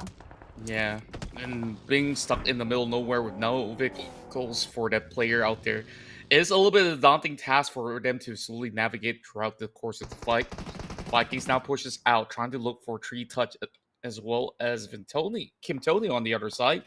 Lops the nade, does it connect? It's not going to be the case, but Kwang, he gets swiped from downtown. That is actually from OSJA that eliminates him eventually, but Tree Touch, he sends in the grenade to secure the kill.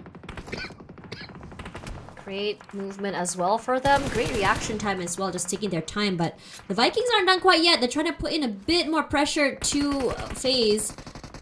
FaZe are in trouble. One of them has been knocked. They need to pick him up as well. A New Era, they're strong. They're stranded. They're stuck. Team Secret in front of them.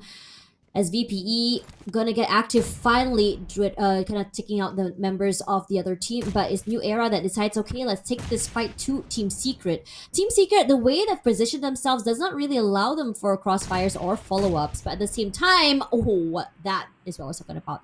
Those nades, that util usage is just scary. GK comes out, gonna secure that kill, and the rest of New Era now, at least, it's gonna be only Zoli.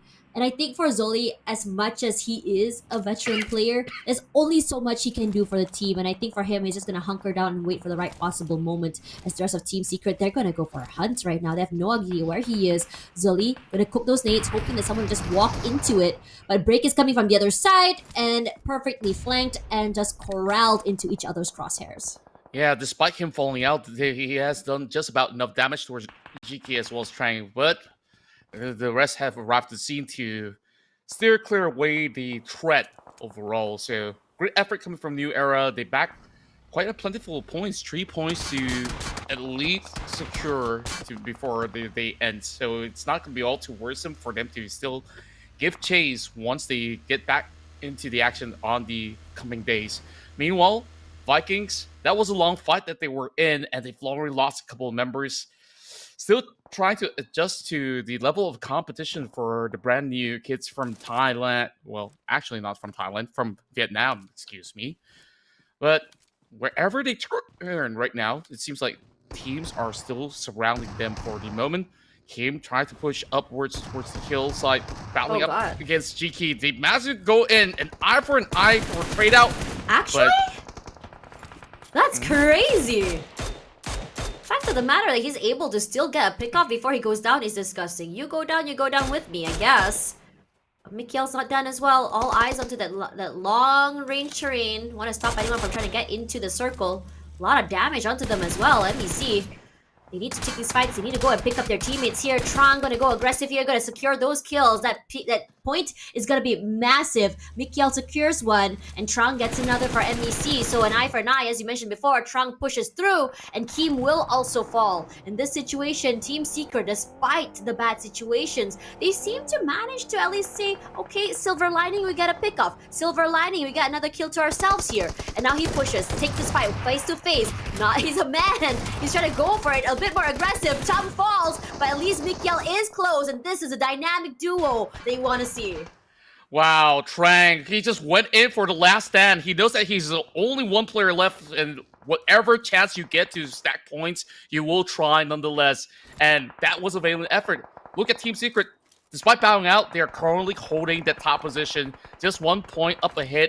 Vampire Esports stacking another 5 points on top.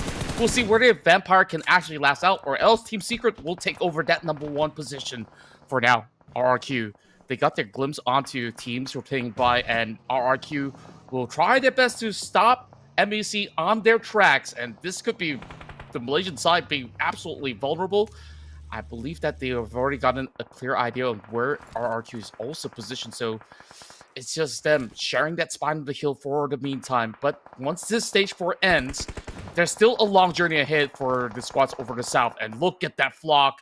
They gotta get to where VOIN is, and they're pretty much isolated, having to compile for themselves. This could be a very good game for VOIN.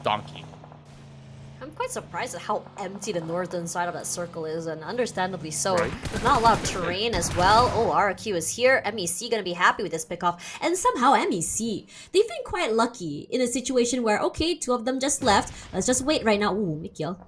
Dangerous game playing quite low right now. The nade's just gonna miss their mark. Mikhail should fall, but Tom is there at least to kind of secure him, pick him up. Oh, maybe not for long.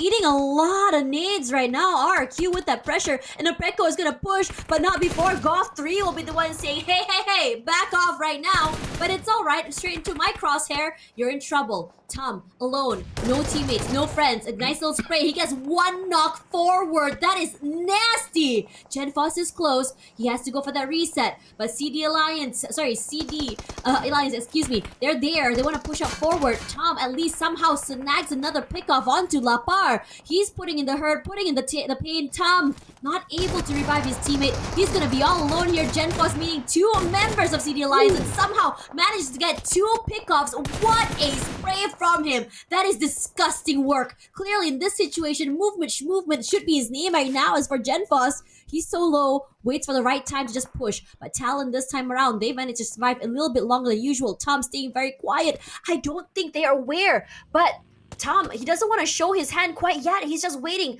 putting down the smokes. I think Axel knows right now. Pushing up forward, his vehicle's just gonna cross by and nade into Boychill. Axel to fall, and Tom is just turning this silver lining into a huge advantage for himself, taking a bit of chip damage, trying to isolate these fights, and finally, Tom the Menace will be knocked down.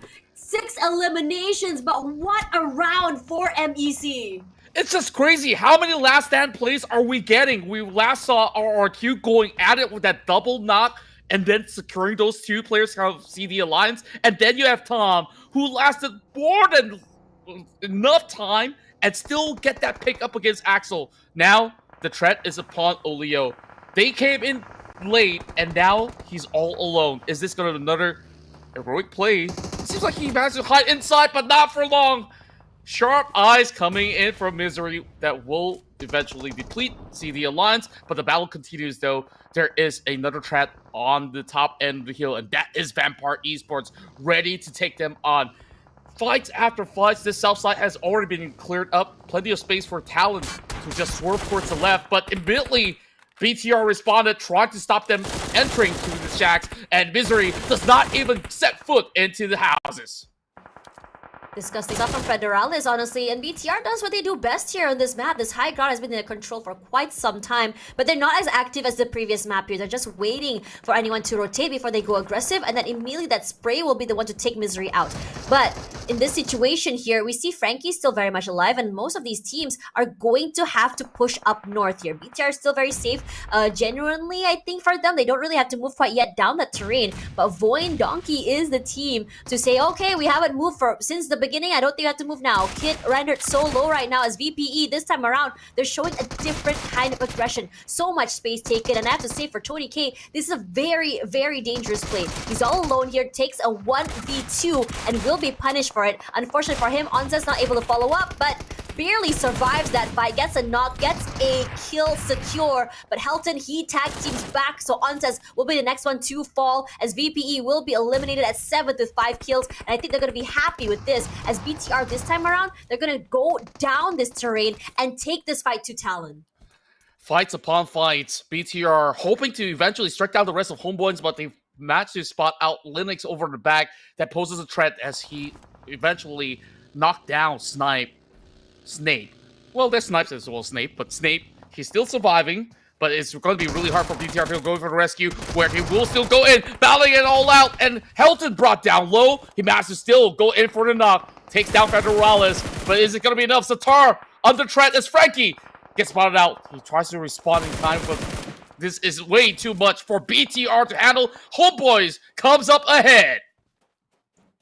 Man, somehow this team, who has had one of the roughest runs today, seem to have woken up in this last map here, and they haven't even really changed the way they play. They're maintaining the same aggression, but the only thing that's changed right now is how they move. The macros, little bit of an adjustment, but nothing more than that. But Talon is also the same if you think about it. We talked about the hesitation, we talked about their confidence. In this game right now, I have to say, this is a different side of them. They love playing these terrains. They're more, I would say, assertive when it comes to how they take up the space. They're not waiting and seeing. They're seeing something, and they're going a little bit more proactive and taking matters into their own hands. Granted, they don't really have their full team right now, but they're making things work. 2 members still very much alive, quite low rendered, but Frankie, all eyes on them, but he's not showing his hand quite yet.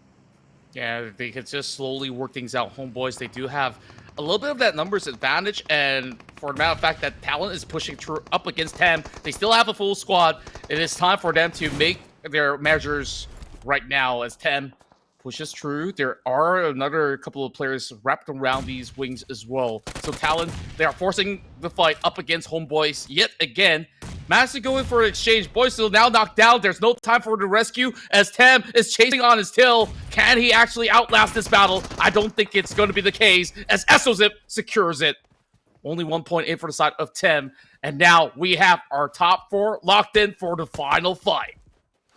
We talked about how previously in the last map, Tem was very quiet. I thought it was going to be those situations where you have one good game and it's going to be a drought. But for Tem, they're proving me wrong, and I love that they're doing that right now. Adjustment from the last Miramar and how they want to approach this game. Yeah, they're just taking these tiny little peeks.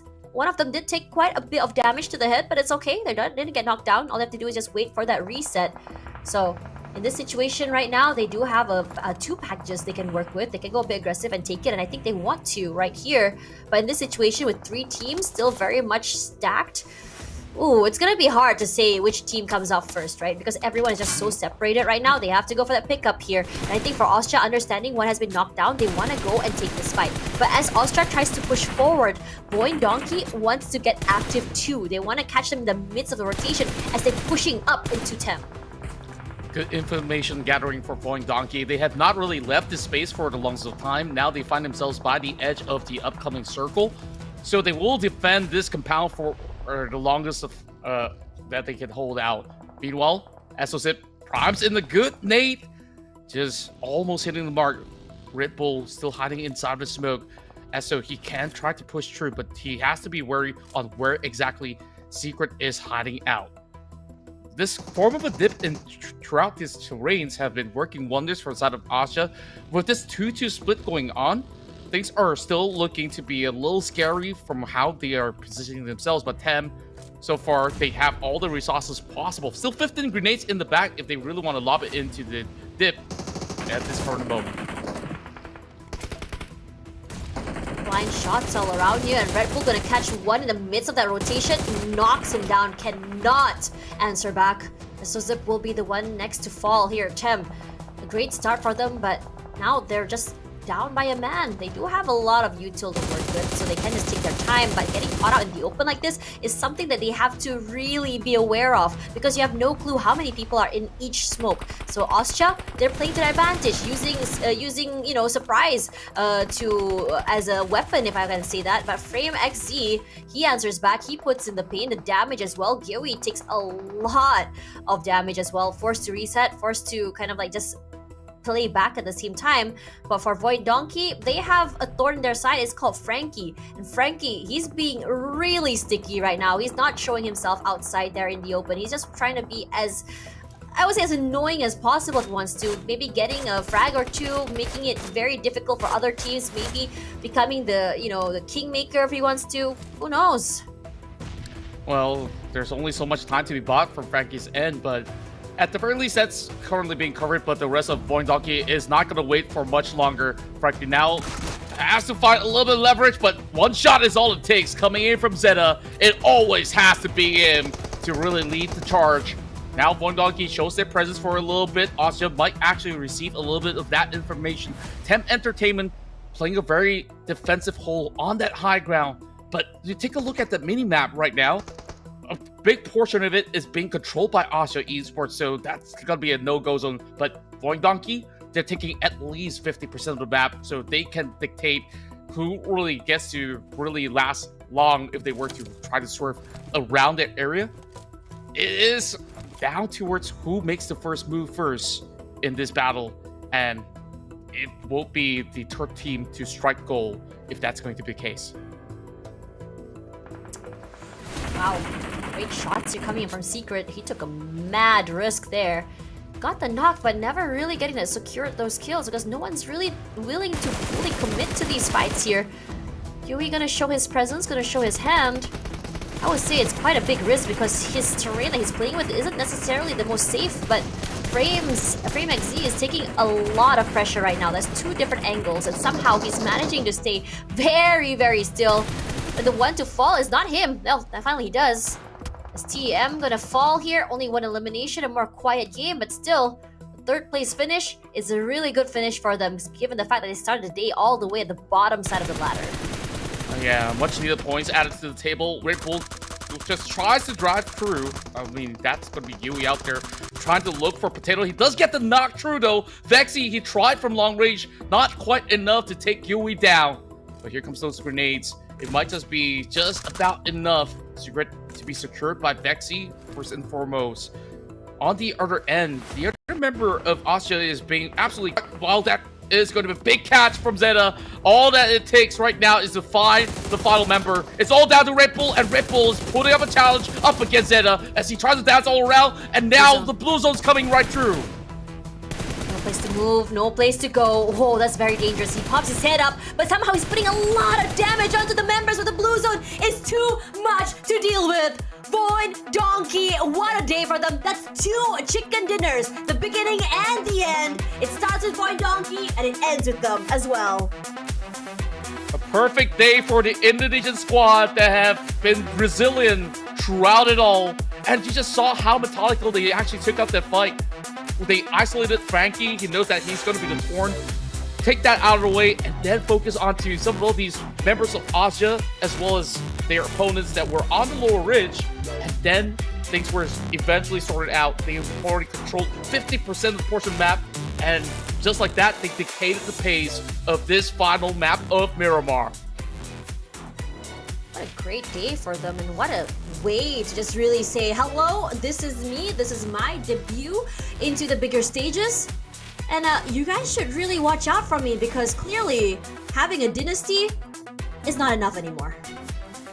Yeah, and right now they are going to expand their empire if they could, and it starts from here, securing those double chicken dinners.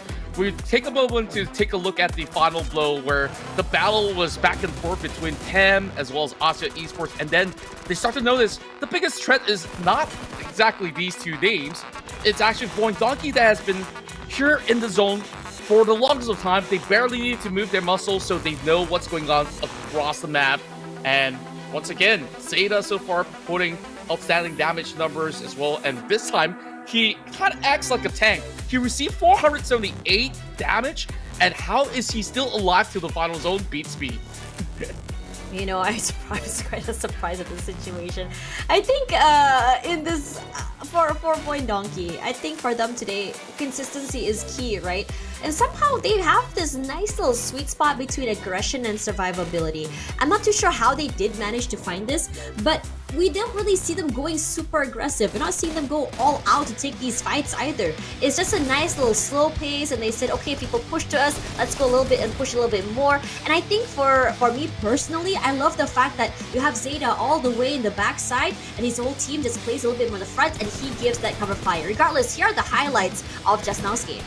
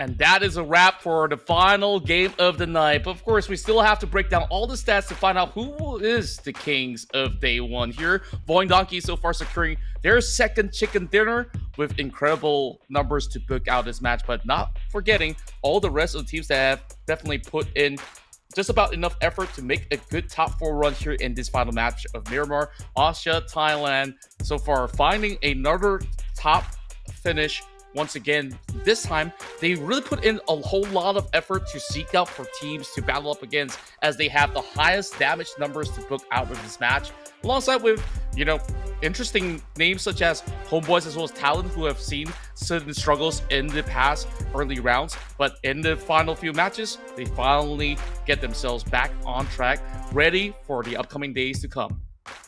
I think this is a great start for VOIN, but also, I don't know, for me, it's, I guess in a way, I'm sort of like worried that this might be a double-edged sword.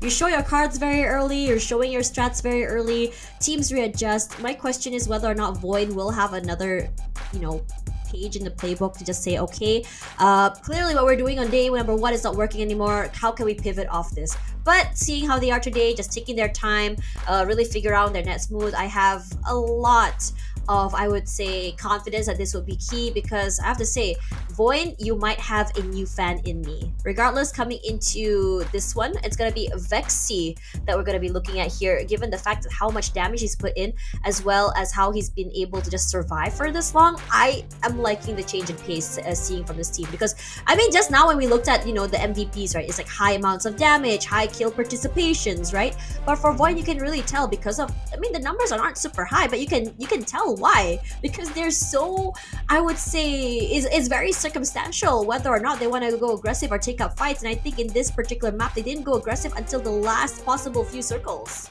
Yeah, and also for the matter of fact that a lot of these teams were actually playing over the far south. How many battles did we actually have erupting? It was fights upon fights with about 7 teams in total if I last counted.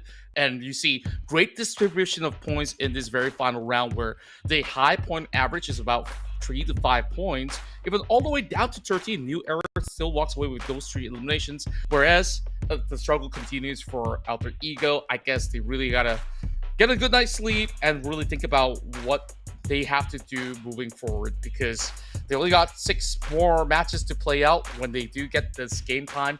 VOIN Donkey, after securing the double chicken dinners of today, they walk out as the kings of day 1 with 56 points, but the competition has been super stiff. The rest of the pack are also around the 50 mark region, all the way down to the top 5, so this battle is far from over to see who will be sitting at the top. You know what's really interesting about VP? I kind of expected them to drop lower, but one thing that I kind of failed to notice is the fact that even though VPE does get knocked out early, the amount of eliminations they got before they get knocked out is still very much respectable. I have to say that they've put a big lead on themselves in the first few games, and now it's all about just making sure that they can consistently end the game with at least 3 to 5 points, and that's exactly what they've been doing to maintain their top 3 standing.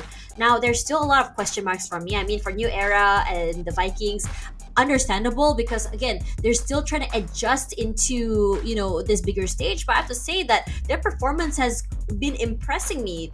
Some rounds, some certain maps, just really good how they handled, you know, each of these fights. But Alter Ego is a bit of a head scratcher for me, because I'm not sure why they haven't really found their footing yet, or their groove into this tournament. That maybe tomorrow or the day after will be another day, because for me, a super weekend without Alter Ego would be a very different tune to sing.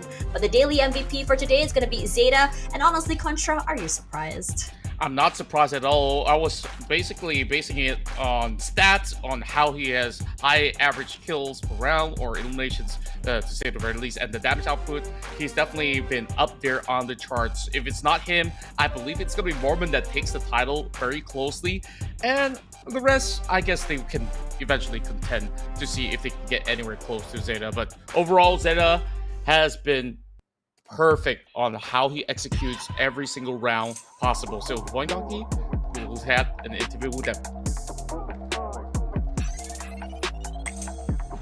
Welcome back, ladies and gentlemen. We're here at the main stage together with yet a special individual joining us for this second and final interview of the day. We're joining together from Zeta by VOIN Donkey from Indonesia. Zeta, how are you feeling? How's the team doing right now after such a convincing victory in that last game? Oke, Zeta, gimana perasaannya dan gimana perasaan anak-anak setelah mendominasi di hari pertama?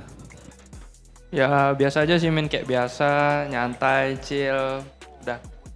So basically, yeah, we just having fun, we just chill, we don't care about the point at all.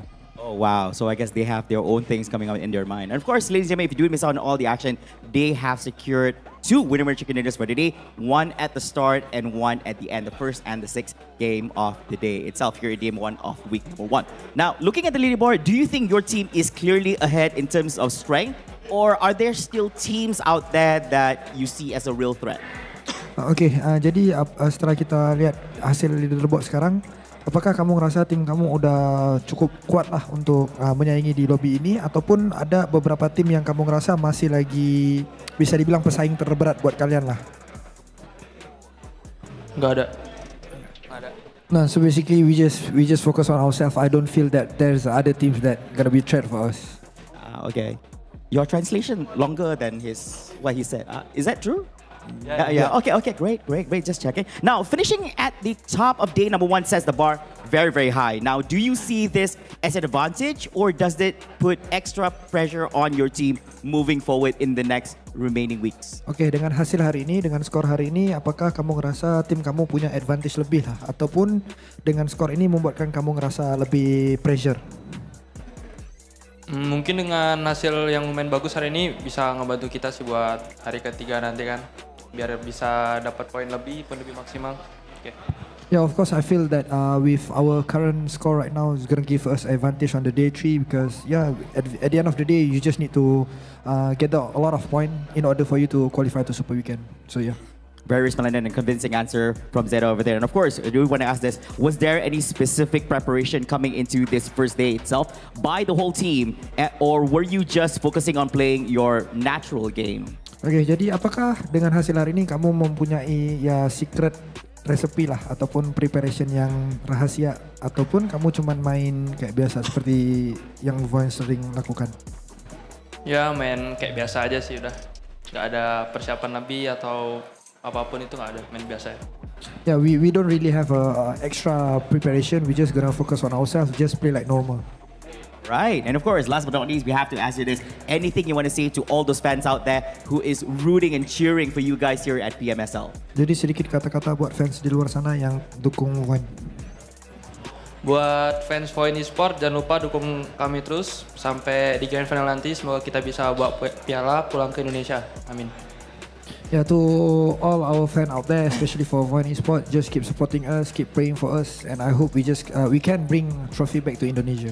Wow, strong words coming there. Thank you so much, Zeta from VOIN. Again, of course, all the best to the team. Of course, to all the other teams that's competing here at PMSL for the Spring Southeast Asia for Group A and Group C. And of course, tomorrow we're going to be seeing other series being featured here at the main live stream. But before all that, we're going to be passing it over back to our amazing commentators to actually do a little bit of breakdown what has transpired throughout the whole day, and of course, what can we expect in the next remaining days.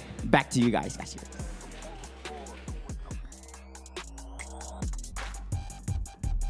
Thank you so much to our dear host Flava for that great interview with Vexy, and you could just see how Vexy just oozes out his confidence just to say that, hey, everything's just like normal. We didn't have extra preparation. It's stock standard, and yeah, there's no other team that can pose that high level of threat against us, because once again, biggest enemies are themselves in that sense. I think I'm really liking the fact that they said it's just stock standard, because sometimes you don't have to overthink these. Sometimes you don't need these special kind of preparations. You can, end of the day, PUBG Mobile is still PUBG Mobile. How you play a certain situation, a certain game is going to be a certain game. The only thing I think is in terms of prep is something that they already know, and I think sometimes when you don't overthink, when you go back to the basics, the fundamentals is what I want to prioritize here. That's where you start to see everything just really fall into place. And I think for VOIN, their fundamentals were very, very sound. They know, I think, their timings to push, their timings to go aggressive, their timings to play passive, their timings for their rotations, a lot of awareness on how each team kind of moves around the map, and I think that's really super important. And I'm really glad that they're holding on to this identity, because you don't really have to overthink and try these flashy style plays, because you can succeed just playing what you're usually used to. Yeah, I absolutely agree. They already have this fixed formula that has worked out, so they don't really have to fix what's not even broken to begin with. So I'm definitely looking forward to more rounds of VOIN Donkey to put up such a result that they've been able to achieve for today, which is going to be very important, especially in week 2 when there's the smash rule implemented where you walk away with double chicken dinner. you're immediately the champions if that's the case. So let's see who will be the next one to eventually contend on their current streak of dominance, because the leaderboards are telling us that there's still a lot of hard hitters that can easily snatch that away if VOIN Donkey isn't exactly careful. But Tash, today, I think we got almost everything that we've asked for. We want big action, we want to see team fights, and also individual skills. We've got all of it, and I'm satisfied.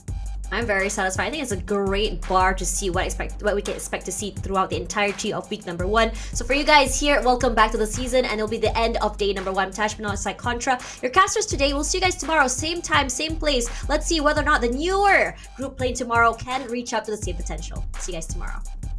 Good night.